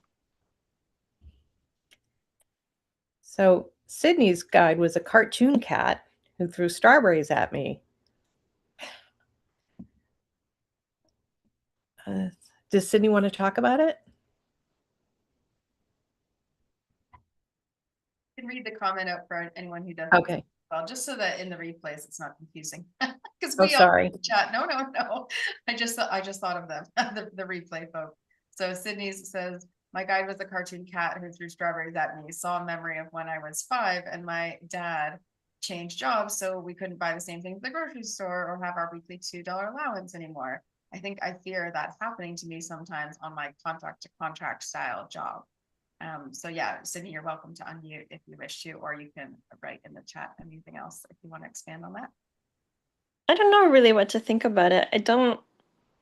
I mean, I don't often think about being broke, but I work in the film industry, and so I do like a contract to contract thing where a job will end and I don't necessarily know when the next one will start.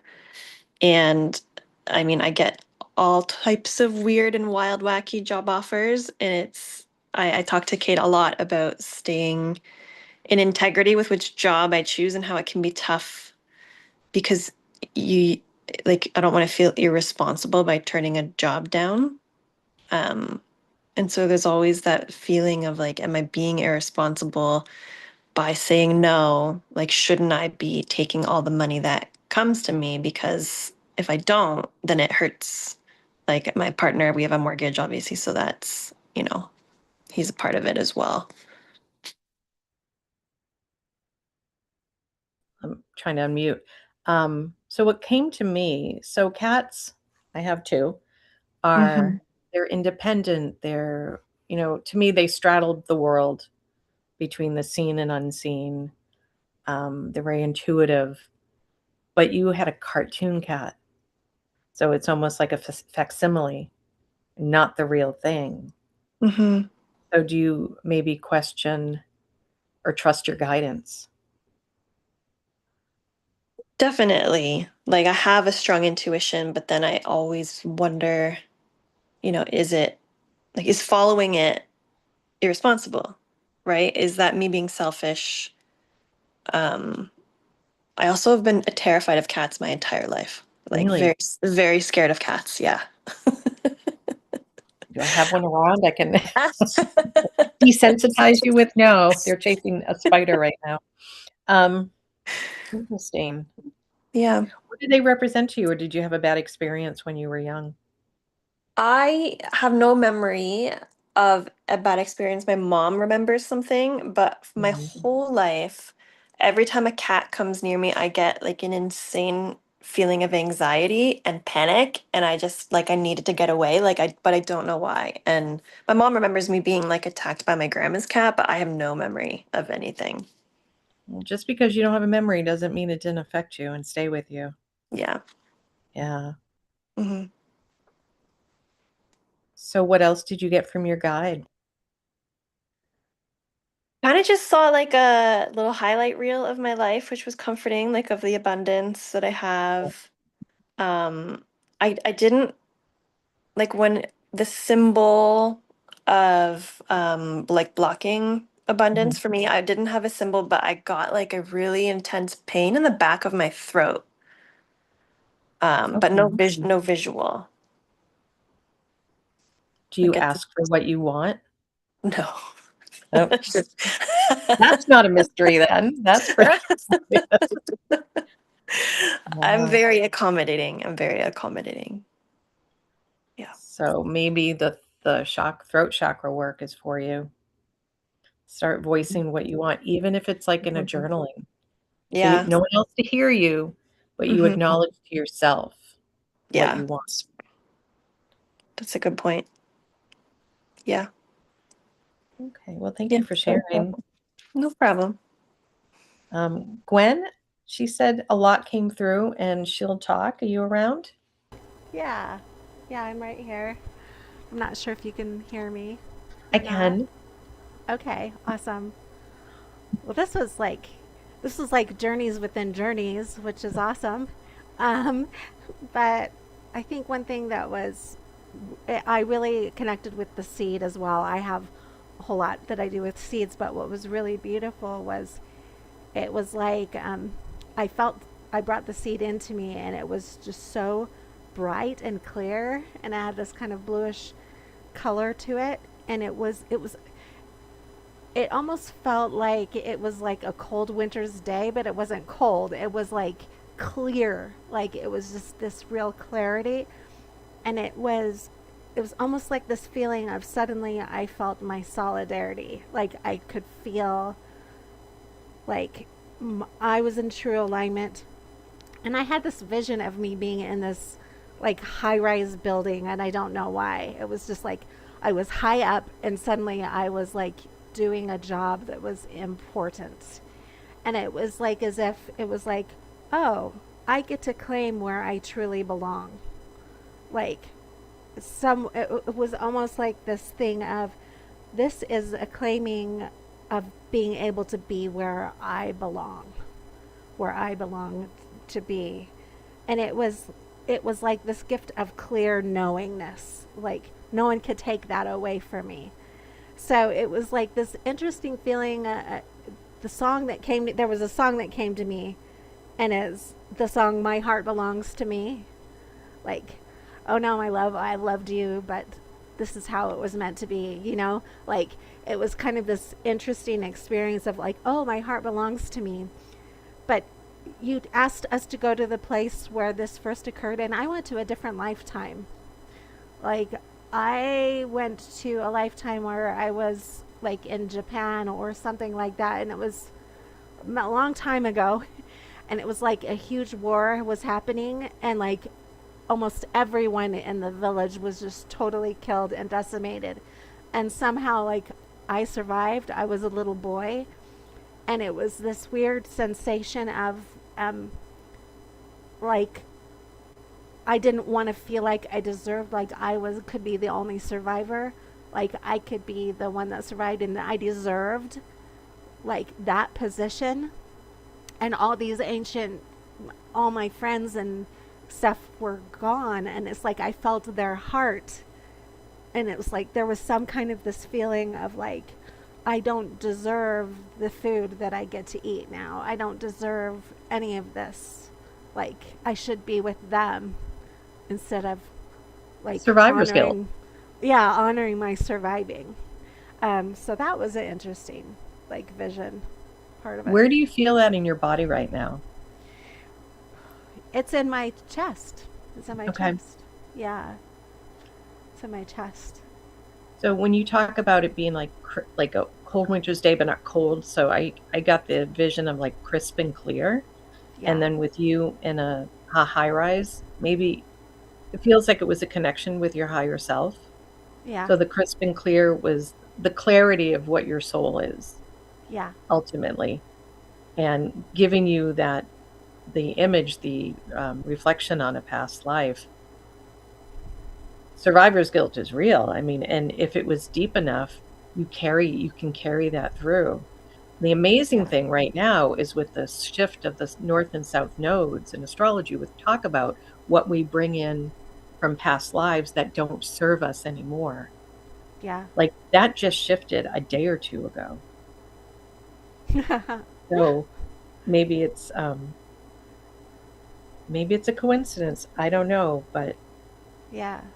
do you see those kind of guilty things, like there but for the grace of God go I, in your life now? I'm not sure what those words mean.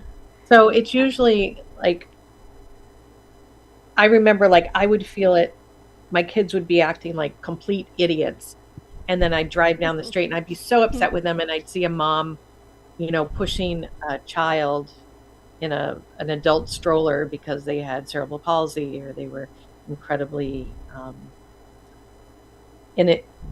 unable to do a lot of things. And I'm like, oh, who am I to think my kids are an idiot? So Gotcha. okay. No, I maybe in the past I have. Okay. I feel that more in this sense of, I mean, even in this lifetime as a young child, I'm a twin, and it was as if my twin got to experience some really horrible things that I somehow was pulled away from, and I didn't have to experience, even though I could feel it, and I'm still so connected to her. And so it's there's that sensation of, okay, do I belong to that horrible thing, or am I allowed to really live so joyfully? And can this thing that's in front of me really be for me, or am I just mistakenly here? No And mistake. I think, yeah, and I think what the feeling of this light and the seed was, I get to claim myself here. Like I get to claim my position that I am here. And that what I receive is deserved. I know I don't belong elsewhere. I belong here. If That's that makes wonderful. sense. Yeah, Yeah. it does. It makes tremendous amount of sense. Yeah. So yeah, Thank that you. was very powerful for me. Thank you. Oh, you're welcome. Thank you for Yeah. taking part. Yeah. Is there anybody else who wants to share or go over what they saw or felt?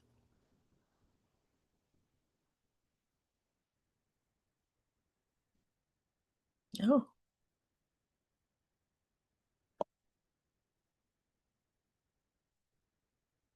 so Stacy wrote that I walked in with clothes on and saw ancestors' animals, and I walked out being naked. Oh, I love that. I love that. So Stacy, can you talk about it? Yeah, I can. Okay. It was interesting. I'm seeing the birds, everything you were mentioning, and with the seed, when I brought it in me, it felt warm, which is really nice. And I needed to let go of the old me, bring in the new. And that's why I came out naked, because I just rebirthed myself Oh, into the new and in abundance with myself. thank you for sharing. That's really powerful. You're welcome.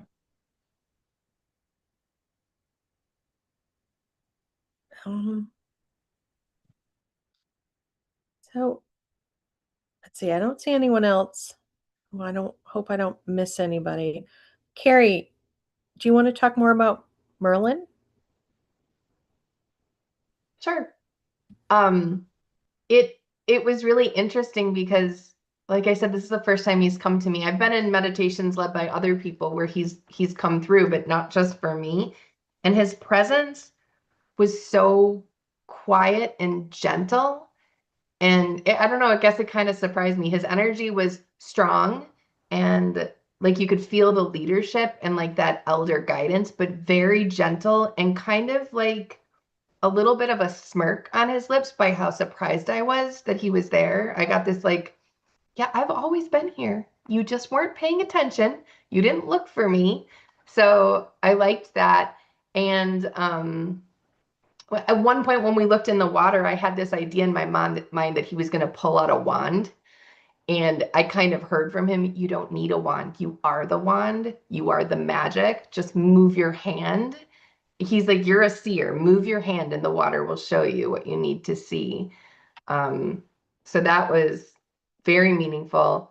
And then at the end, when you had us transmute the energy, I put my hands out to transmute and he put his hands out to transmute. And I saw it kind of like almost like a cartoon where everything starts swirling and sparkles and moving. And first it made a pyramid, and then it made another pyramid, and then I moved together to form a Merkaba, and then this golden ring appeared about him. And it was like, I know it was important. It was like, this is important to you. This is a symbol for you, but I don't know what it means.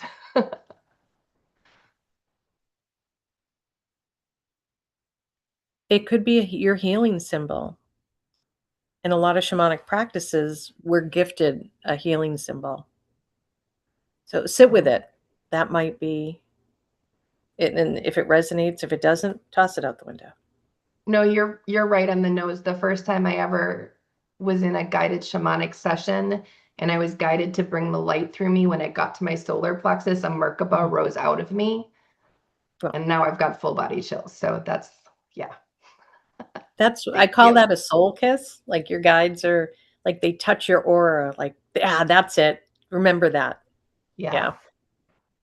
Awesome. Yay, you got your healing symbol. Does anybody have any questions for me? I think we're coming to the end of the time. I know I'm supposed to talk about me and all that I do, but I'm actually coming off. We talked about this with Kate earlier this week. I'm coming off being really sick for about 3 or 4 months. And so that has been a wonderful catalyst to have me relook at what I want to spend my time and energy on. And I just want to take what I did tonight, and I am starting a YouTube channel where I'm just going to do journeys, all different types. Meet your ancestors, meet your deceased loved ones, your guides, look 6 months in the future. I have a library of them in my head. And I love just giving my information and wisdom out because of people like you and the experience like this. I love it. So I think that's what I have. Oh, Gwen, I would love to invite you to my podcast to do the same. I would love that. Yeah, absolutely. Get my contact. Oh, you know what? I'll just put I am that type B friend who like runs in late with my hair all over the place, my glasses askew, forgot my laptop. So let me just put my website in the chat. It's michelleamatuzas.com, and I have to put the A in because someone stole my website and wants $3,000 to get it back.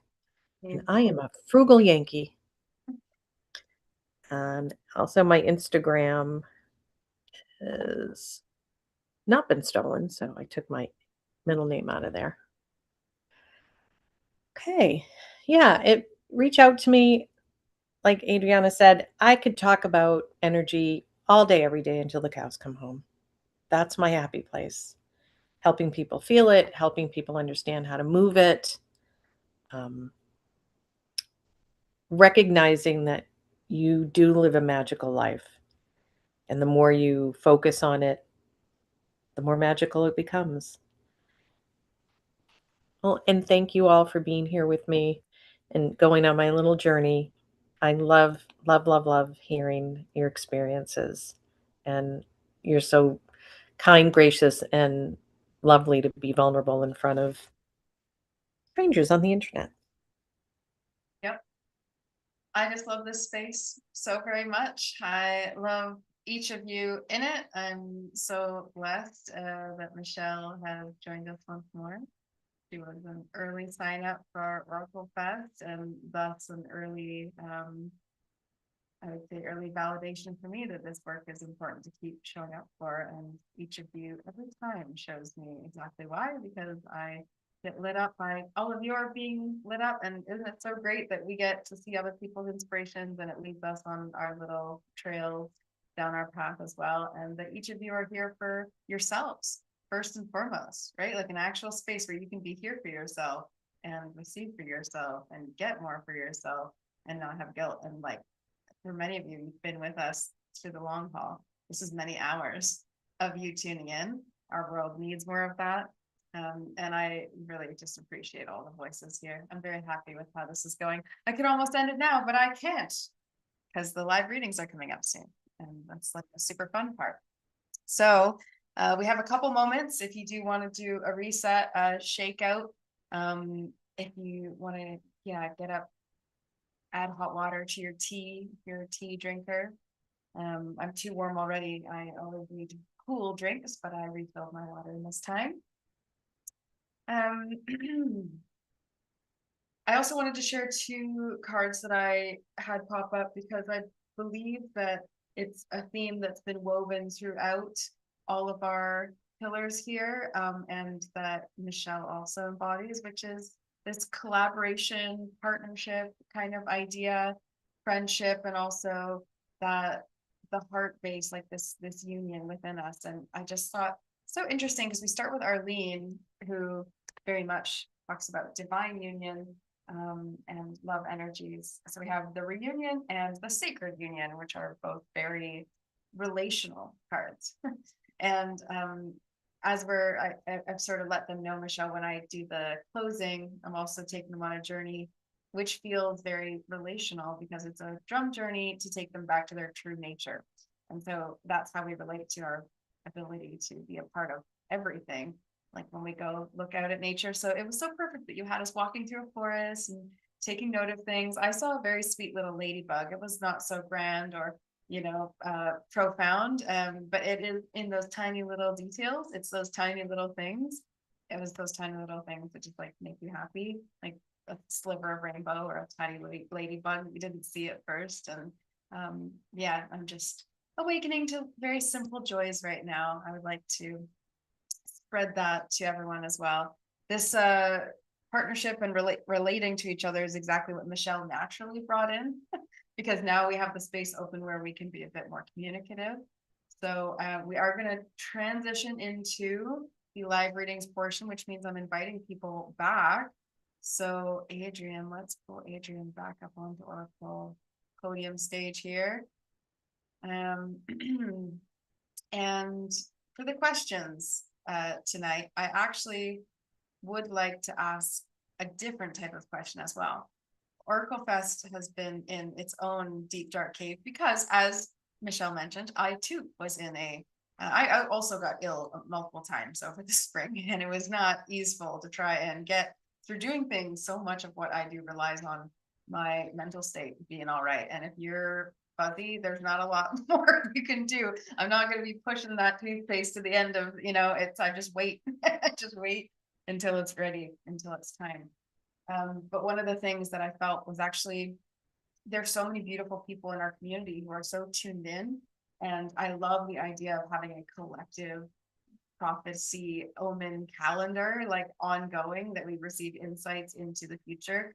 So I am going to be showing you how that's going to work as the year goes on. But I thought maybe at some point during this live readings portion, we might answer questions that are larger than what's currently in the room. And so I have a few questions that I've thought of in case we have some space for that. And I may just ask us at the end. So I'm just giving that as a heads up to the luminaries because they didn't know that. I was just feeling that earlier today.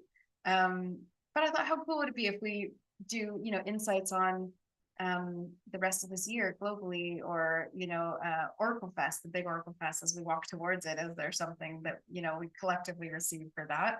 I thought that might be kind of fun. So we have those options. Now, let me open up the floor. I feel like I'm missing someone. Am I missing someone? I need to send this link to Arlene. Kirsty can't be here, and then I'm me. Okay, cool. 3 of us for now. Deanna also is joining the room at this moment, which is great. She's also an OracleFest luminary. And Carrie Ann is, I would say, an honorary luminary because she does help with OracleFest things. And Gwen is joining us as a luminary. So there are many mixed voices in this room today where it's like we're participating, receiving, and also able to be on stage too, which I love. I think that's really cool for OracleFest in general. So that's enough rambling, yammering on for me. Time to allow a question to rise up from within you. And I would keep this question contained with the energy that you have already felt this evening or this afternoon. So keep tuned into this space. So this feels like a very real space. And so you're welcome to ask any question that feels most pressing. If there's two, for some reason, I have my head feels like it's getting chopped in two. If there's 2 questions and you're trying, I feel like someone's playing tennis on my head, back and forth. If you have 2 questions, you can put 2 questions in, and sometimes we read between the questions. You know what I mean? Oracles are funny that way. I love to read into a question before answering it. It's so difficult, but it just helps you ponder.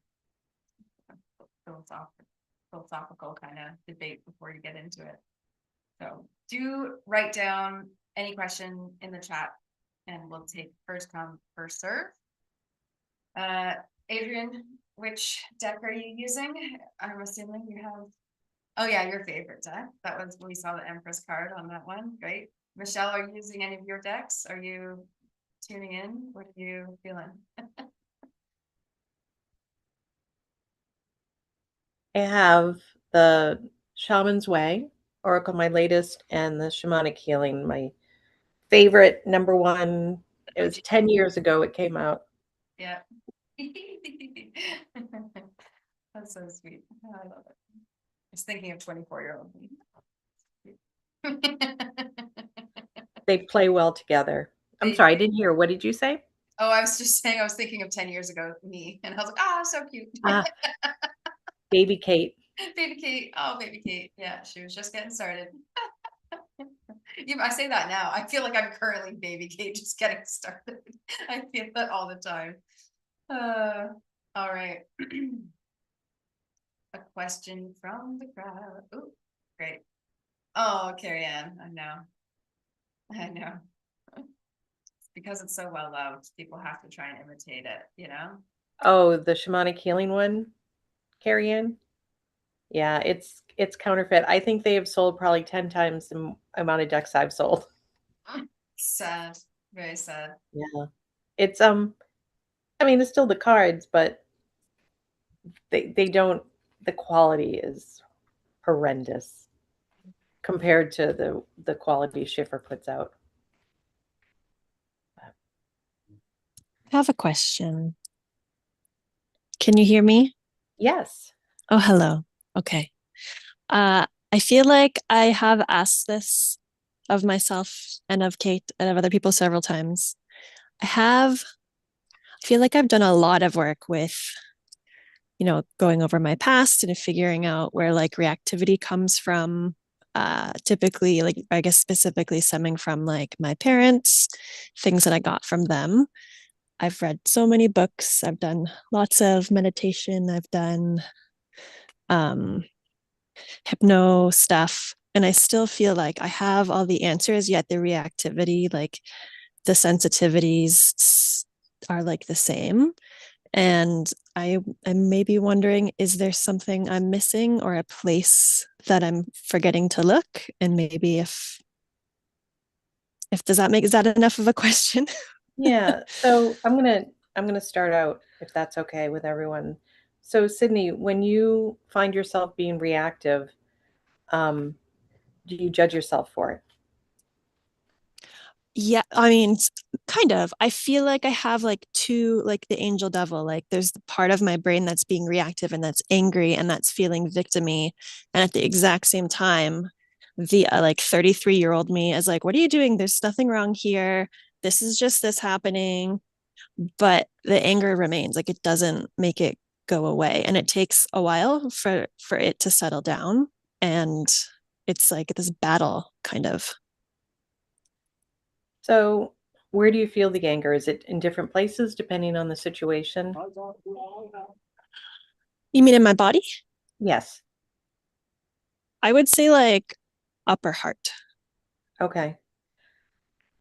My first suggestion, and this is what I first heard when you started talking, is I know you mentioned the angel and the devil on your shoulder, but what if the balance of that is Sydney, and instead of going, oh, that really pissed me off, or that shouldn't have pissed me off, there was nothing wrong with that. What if you went, huh, that's interesting. Don't label it good or bad. Then you can be able to work up the muscle memory to step aside and go, oh, that's interesting. That happened. And then I reacted like that. Huh. It gives you an opportunity to see yourself. So then maybe the next time you could go, oh, this is happening again. I have a choice. Yeah. Yeah. Instead of waiting until after the fact and then either demonizing yourself or trying to talk yourself out of feeling what you're feeling. I feel like I have tried that, and I think my frustration comes with that it feels like it's not like change, like it's not getting better, or like I'm not getting faster at it.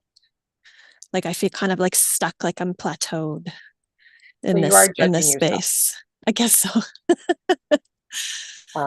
And yeah, sometimes it could take a while. I read something today and it struck me, we talk about emotions, and so you're a house. Say you're a house.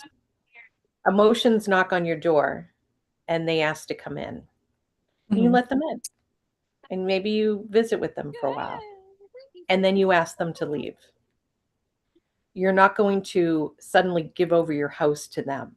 They are not going to start running your house. It is not their home. They're just visiting. So maybe if the anger keeps coming up, there is something there.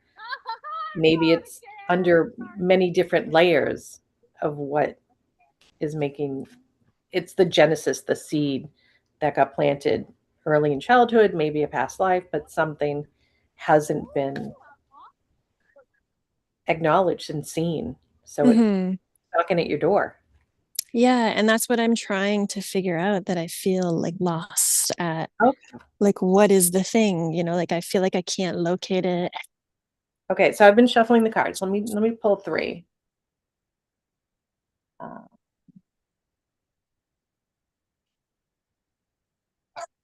Okay, so I got perception, Okay. ancient wisdom, and struggle. So, I mean, from talking to you, the perception is the struggle, and the ancient wisdom is in the middle. You're trying to maybe access it. Maybe, yeah. I went into therapy mode instead of card reader mode. That's okay. Demonic mode. We take all forms. Okay. So on the second deck I pulled, I always look at the bottom card because it tells me kind of the bubble that the reading is in, and it come up with shadow work, which this obviously is shadow work for you. But the cards I pulled were higher self and movement. It's telling me you are making progress. It may not be at just the speed you want it to be. Yeah. Every time you don't react, celebrate that. Okay. Yeah, that's fair. I feel like when that happens, I don't notice. But you notice when it does happen. Yeah. And it gets bigger than it probably is. Just, our lives give us relatively few things to celebrate.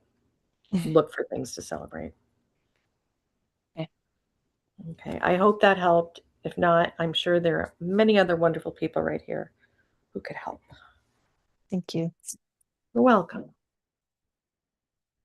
Adrian, I know you have cards and I'm laughing because it mirrors so much of what Michelle said, like weirdly. I pulled these before you were talking, which is like even funnier to me. Like before and then the work I was like, oh, like over and over. But so these are what I've got. I have the 2 of Pentacles, the 10 of Swords, the Devil, and the Empress. So we have a bit of a ride. It's a nice ride in parts. In parts. So we do have the 2 of Pentacles, which I like because that is a card of balance. So it was interesting because, like Michelle, like you were saying, it's like you're recognizing one side but not the other, right? Like we're recognizing the quote unquote failure or the struggle, not the success and the achievement. So how do we balance out those 2 sides? Right. Okay. Right. Which I think is, we've talked about it. I don't want to say it's easy to do, but at least it's like recognized now. Right. Yeah. And with the 2, I would wonder if there's some things within that 2 that you're juggling that aren't yours to keep holding on to either. Like, what came up for me was like my partner's energy, maybe. That's what popped up. Like other people's things, maybe. That you're juggling that all into the mix. Yeah. And you're not, like, yes, we are responsible for the energy we're putting out, but you're not responsible for carrying all of their stuff too. Yeah. Or fixing it all, right? Yeah. Yeah. But I like that balance aspect. I like the 2 of Pentacles. It's a nice card. It's like making sure to, like, sometimes you have to laugh at the ridiculousness of it all. This isn't my favorite version for a silly 2 of Pentacles, but it is that reminder that we have to ride the ebbs and flows. And it isn't supposed to be a linear journey that's like all up. So it's supposed to go up and down. Right. I just want it to go up. Yeah, that's how it works.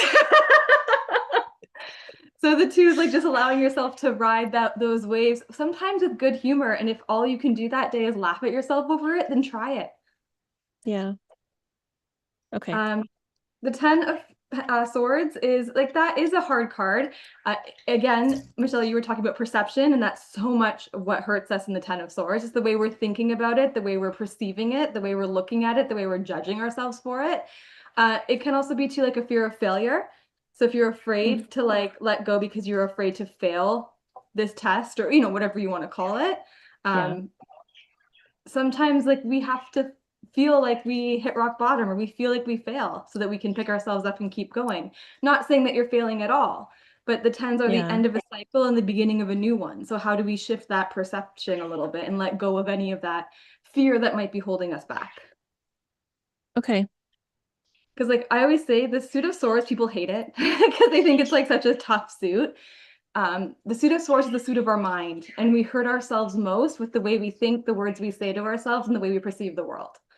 Right? And this doesn't look like a good time. So that's why, like when we started saying perception, I'm like, oh yes, we are stabbing ourselves with our own thoughts.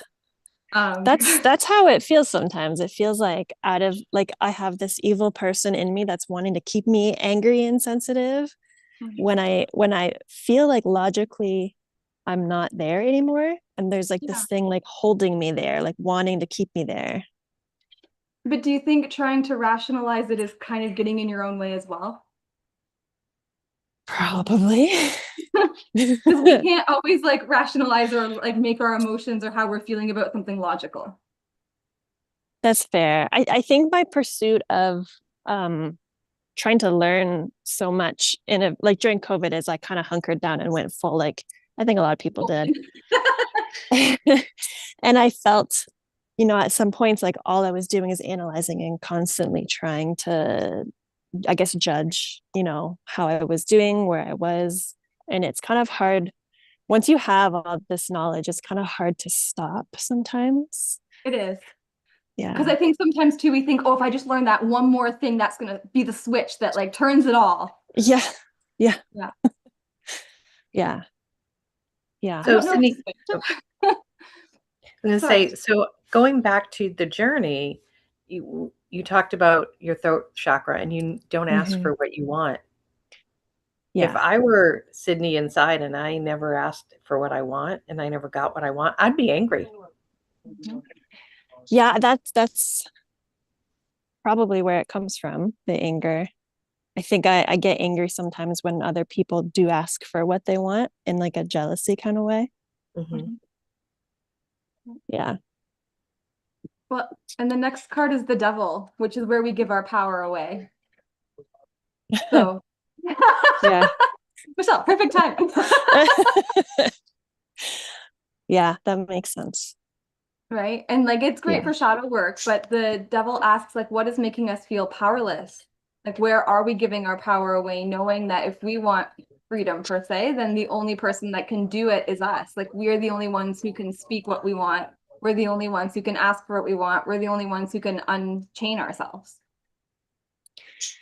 It makes me think that maybe all these like reactivities and sensitivities, maybe they wouldn't be there if I was satisfied with myself in other ways by asking for what I want. Like maybe that's me getting my anger out because of like not asking for what I want by using these little things all over the place. Well, it's like a coping mechanism, right? Which is very much the Devil. It's like those coping mechanisms that we give into because in a way they feel safer or more comfortable or easier.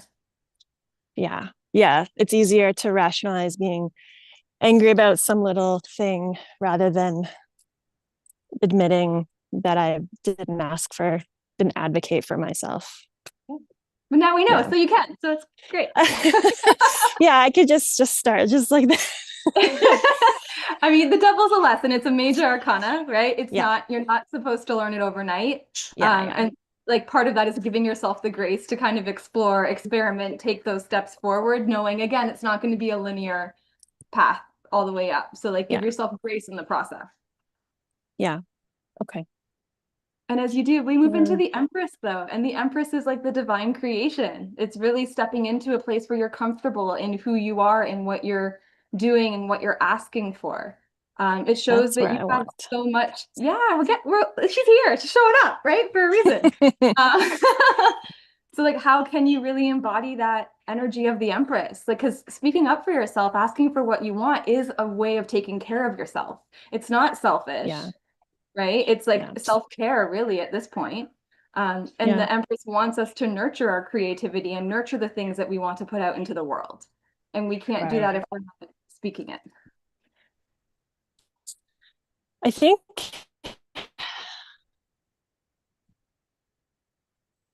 I feel like I've looked at, not asking for what I want because I know why. They're like, oh, good enough. I figured out why. I don't need to actually do it because I know why I feel this way. I wonder if maybe not maybe not doing it is having all these other side effects that I didn't really And like the Empress energy is that very like grounded, practical earth energy. So it is the act of embodying and doing, right? You can't just like, and I think that's where the Ten of Swords is coming in, where it's like, thinking about it's great, but it's not giving you the results that you need. Yeah. And then you feel like you're not getting anywhere. Right. So now we have to like actually embody it and do it. And then we can be this lovely lady. I would love to be her. Me too. Especially in this card. She's so beautiful. Yeah. So I'm gonna pop in. I just finished a deck. It got sent to my publisher called the Empath's Shadow Tarot. And the Empress in it is the nurturer who gives to everyone else, but not themselves. Interesting. So it's kind of opposite? Yeah. Well, it's the shadow side of it. It's the shadow side. Oh, yeah. Right. Of course. So as empaths, as sensitives, you are the Empress already, but you're just stuck into one cycle of it instead of nurturing, like Adrienne said, nurturing yourself and embodying everything you read and everything you learned in all the workshops, embodying it. Sorry, I keep interrupting. I'll shut up now. No, it's good. I feel like I've got two fairy godmothers right now. Yeah, we're tag teaming you. Like it this way. It's nice though, because so much of what the messages we're getting are aligned anyways. It's wonderful. Yeah. And I'm just going to give some real root chakra grounded information. Because I pulled a card out of my deck, and the one that came up was the anointed one, which in my world represents essential oils, but in your world, it might just represent plant medicine. So just think grounded, think you're deeply rooted. Like however that speaks to you, just let that resonate. Plant medicine, grounded, rooted, root chakra. I like that. I also love essential oils. Yeah. Too. So if you love essential oils and you have a tree oil like frankincense or cypress or whatever, just anoint your root chakra because those tree oils represent roots going deep into the ground. And that grounds you. Okay. Yeah. I love it. Thank you. Try and beat a dead horse here. Also, this is like one of my dearest friends in the world. So thank you all for saying things because you're normally I'm the one saying stuff, and I had hands off today, which is really fun. But Deanna had to bring that card forward because I was sitting here. So now you have to believe me, right? Because the anointed card. Come on. The same one. Come on, different deck, but the anointed and the anointed. And I love Deanna's deck. I love all these people's decks. But the anointed in this deck says answer the call. It also says leadership and soul gifts. And I just think you better recognize what you're already working with. You know what I mean? And stop interrupting yourself. You already know what you feel. Like it's one of those feelings of like the mind is taking You know, I was thinking of this as a universal message, so it's really not even just for you at this point, but Yeah. when we give an abundance of thought out without receiving thought or thoughtfulness back, and then we deplete ourselves mentally by trying to solve, trying to rationalize, trying to overextend compassionate thought beyond what is actually being asked of us in reality. Right? Like in a situation we deal with, we walk away, then what are you doing? You're giving so much more thought. And so then the psychic or telepathic reserves can get depleted because you say, here, you take some, you take some, you take some, you take, oh, what am I thinking anymore? You know, it just kind of gets to like a muddly place, which is why you sometimes might feel like selfish as a sensitive person, just thinking about what is important to you and what matters to you. That's actually just what people do. And we're overdoing it all the time because we keep thinking if we like think it out somehow, it's just gonna like end up with an answer. You're gonna have the final page of the book, and you don't get that till you're done the book, and you don't want to be done the book just yet. You got a lot of time left. You know what I mean?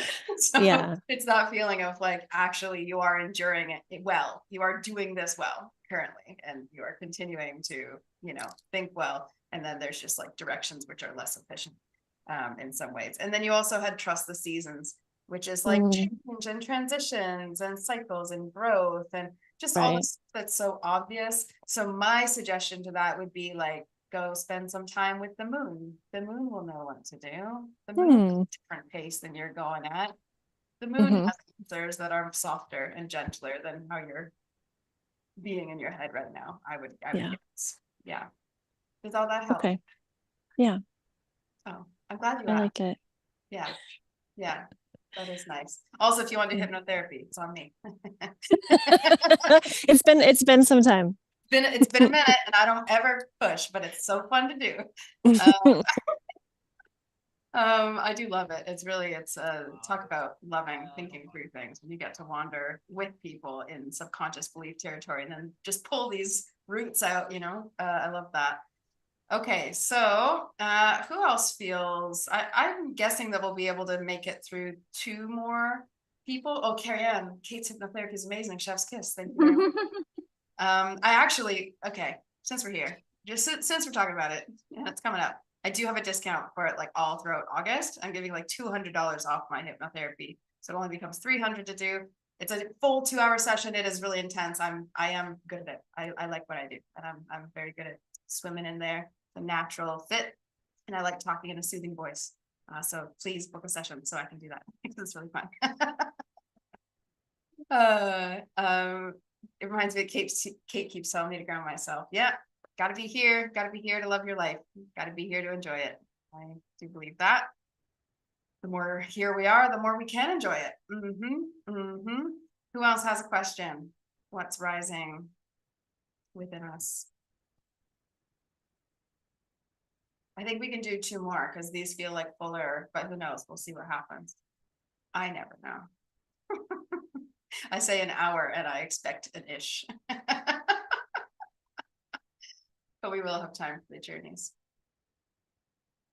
You can unmute if you wish.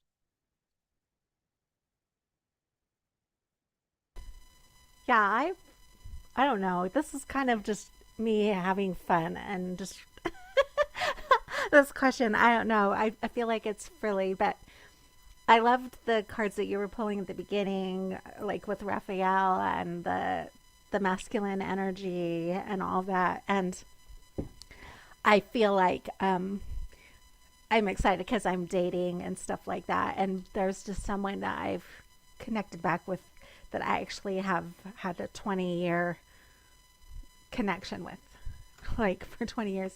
But things are really shifting, and like we're actually communicating, which is like, I feel like he's actually starting to get to know me. So my curiosity lies in maybe it's just an attitude. I feel like I'm doing really amazing. Okay. But I feel like just an attitude of how I care for myself, and the attitude of me kind of wanting to experience more of that loving, polarity, energy, or whatever. That's what I could call it. Was that vague enough but specific enough? I got it enough to get started, and who knows, but it'll unfold, I'm sure. So feel free to, just like as we were talking with Sydney, right? Like, course correct us and help keep us accurate if we're grabbing onto it differently or something. Yeah. So I do love the idea of like polarity and understanding yourself through it. We understand ourselves so much deeper through relationship, right? I love that Deanna's ready to go. I'm so ready to go. That's I awesome. know that Deanna is like a twin flame type like understander Yeah. as well too. So like you asked it in the right moment, and also Yeah. it felt like showing up, which I love. Yeah. Oh, I'm very okay. proud of Okay. that. Before we get started, I had this amazing experience this morning. I was doing some inner traveling, and I saw this. This is so cool. I started crying. I saw this experience between a man and a woman, and it was like what was being conveyed to me was like they weren't two separate individuals. They were one being. It was this amazingly beautiful, and I felt it. It was like, no, this isn't like we identify as separate as the male and female. And I'm like, oh my God, no, they're one being. It was kind of this really amazing thing today. So That was worded perfectly for what I needed to share with you. So I'm really glad you said that. Exactly. That's okay. perfect. So stick with this feeling of one being, right? Mm-hmm. Yeah. And like every human you interact with, especially when you get into intimate and closer connection, but I can actually extend this to everyone, that everyone is a human being like force with you in that sense, that as you meet each other, you're reflecting back like the opposites of what each of you know. It is like completing in that moment. Does that make sense to you, what I'm describing? Just very briefly. Yeah. Okay. Actually, yeah, it Okay. does. Okay. Okay. So then you meet a divine romantic partner, and many layers meet with this oppositional and syncing energy in combined, right? So it's why there is this beautiful polarity means like actually resistant attraction. Right? It's actually I guess I positive, really negative have. I'm kind of in the middle of the wash, and I have a tough time deciphering yeah. between the two. So you don't have to decipher between the two. You are the two, and they are the two. Okay.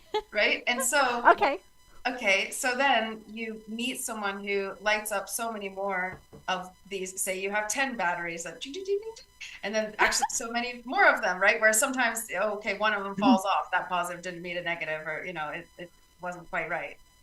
When you meet so many more, it also leaves the energy higher for you to expand into. But often people will expand into the other person, hoping that they find their match by self-abandoning in some sense. And so the real beauty of especially being in the feminine as a mainstay energetically, which you very much are, you're a playful, receptive, intuitive, float through the la kind of as a default existence, right? Which we love. That requires you to like maintain that. And when you veer into doubt or criticism or guiding, it starts to shift you out of that because you're taking responsibilities on that aren't actually like a necessary part of that. Polarity gets drawn back magically because you are magical. And so then it just naturally sort of does its thing. Often when we're hoping someone matches us on all planes is when we start to notice our not matching because we're hoping for something that we feel doesn't exist. And actually, if it already exists, because every single person is already a mirror, then what have they to complete, right? And what have you to enjoy? Everything to enjoy, nothing to complete, nothing to like. Okay, but that sounds like a fantasy. No. Does that make sense? Okay. No, so that's if you apply it directly to yes, it will work out exactly how I see it. And I'm asking for an inner shift of non-expectation because it already is exactly meeting you where you Yeah. Does that make sense? No, that does absolutely make Okay. sense. And I love that you talked about the light because I've only experienced this one other time with kind of an intimate experience. And actually, it wasn't as close as this, but like I have never been so lit. Like I literally look at him and it's like, I'm like, oh my God, there's so much light. I cannot hold all of this light. It feels so good on so many levels. I cannot hold all this light was a little bit of a lie. Yeah, Which I'm sure is true. what Deanna's about to share with you. But it's a capacity holding, but capacity to be yourself and to surrender and to appreciate all that is without veering to what is not. That is maybe the challenge. Yes, that is the challenge. Okay. Dan, I'm going to bring you up on Oracle Mountain stage here because I feel silly having you back there. Here you go. Oh, okay. Deanna's up now. Okay. So I immediately, when you started talking, I just pulled 3 cards. The first one that came up was Island Unto Thyself, which is solitude, sovereignty, and interdependence. So this is a message to you. Yes. Regardless of the purpose of this relationship you're currently in, whether it's the real deal, it's not the real deal, whatever, we're not here to judge that. But it's a message to you to remain sovereign. Yes. Okay, that means remain not independent, not codependent, but interdependent, so that you can gauge when you need to rely on others and when you don't. Okay, that's key. Okay. The second card that came up in reverse, which means there's a shadow side to this, Oh, excellent. is Dog Days, which is loyalty, companionship, and presence. So examine what your loyalties are and why. So you've been loyal to things in the past that maybe you didn't need to be loyal to. And does this current relationship mimic any of that? Just be aware of that. Yeah. Okay, because we all follow patterns, and we all, in relationships, we get into the next relationship and there's some patterns from the last relationship, etc. Right? Yeah. And then the last card was Mirror, Mirror. Okay, this is the twin flame card. Good Lord have mercy. Okay. Oh, shit. Reflection, perception, and reaction. So whatever this person is giving you in your mirror, that's what you need to work on. Okay. So if this person, whoever this person is, and this is in any relationship, not just twin flame, but if this person is causing you to feel lonely or abandoned or abused or any number of adjectives we could use, that's what you need to look at. This person is there to mirror what your issues are. Yeah. Okay. And unfortunately or fortunately, depending on how you look at it, that doesn't necessarily mean this is a long-term relationship. It could just be somebody that comes into your life to give you that sort of mirror to move forward in your own life. So I don't know if any of that resonates, but those are the 3 cards that came up, and you can't make this shit up. You can't undo the draw. Oh, yeah. No. Yeah. No. Thank you for that, Deanna. I had to laugh at the mirror cards. That's what got me.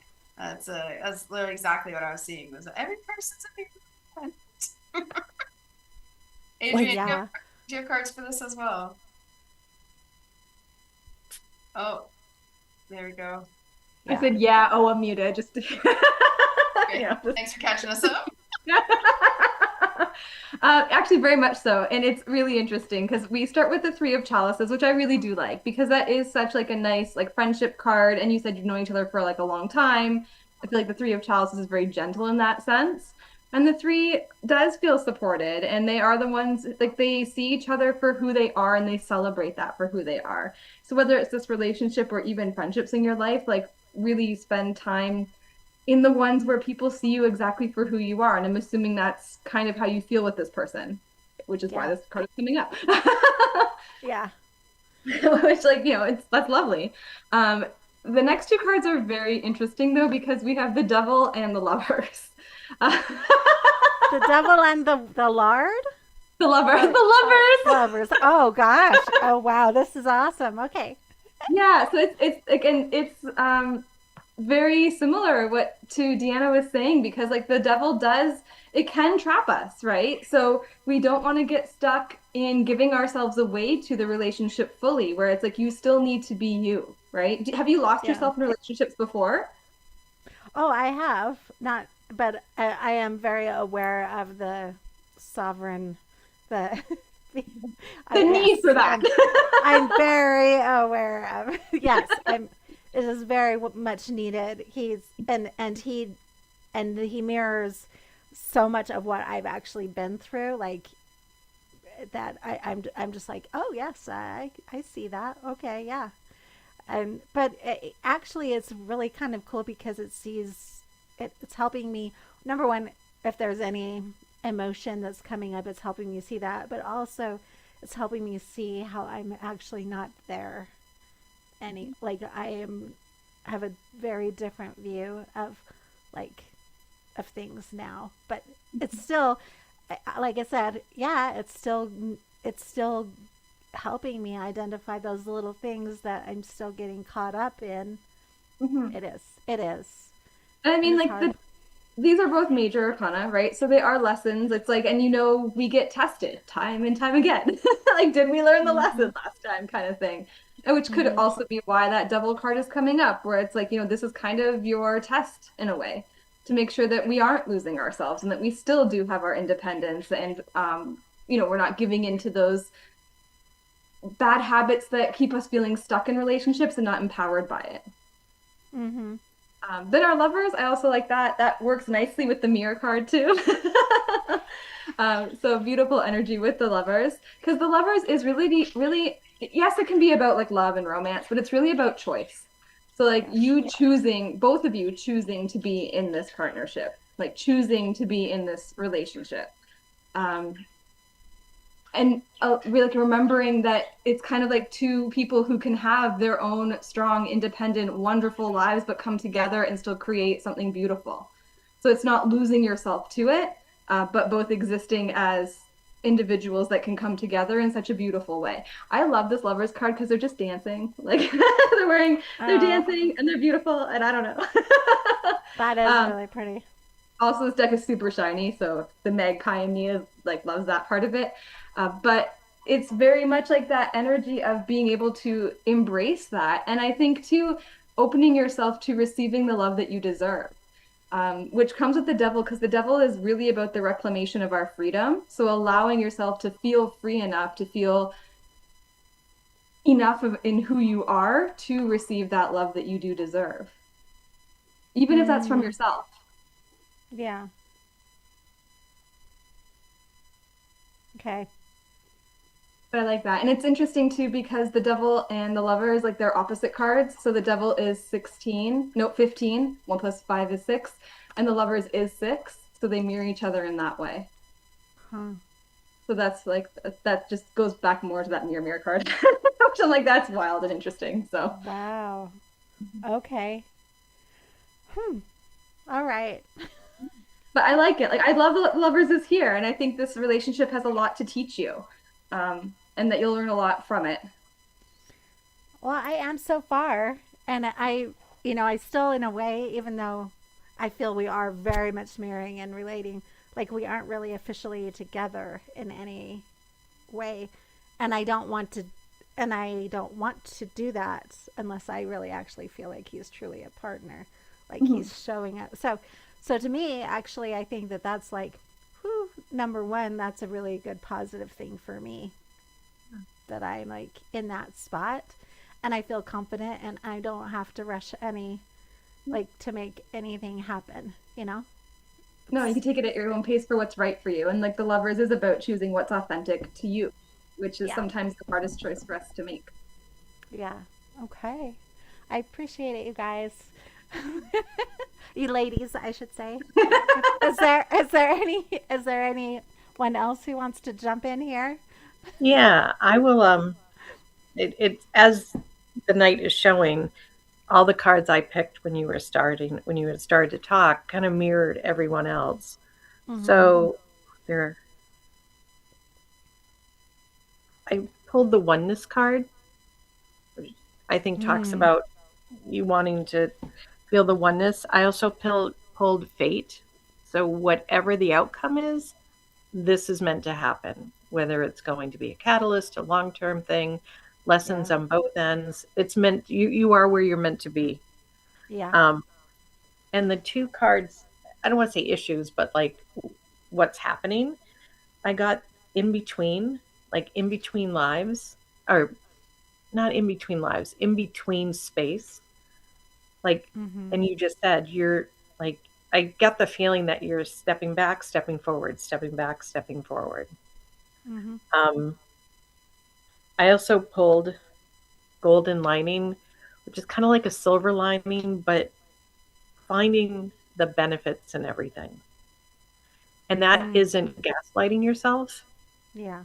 That is recognizing that if it doesn't follow a linear path that you want it to follow, it still may be a path that brings you joy, love, Yeah. companionship, just not in the way you envisioned it, you imagined it to be. Yeah. And the last two cards I pulled were emotional relief and past, present, and future. So that just always gives me a heads up. Be careful of bringing past experiences into the present. You know, thinking I was with someone before and he said this on a Sunday when it was raining, and it's a Sunday and it's raining and I don't know where he is. Yeah. And that's a simplified version, but don't bring, it's a baggage card. Like try to be aware of it. But Yeah. again, gaslight yourself. You know, No, yeah. It's a it's delicate balance, you know. I yes. think it's because I have felt those things jump up, you know, some abandonment and different things jumping up. And it's like, oh, I see where that comes from. I can honor that, but at the same time, I know, I mean, and I can honor that this is my work that I get to do, but I can be honest with him and say, you know, I am being triggered in this way, and okay, this is what I would like to feel like we still are connected, you know, like, so me learning those kind of dialogues is actually feels so nourishing for me. I love that. It's like putting me on my edge, and I'm like, okay, how do I get to talk about this in a way where I'm not blaming, I'm not going after him for what my experience is. I'm owning my experience, but I'm actually also asking for what I feel is nurturing, or informing him about what feels nurturing for me, or that something could happen that could feel better. You know, giving him that opportunity, at least. And then you get to watch to see how he reacts. Yeah. Yeah, to see what does he choose. Yeah, exactly. So it's actually, it's making me feel more empowered, even though it tests me a lot. You know, it's like, okay, Gwen, like really, really be with this, and like I'll even practice how, like I'll even go through what I'm experiencing and practice. I'll hone in and I'll be like, okay, I get to channel exactly how I get to communicate this to, and it's actually a really good practice for me. That's amazingly self-aware. I mean, 90% of the people out there never experience that kind of intuitive self-awareness. Yeah. To be able to move forward. It's really fun, but it's challenging. Oh, so fun. Yeah. No, I think you're in the perfect place, and and it sounds like you're allowing this experience to bring up what it brings up, act as a mirror, and then make your choices. Yeah. It's Yeah. kind of hard because our society and our culture, we weave such a romantic haze around relationships. Yeah. And it feels comfortable just to let yourself go into that instead of doing the work that you're doing. Yeah. It does. I mean, because I have like some other opportunities showing up and they feel more like, oh, let me just melt into this and Yeah. you know, kind of a thing. And I'm like, boy, that looks really tempting, but I don't know if that's really something that I want to invest in. Right? Yeah. You So, know the ending to that story. yeah. And I Yeah. just feel, yeah. So I love that you pulled the fate card because I feel like we've met at certain times in our lives, and it's there's been this kind of educational mirroring thing that has happened between us, and um and I knew a few years ago, I was like, oh, maybe actually another possibility might open between us because of something he experienced. So he died. He actually died and came back. So Wow. I was like, okay. And he started talking a little bit differently, like in the messages that he left. And I'm like, okay, we actually might be able to meet at a different level now. You know? So That's I'm just pretty like, profound. Yeah. yeah. So it's been interesting. I'm excited at the same time. I'm just like, I don't want to make it, like you said, like something that it's not. I don't know. You know, I don't want to enter into the love garden, even though I want to enter into the love garden and smell those freaking roses and just like, ah, or whatever. But at the same time, I am very aware of like, you know, he's still clinging on to some stuff about relationships. And this is where the he's foundation's built. Yeah, and he's been honest about it. So Help you to receive all those insights for today. it's been fun. It feels like Beautiful. I'm just with some friends, chitting Great. and chatting, and like getting some really good like yeah. Thank you for that clarity and honoring that. So Beautiful. thank you. We've got time for one more, so I'm just eager to get into that, and I want to make sure that we leave some space, because I feel someone else coming through here, and I'm mindful that I started yawning, so Uh-oh. there's only so long we have. Sorry, I was just No, into it. I loved all of it. That's not against you. That's because it's 1:20 in the morning in the UK. That's nothing to do with you. I also love that. And I know that every question that gets asked, the answers are also coming through for everyone else listening. So that's not to have guilt on anyone. I just want a third person to be able to take the hot seat here. So who is feeling that it is them? Hello. Hello. All right, glad to be here.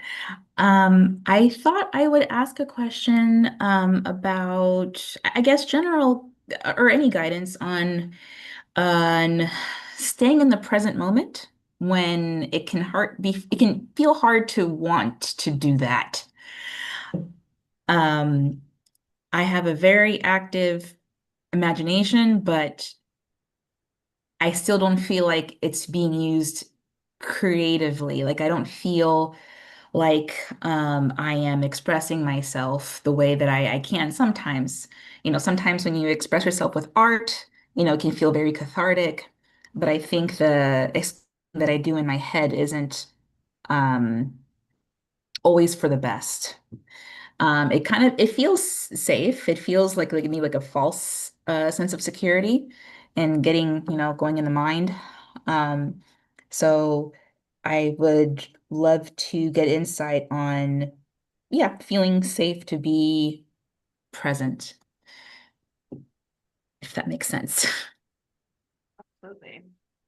I have a sort of beginning message coming through here, because I did pull a card about receiving. And I'm also feeling this is sort of an answer for like Sydney and for Gwen and probably for a lot of us in some kind of way. What it says on this card, it says, every day it becomes easier to receive the highest divine plan and trust my inner guidance. And I had to laugh that you said like the thing about being creative and like it's maybe not working in your favor in some direction. You'd rather use it in ways that would feel better. I get that. Because years ago when I was in college, I had a really lovely counselor that she was like the only one who I think actually could kind of crack through the surface of my over intellectualizing all the things I was extremely anxious and sad and worried about at that age. And she was like, boy, you're really creative one day. And I went, what? Like it seemed out of context. And she said, yeah, just for you to, create all that. And I went, oh my gosh, I've been creating my worries. And you just called me out so simply about it. It was the most like loving way of saying it, right? She was complimenting me in being in overdrive, right? And like making my own life more difficult, but it was creative, I kind of love that. And I love that we are sort of our own spin doctors. Like we do our own PR of our own life and we get to tell ourselves exactly how we think about it. And I'm seeing a theme today, which is that we're telling ourselves we aren't doing it right and we're not good enough yet and we aren't figuring it out and we must be really, really messing up. And then you get the reflection back and it's like, yeah, you're doing really good. Like you're like in Gwen's case, you're like extremely self-aware and like doing relationships totally fine. You probably need to enjoy it a little. That requires surrendering to the moment and enjoying them as they are and actually loving life. Like that's actually harder than we thought, because you got to be in it and do it. And same with a lot of the messages Adrian's bringing forward. It's like, just take the action, like be in it rather than to, you saw the card with Sydney where it was like mentally stabbing you, right? Like that is a very visceral image. It's sort of what we do to ourselves, self-sacrifice in the face of we don't see what we have right in front of us. So then we self-sacrifice our own peace to try and see if maybe it's us that's the problem. Well, if you just liked what was right in front of you, you never would have done that whole thing, right? And so it's sort of an interesting thing. Like, can you receive actually that it is here currently, right? And that creative mind is working to solve a thing that is not currently like present with you. I did want to ask, are you trying to leave this time a lot? Like you don't like this time currently for some reason? Yeah, there are other scenarios that I can get lost in where I'm not a part of the picture, but I have a lot more control over what the people are doing and how they look and how they have all these skills that I don't relate to. Mm-hmm.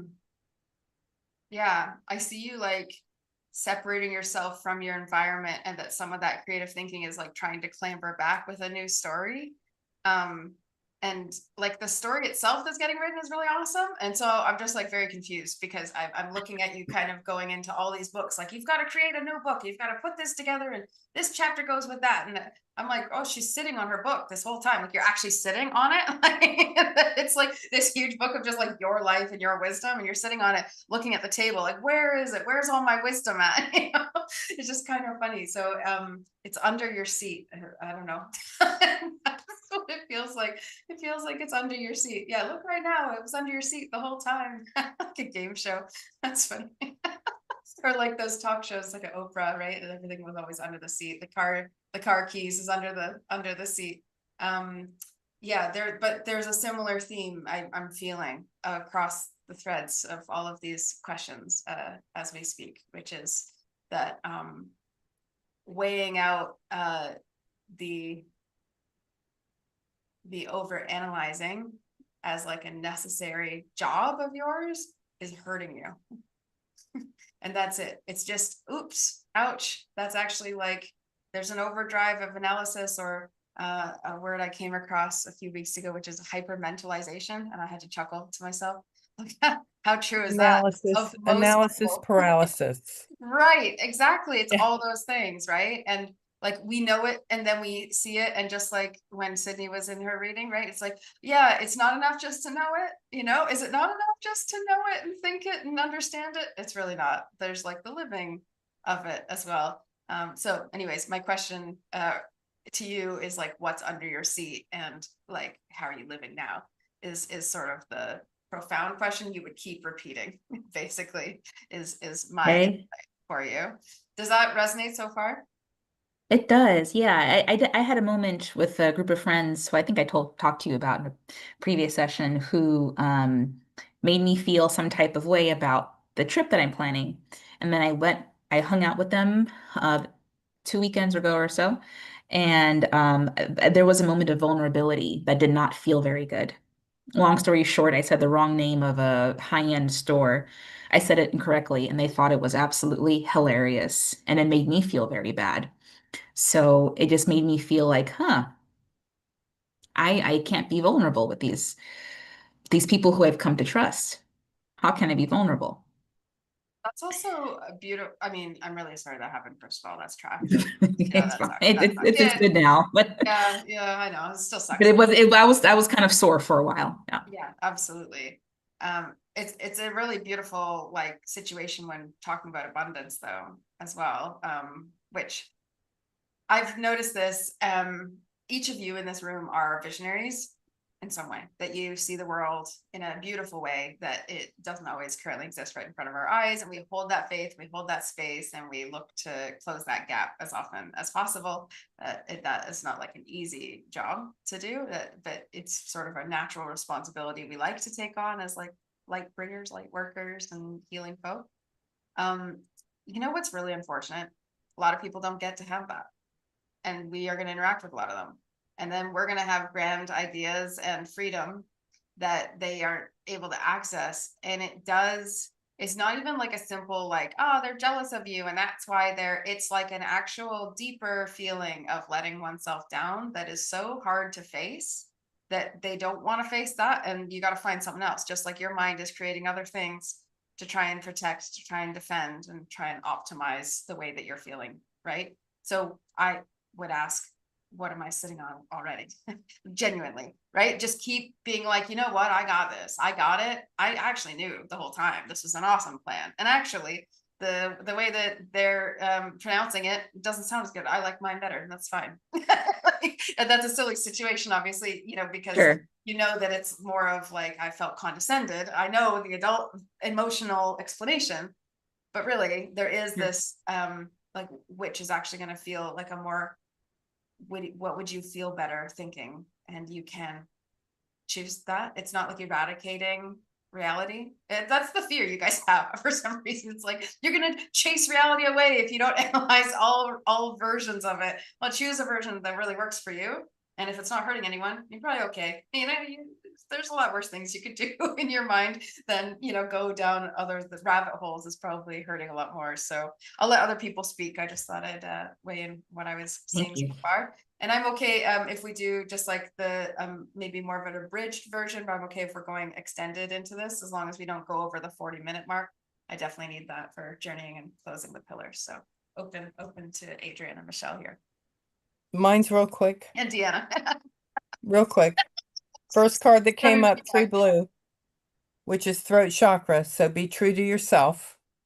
Speak your truth. Don't be afraid to speak your truth. The second card that came up is the great beyond in reverse. So it sounds unrelated, but it is. What do you fear about death?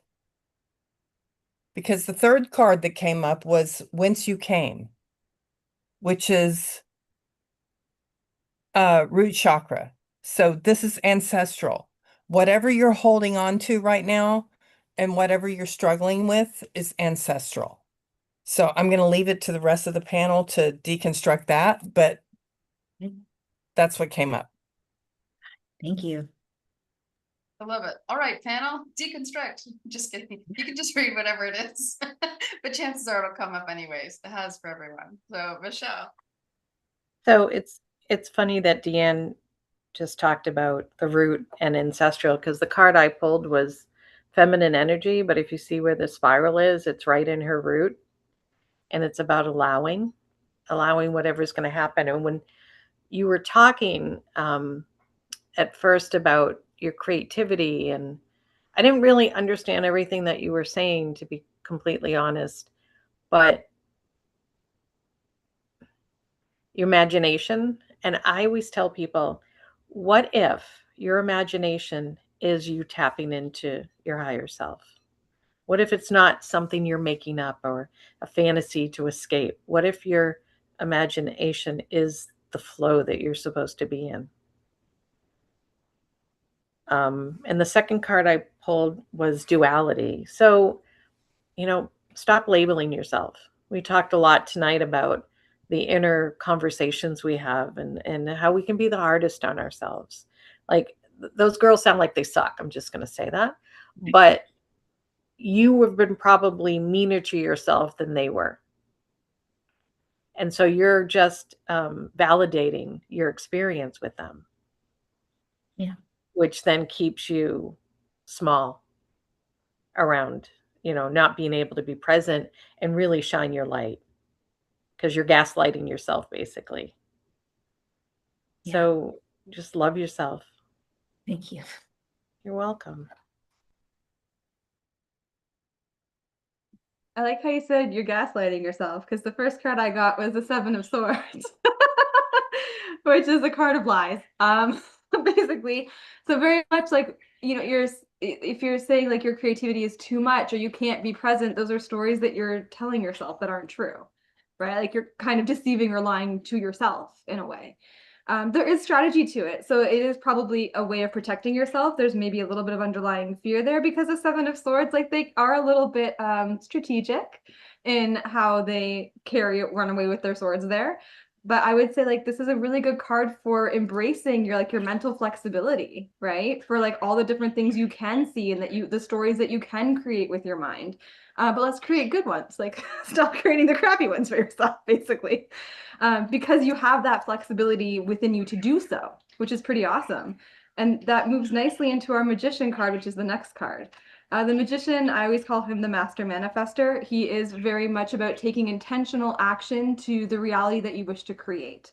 So you're saying like, if it's hard to be in the present moment, well, what does being in the present moment actually look like to you? And are we making excuses that we can't do it when we could just do it? Like take that step, because the Magician, he creates his reality by actually doing. And it's not like you have to do these big things or these big gestures. It could just be a small step every day, right? Something that's easy, that's tangible, that you can do, that you can put into action. He's very much about embracing your confidence and your personal power. So like if those people, like if those girls were going to be like that, that's not on you, right? That's not your fault. So don't carry that with you. Like that's their stuff. Let them work on their stuff, and you step into your confidence, your power, and you do what you can do with all the resources that you have. Because the Magician shows that you do have a lot available to you to utilize to your benefit. Which is further integrated with the King of Pentacles. He's also lovely energy, very grounded energy. And I've said this before when I was talking about the Pentacles. I don't usually say this with the King, but with this card, I always do. It's very much about taking the bull by the horns, right? Like really just doing those practical steps, owning all the experience that you have and everything that you can do.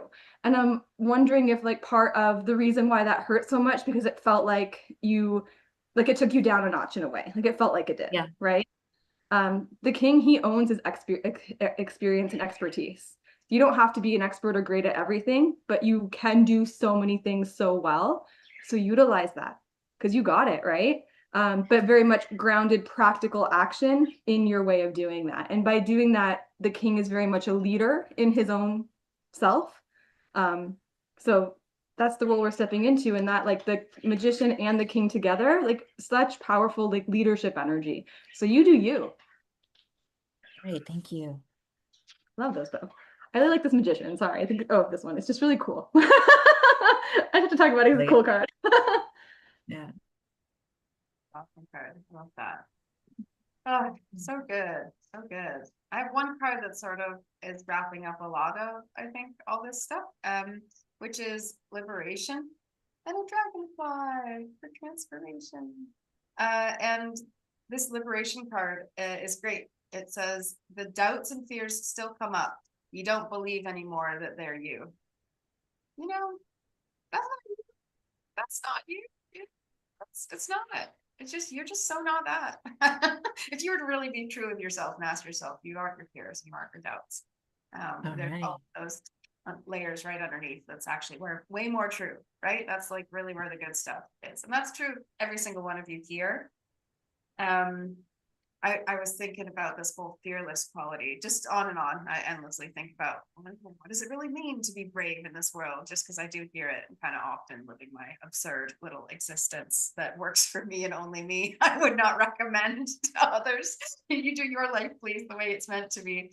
But I was thinking about this idea of like fearlessness versus faithfulness. And like, actually, like, where are we putting our faith into? And sometimes we are really shy to claim faith in something because it seems like a taboo or less socially accepted idea these days. Let's bring it back. Let's have faith in stuff again. Let's have hope, you guys. It's not going to hurt us, you know. And even in the Gwen situation, right? It's like the fantasy not being reality is not a concern if you actually are just like celebrating the existence of what currently is, along with a faith in what exists. Not having to be the straight line, specific outcome, detailed checklist, but like following the feeling of knowing, or the feeling of faith in some aspect. And deeper and deeper and deeper, I keep feeling today like abundance is only from within, right? And so I really like this landing point that we've just gotten to of Hadassah being like, all right, yeah, I will stand up. Yeah, I don't need to back down to that, you know? Let's keep this energy lifted. I'm going to thank Michelle and Adrienne and Deanna. I'm going to thank everyone for being here. But I just want to thank the Oracles for sharing their wisdom and for being a part of this collective space. It's my fave. I love the live readings portion. Thank you, Oracle, says Gwen. So I will shift into our closing for this evening. I have received for each one other than my own, the pillar gift. And so what I will do is guide us through a mini pillar session with this true nature idea and a journey, about a 10-minute journey. So then I'll close these pillars. It's like 5 minutes, 10 minutes, 5 minutes. We'll figure it out. It's okay. You guys are real troopers. You've been here for so long. It's amazing.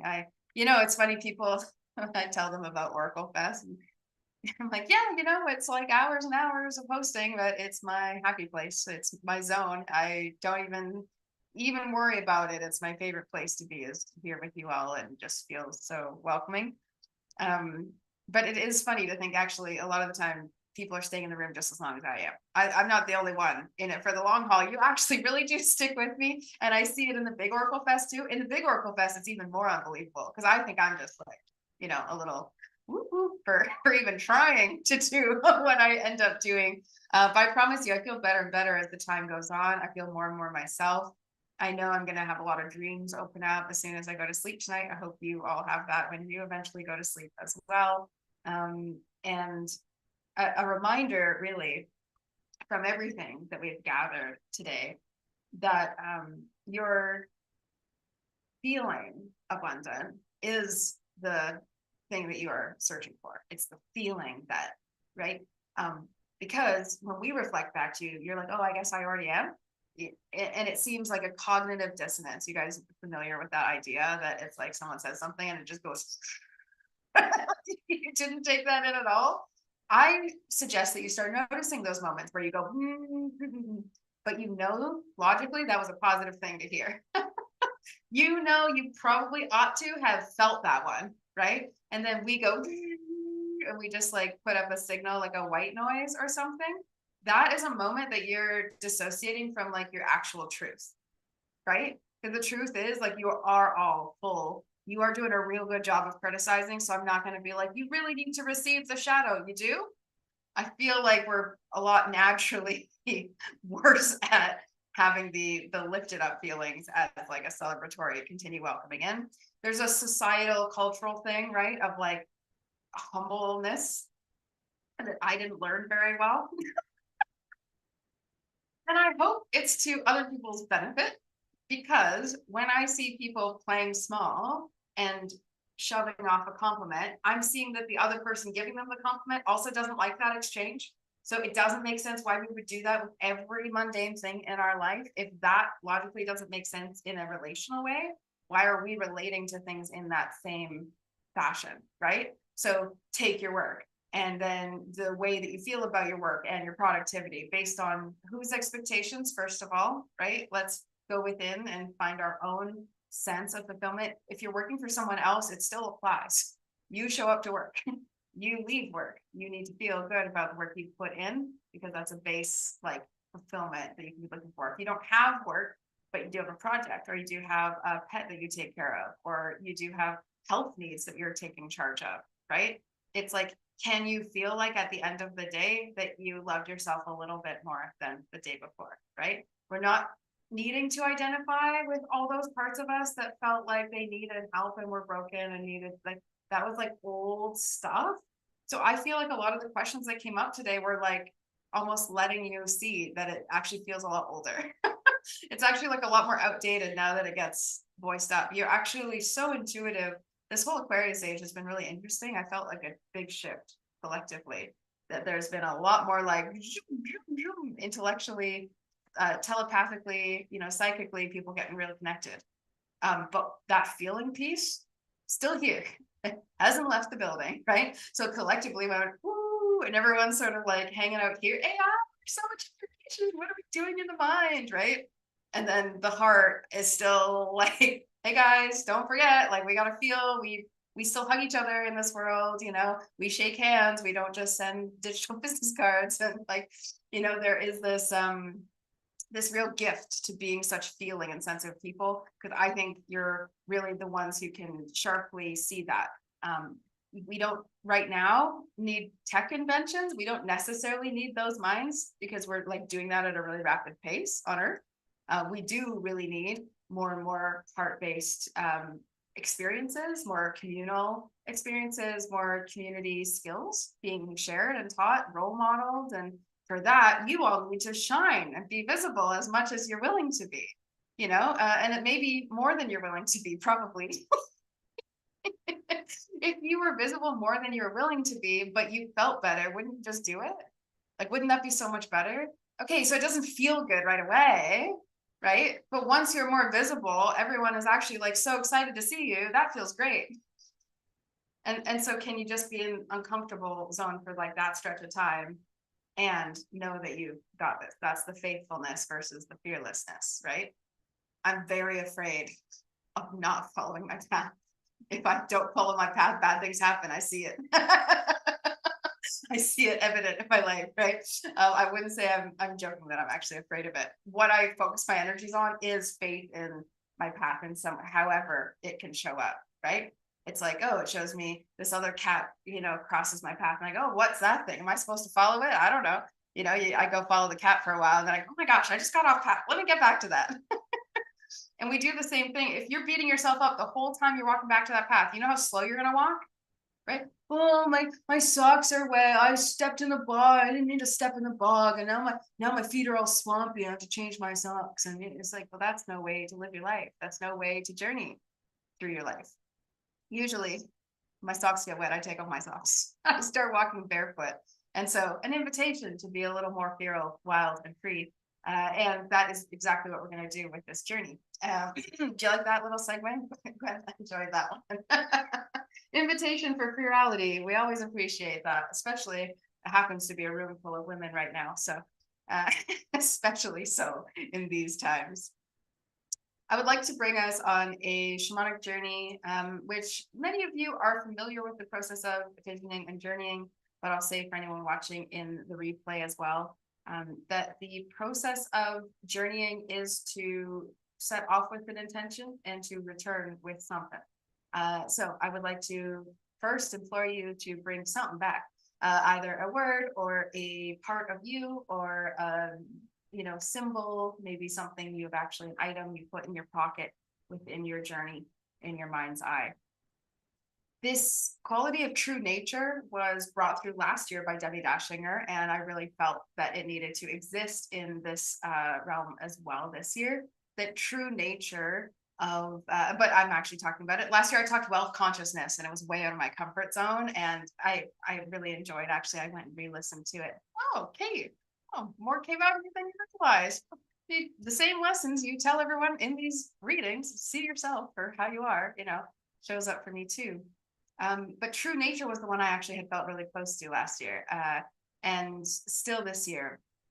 but it's more challenging this year for me, which is exactly why it's the medicine I am here to talk about. The true nature of reality is that every cell, every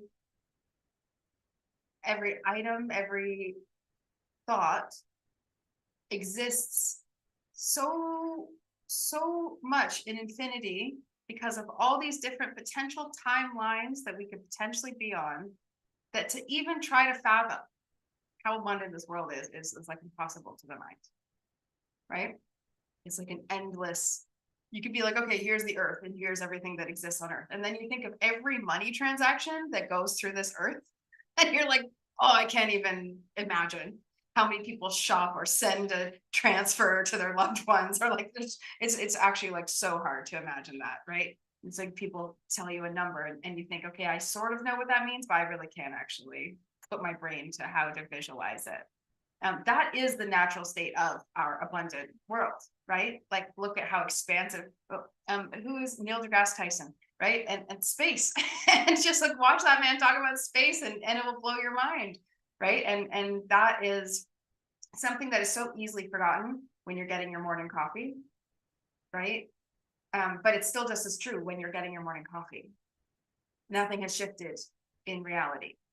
So your own relationship to that fact, which is the ever expanding everything, all energy, all the time, always changing. Your relationship to trusting that is influencing how much you are able to receive, because there is a limit. Your subconscious has placed, this is where we get into the hypnotherapy kind of way of looking at things, but it's also just limiting beliefs, coaching, NLP, journeying. It's all these things that still bring it up. There's a limit that you've placed on yourself somewhere where you say, well, that the buck stops here. Abundant to a point, right? Expansive only this direction. And so you don't have to beat yourself up for lying, because this is just our natural condition. But if you were looking to expand, you would then need to loosen the grip of where you thought you believed there were limitations for you. Those limitations weren't always informed by you, but you did say yes to them within your body. And so you may say no at any point. What's really cool is that any one of those limitations you wrote into your mind, and so you can easily write yourself out of it. Just like easy permission slip. I'm getting out of this one, I'm getting out of that one. You're playing hooky on every class that you just don't think is necessary for the syllabus of your life moving forward. Absolutely. Yeah. And loosening the grip too on expectations of speed or efficiency on resolving things, because I find too, people will end up stretching that timeline out. You also place a cap on how quickly or how slowly you are likely to go through or process or feel something. And this is a big trap I'm seeing in the healing world from a lot of people right now, right? Like, try to predict your way to perfection. Try to get to the place where you've finished all your work and now you can be an influencer because you're so proud of yourself, right? And it's like, okay, well, that's not happening. That's not even happening for a lot of people who you would consider influencing you, right? Is they're still crying on the bathroom floor because we're human, and at some point we got to feel, and that all a part of our true nature. It is our true nature to express. We have aspects of our body which hurt to give us a signal, right? And that signal can be happening on a spiritual, metaphysical level, and it can be happening on a physical level. And all of them require some level of care and attention for you. You are capable of touching every single one of those and receiving support for any single one of those and healing any single one of those, should those limits and beliefs get out of the way, right? Like, should those things scoot over, there is this really amazing capacity the brain has to be able to rewire and to do a lot of things that we thought would be absolutely impossible. And the invitation is also to accept much more deeply the existence of all that exists in your life right now as part of your true nature, your divine plan, to truly be doing your best to make peace with and or separating from, right? You either make peace with or separate from things in order to reduce the friction that you're feeling. The resistance to what is true nature is constantly ever evolving, super abundant. So I'm offering up a little exercise, a little tool, and then a journey into meet your true nature and to see how your true nature expresses. And we'll be very open for what that looks like. It's a mirror meeting type of journey where you might not be going 5 different directions and looking for clues, but that you enter a state of presence with your own true nature and you witness it. And maybe it shows up in a landscape, maybe it shows up as a human facing you, like a higher self. Maybe it shows you everything you can create because that's your true nature. Maybe your true nature is simply existing in the void and you're like, oh, I'm part of everything. You know, whatever comes through will be entirely valid. But this one little tool, when we're looking at outcomes, right? So an example for Hadassah is, okay, you're traveling, right? So you play out the situation of a travel. Oh, I know that you've done this actually, because we recently spoke about this. You can play out, you had a dream where travel didn't go so well. And then you play out in your conscious mind when you wake up, a way of it going super well. And then you would just observe in your body, well, which one did I feel better in? It's going to be really obvious, right? And then you welcome in feeling good. And then you look for more things that match that feeling. When I was thinking about, I still do this actually at the moment with the historicals idea that I have for a series about prophets and seers and visionaries. And I have really struggled with OracleFest in general of like the scope. I've really been like, I feel like it could be everything. And also I'm only one human at the time and I don't know how to, you know, like find the breadth within. When I take one situation, here's the way I play it out. If I keep it here and I work within my known capacity, I tell myself, this is what I'm capable of. I know what I'm capable of. It's this. That's easy for me right now. That would not add struggle if I just did that, right?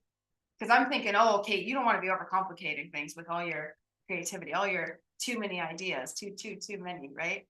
But the thing is, when I play out both these realities, one felt really calm and one felt like I got punched in the gut and was the wrong way. And the one that felt really calm was the one that was extremely expansive in a way that was very uncomfortable to my conscious mind. I was like, I don't want to go do that. Not because it doesn't deserve to exist, but because I know that that's going to be meeting a bunch of my own resistances and limitations in order to even get to that place. One felt a lot better, right? It's a binary fact. One felt like a gut punch, playing small. One felt a heck of a lot better, letting the vision, the dream be. And that's not to say it always would be that way. There are times where keeping it at a certain place is exactly the right move. And that's not to say one's better or worse than the other for other people. True nature. Let's get into it. So that was the exercise. I hope that's clear. Is that you weigh out paths forward. Here's one comfort. Here's a different comfort. Allow yourself to go into both visions with your body and see which one genuinely feels better instead of trying to predict which one is the right one or the best one or Just aim in the direction. It's like archery, right? Like at least aim pointing towards the hay bale, right? We're not aiming pointing towards the sky, you know, at least get sort of close to that. Okay, so let's do a little drum journey here. And then I'll close with the pillars. So we are going to be extending a little bit past. It was very ambitious for me to think I could do this in 30 minutes, but you all know me enough to know that that probably was going to happen. So, and you're all intuitive. You probably saw it coming. So, sound musicians on here. Let's journey for 5 minutes or so. Like let's really sink into a moment here and just allow ourselves to be. And again, I'm going to ask you not to go chasing different scenes if that's how it shows up. Obviously, don't fight it. But when we're going and exploring, sometimes we're missing the depth of feeling when you're just present with one scene. So if you can, invite one scene or message to come forward in this time, and we'll just keep it at one. And the intention that I invite you to journey with is, I journey to the non-ordinary realm to witness my true nature. So witness means receive, observe, right? We don't need to go influence and interact unless naturally that's happening. But if you could receive the invitation for stillness and simplicity in this time, I think it might be more beneficial. So just settle yourself into your chair or bed, wherever you are, and let the mind drop away from needing to hold too much focus. Focus is a gentle gaze, like it's just softening. It's like you're staring through something and you're still going to gather exactly what it is you need at this time. So again, the intention is I journey to non-ordinary reality to witness my true nature, or to witness true nature. And by the end, there will be a callback where the drum changes, and then I'll do a quick step to get you back from where you've been. And at that time, you just find yourself back in your feet in this room here today, and make sure that you are holding some piece of that message, vision, or journey, some word or item, some gift, a blessing from your vision. So happy journeying, everyone.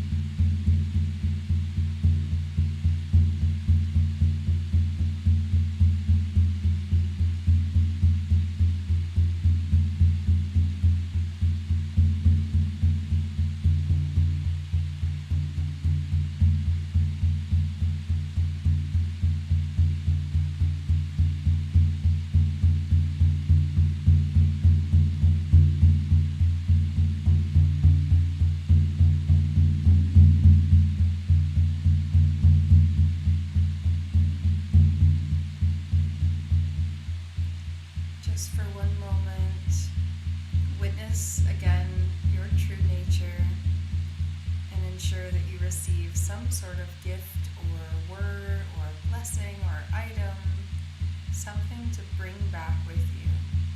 Just one more moment for that, and then we'll make our way back.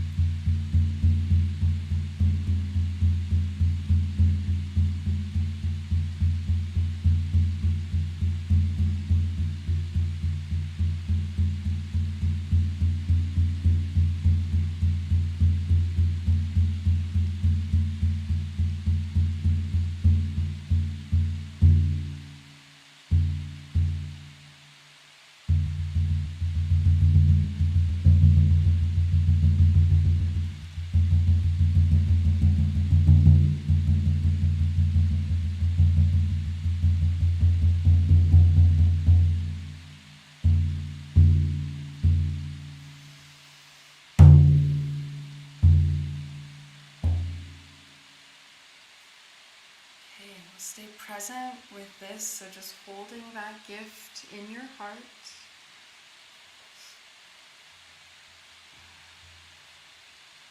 Finding yourself here in this room, thinking about the soles of your feet and your toes, all the way to the crown of your head, your hair follicles, the tips of your fingernails, every single cell of you. Just come right back to this room. I would love to share with you the different pillars and the gifts that were left behind as I've witnessed them as the day has gone on. So, on Oracle Mountain, like I mentioned, whenever we do these podium events, there are these pillars. I shared them quickly at the beginning, but we saw them unfold. So Arlene Porter was with us earlier, Violet Angel Intuition 1111, while she was on her vacay going off to a dance. So hey, maybe she had a really lovely night, or maybe she danced her socks off and that's why she wasn't able to come back for live readings. I really love that we can have this flexible, celebratory experience, which includes the lives of the oracles. Like, I never want people to feel pressured or put under, duress. Arlene loves the live reading portions. She will be back for live readings another day, just like Deanna is here now, because she enjoys live readings, and why not, right? And so I think there's a fun, joyful experience to knowing that she was dancing away instead of doing another thing that she loves so much, which is giving readings. And from Arlene's message, I really felt like trusting all of you means also putting defenses down. But why would I tell you to put defenses down if you were protecting yourself for good reason? And so what I saw got left behind as this pillar from Arlene that had all of these divine beings all at the top, right? It was like all these divine beings in one straight channel. That's how I see Arlene very much so, this divine channel of love. What I saw was this shield. And this shield was like an angelic, light-based shield that sort of was around the whole body. You could sort of angle as needed, and feels like a beautiful gift for all of you light bringers to this world to just be even further shielded. Like, I would actually love to bless each of you with an angelic shield that keeps some of the chaos at bay around you, keeps some of the mischief managed around you, you know what I mean? I just really feel that. I mean, why wouldn't I want that for you? And so I give you this shield from Arlene's beautiful. It's like a divine love shield. I would say that it's almost like given from an angel, but it's yours. It's just yours, and it exists around you. So almost like my giving it to you is you picking it back up. And as you pick it back up, it actually creates like a ring of light all around you. So I love that, because it also kind of gets your six, you know what I mean? You got to check out what's behind you sometimes. You don't want a shield just in the front. I had problems with that when they first showed me it. I was like, I don't know if that's going to make much sense for them, because we also need to protect ourselves from whatever's coming. Usually it's the past anyway. Usually it is what's behind us. It should have just been a back shield. Anyway, that's what I got from the first pillar, our divine beings and divine channeling. Divine channeling with divinity or spirits or any if you speak to angels, however it is that you connect with the non-ordinary realm, and especially non-ordinary beings, I believe is critical for an abundance journey, which is why I asked Arlene to take part in this one. It maybe wouldn't have naturally been the one she would have suggested for herself, but I really felt we needed that feeling of, oh, you can just talk to Syrians, and oh, you can just talk to angels over here, and you know, that freedom to receive support is something we need here on Earth, and you can practice it anytime up there. Like, there's times where you need to practice receiving support and all your friends are busy, and you're like, how am I supposed to practice now? I guess I'll go to the coffee shop and practice receiving the muffin I ordered. You know? And so this is when I say divine beings are there for you in that sense, especially to fill in those gaps where you're looking for that comfort or that support sooner than the universe is ready to deliver. And then we were with Kirsty Lauren, pink hair Kirsty, light being, galactic, light language. I loved that experience. That felt like a really beautiful energy activation for me as well. I can't wait to re-listen to this and to keep sharing out videos from this time. I think people are going to really get a lot out of the replays. And what I saw from Kirsty's was actually this like rose lantern. And it was like a gothic kind of lantern, and you would like hold it in front of you, almost very hermit-like. Which was interesting, and she was saying like there will be signs, and so I see this as like lighting your way, but with a rose. You know the phrase rose-colored glasses, right? Looking at the world through rose-colored glasses is like seeing the glass half full or seeing love around you. It's like you've had this rosy hue over everything, like a filter. And in some way this light is providing a filter. So there are two very light-based gifts as our first gifts, which is very interesting. The other ones are not like that. They're all like items. But these ones both work in light-based ways as well. So however you relate to a rose lantern, also take that, because I have a feeling there's other messages coming in for people with that, or you can see it clearly. And if you can see it clearly, and you think the way ahead of you looks a little dark or mystifying, you don't really know what's happening, like look with rose color, and then it's like, oh, it's a pink fog. Right? It's like, oh, that's a little better. That's a little better, I guess. And that's actually all it takes, is sort of that subtle, just like glow. It was just interesting. It didn't seem like a lot of light was coming out of it, but yet it washed over everything and made it all pleasant, and it doesn't feel like an overstimulating thing. The rose phrases turn this into something beautiful. That's exactly it. Yeah, like whatever it is you're seeing, it's allow the cast of that rose light to hit it. Absolutely, absolutely. And then we had the Pentacles journey with Adrian. I loved this storytelling moment. It was, I mean, every single speaker today had such a different presentation and energy, which is the beauty of Oracle Mountain, because it's like that every time. And I had to chuckle because Adrian brought through the idea of story and also the idea of wheat. And I had already seen a wheat storybook. It was literally like a storybook that had a whole bunch of wheat all across the front of it. So to me, it was like the story of your abundance, and the gift is to receive your own story back. It's like Hadassah sitting on her own book. It's like the same metaphor coming through for me a lot today, is your own story. And we write our own stories. You're writing your own story right now by being here. You're writing this into your story and including this in what comes forward. So this wheat story, it's like also that imagination running free, that dream not being limited. It's like the story of what if it truly worked out? What if it all worked out for the best? And that's the one we want to pay attention to. The other stories are just other stories. That's the real deal. That's the real deal one. The true wheat story. Yeah, wheat just being a symbol of abundance and of harvest and of like what have you gathered and what exists and also what is nourishing in a steady grounding way. What I think is really cool about wheat is like it just seems like we have so much of it in order to... I love this card, Deanna, I'm so glad. Fields of gold. Fields of gold. And we had gold as like a huge metaphor today with the Arlene signal or the session, and yeah, the wheat symbolism was really, really thick last year because I was in Germany walking in fields of wheat before every call for the 3 weeks before Abundance Podium last year. It was really insane, actually. I was like just surrounded by wheat and a beagle puppy, and then now I'm by a beagle elder. And so I have this like really funny, just many full circle moments happening at this time. And so, yeah, that's the wheat story, and your dream, it's almost like if you were to read that story, it's your dream going further and further and further, and just pages kept getting added and added to it, just like how prolific wheat can be. The cornucopia is the sense that wheat gives as well. And then with Michelle Matuzas, such an authentic voice. I mean, I just love when she opens up the space, because she genuinely wants to help. She genuinely just wants to talk. Like, what can we do? What's present in the room? Real shamanic energy in that way. It's like, what's here? What's here right now? Let's dig into it. And I saw as the pillar dropped into the ground, it was like this bowl. And I went, okay, just a bowl? What's in the bowl? And it was like a bowl of soup. It was like so simple and so clear, but when you feel that you have nothing, a bowl of soup would do the world of good, right? If you actually felt like you had come across absolutely nothing on your path, just a bowl of soup would do.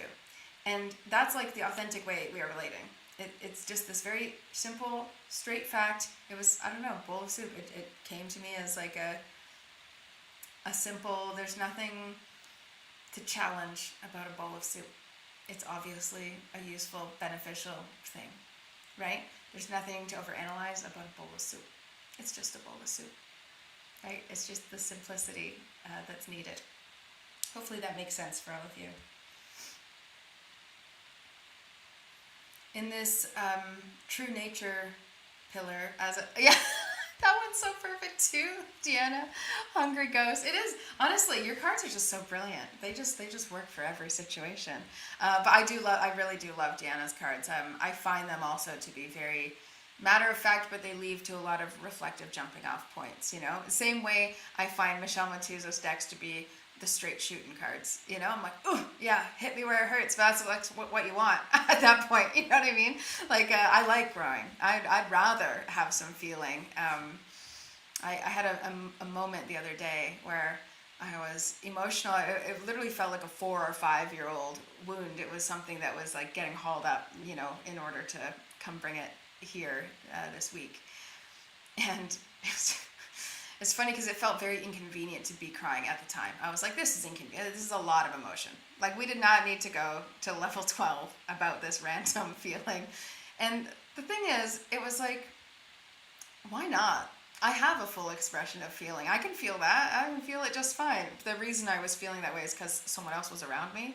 It's a man that I've been happily dating.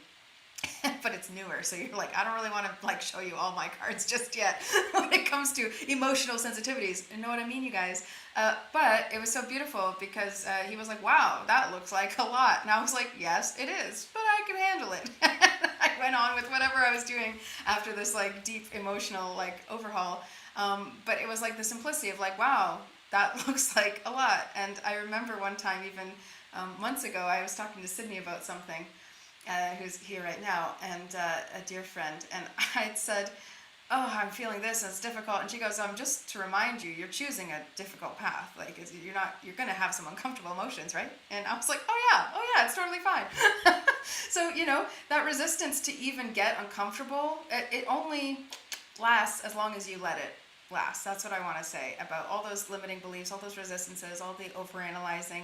That's like some pacifying for actually this much really is. You can keep shortening it and keep shortening it. The distance between your reality now and then that reality where your body listens and your business is thriving and you're feeling free in the world and you're expressing yourself creatively and you have the love you want and all those things is a lot shorter when you return back to that truest aspect of yourself. And so what I saw when this pillar came down for true nature was like a single, it was like a leaf that was like reflective. So it's like a leaf and you turn it over and it was you, right? So it's like this nature of you. But it also then reflects you outward the opposite way. As we were discussing visibility in like these little pockets, I kept my mind tuned to it as we were going through, because none of the questions directly related to it. and it didn't seem like any of the themes were like super touching it, but it all did in some way get to the core layers of what could be keeping you from sharing more authentically, from letting yourself be seen by friends, letting yourself be seen by the internet, if you want to put your work out there, letting yourself be seen by viewers, if it's art, or audience members, or whatever it is, and letting yourself be seen by strangers and by loved ones, right? And sometimes it's easier to share your true self with strangers than with loved ones. You guys ever find that you hold parts of yourself back because other people are used to you, right? Again, the discomfort of them forgetting who you are for a bit and then understanding the truth again, it's this far, and you don't need to hold their hand through it. They'll get through that just fine. They'll be a bit confused, and then they'll get to know you. And if they're meant to stay in your life, right, then they'll love that next version, that next version, that next version so naturally. It's in our true nature to love people as we grow, right? As you all do. You all love people as they grow and change and become more of who they are. And people confuse you, and then you go and love them again, and you keep finding that. And I implore you to look at your own life with that same heart. That's much truer for you than the critique, than the judgment, than the resistance and the limitation, right? Doesn't it just feel so easy to receive when you've been doing it for 6 hours? Okay, now it's time to dream. So, those are the gifts from the pillars today. I'm not going to bore you with OracleFest housekeeping stuff while you're in this daze, because you'd rather hear it when your brain's back on. So I will share emails and social media, and you can stay following that way. For today, I just want to thank you all for being in this beautiful container, for allowing Oracle Mountain to come back with a feeling that is much more real and authentic to me, for letting this be humble beginnings as we begin to welcome more and more people into what feels much further aligned now, due to you all showing up as your true selves. I can do more and more of that myself. I feel personally very inspired by all this. All of my personal messages are swimming around. I cannot wait to go to sleep. I'm going to be too excited to sleep. I can't wait to dream. I'm too excited to sleep. I'm going to be doing that. I do that all the time after these. So I would love to know, please send emails or drop me a message if you have me that way, on what comes out of this, because I think that would be really cool for people to know. What comes out of coming to an event like this, and what experience can reach you after some of these insights, even if it's a subtle thing. This thing happened and then the next day that happened. That's the kind of thing that I think people do need to see more of, to trust themselves to open up to spaces like this. You're also brave, you're also fearless. I'm sure you weren't scared about being here, but there is this feeling too of what comes next, and I just want you to know the OracleFest is here to help and hold you in those what comes next. And we do have more and more seasonal events. Yes, track the synchronicities. Yes, go back and look at your Omen days if you were doing predictions with us at the beginning of this year, because I am flabbergasted and amused at how accurate my July reading was, and how much I was kicking and screaming through July, because I was like, I want to do my work. I don't like all this focus on my personal life. I have stuff to do. And then I went back and looked at July. You are going to feel uncomfortable because it's going to be more about your personal life than any of your work. I said it exactly like that too. It was really funny. So go back and, let yourself take in everything from this. We will share the replays out and everything. Thanks for staying extra time, and I do hope that you all feel liberated and empowered from this time together, moving on and on and on. Until next time on Oracle Mountain. Sending you all a big hug, and you're welcome here anytime. You can always come back to the mountain. You're all welcome. So enjoy the rest of your night. Take care, and remember, your abundance already exists within you now. Yes, it was beautiful. Thank you all. Thank you, thank you, thank you. And goodbye to YouTube. I haven't been talking to YouTube for a while because we got really in the zone here, but that'll get unlisted now. So goodbye to anyone watching on YouTube. Recording stopped.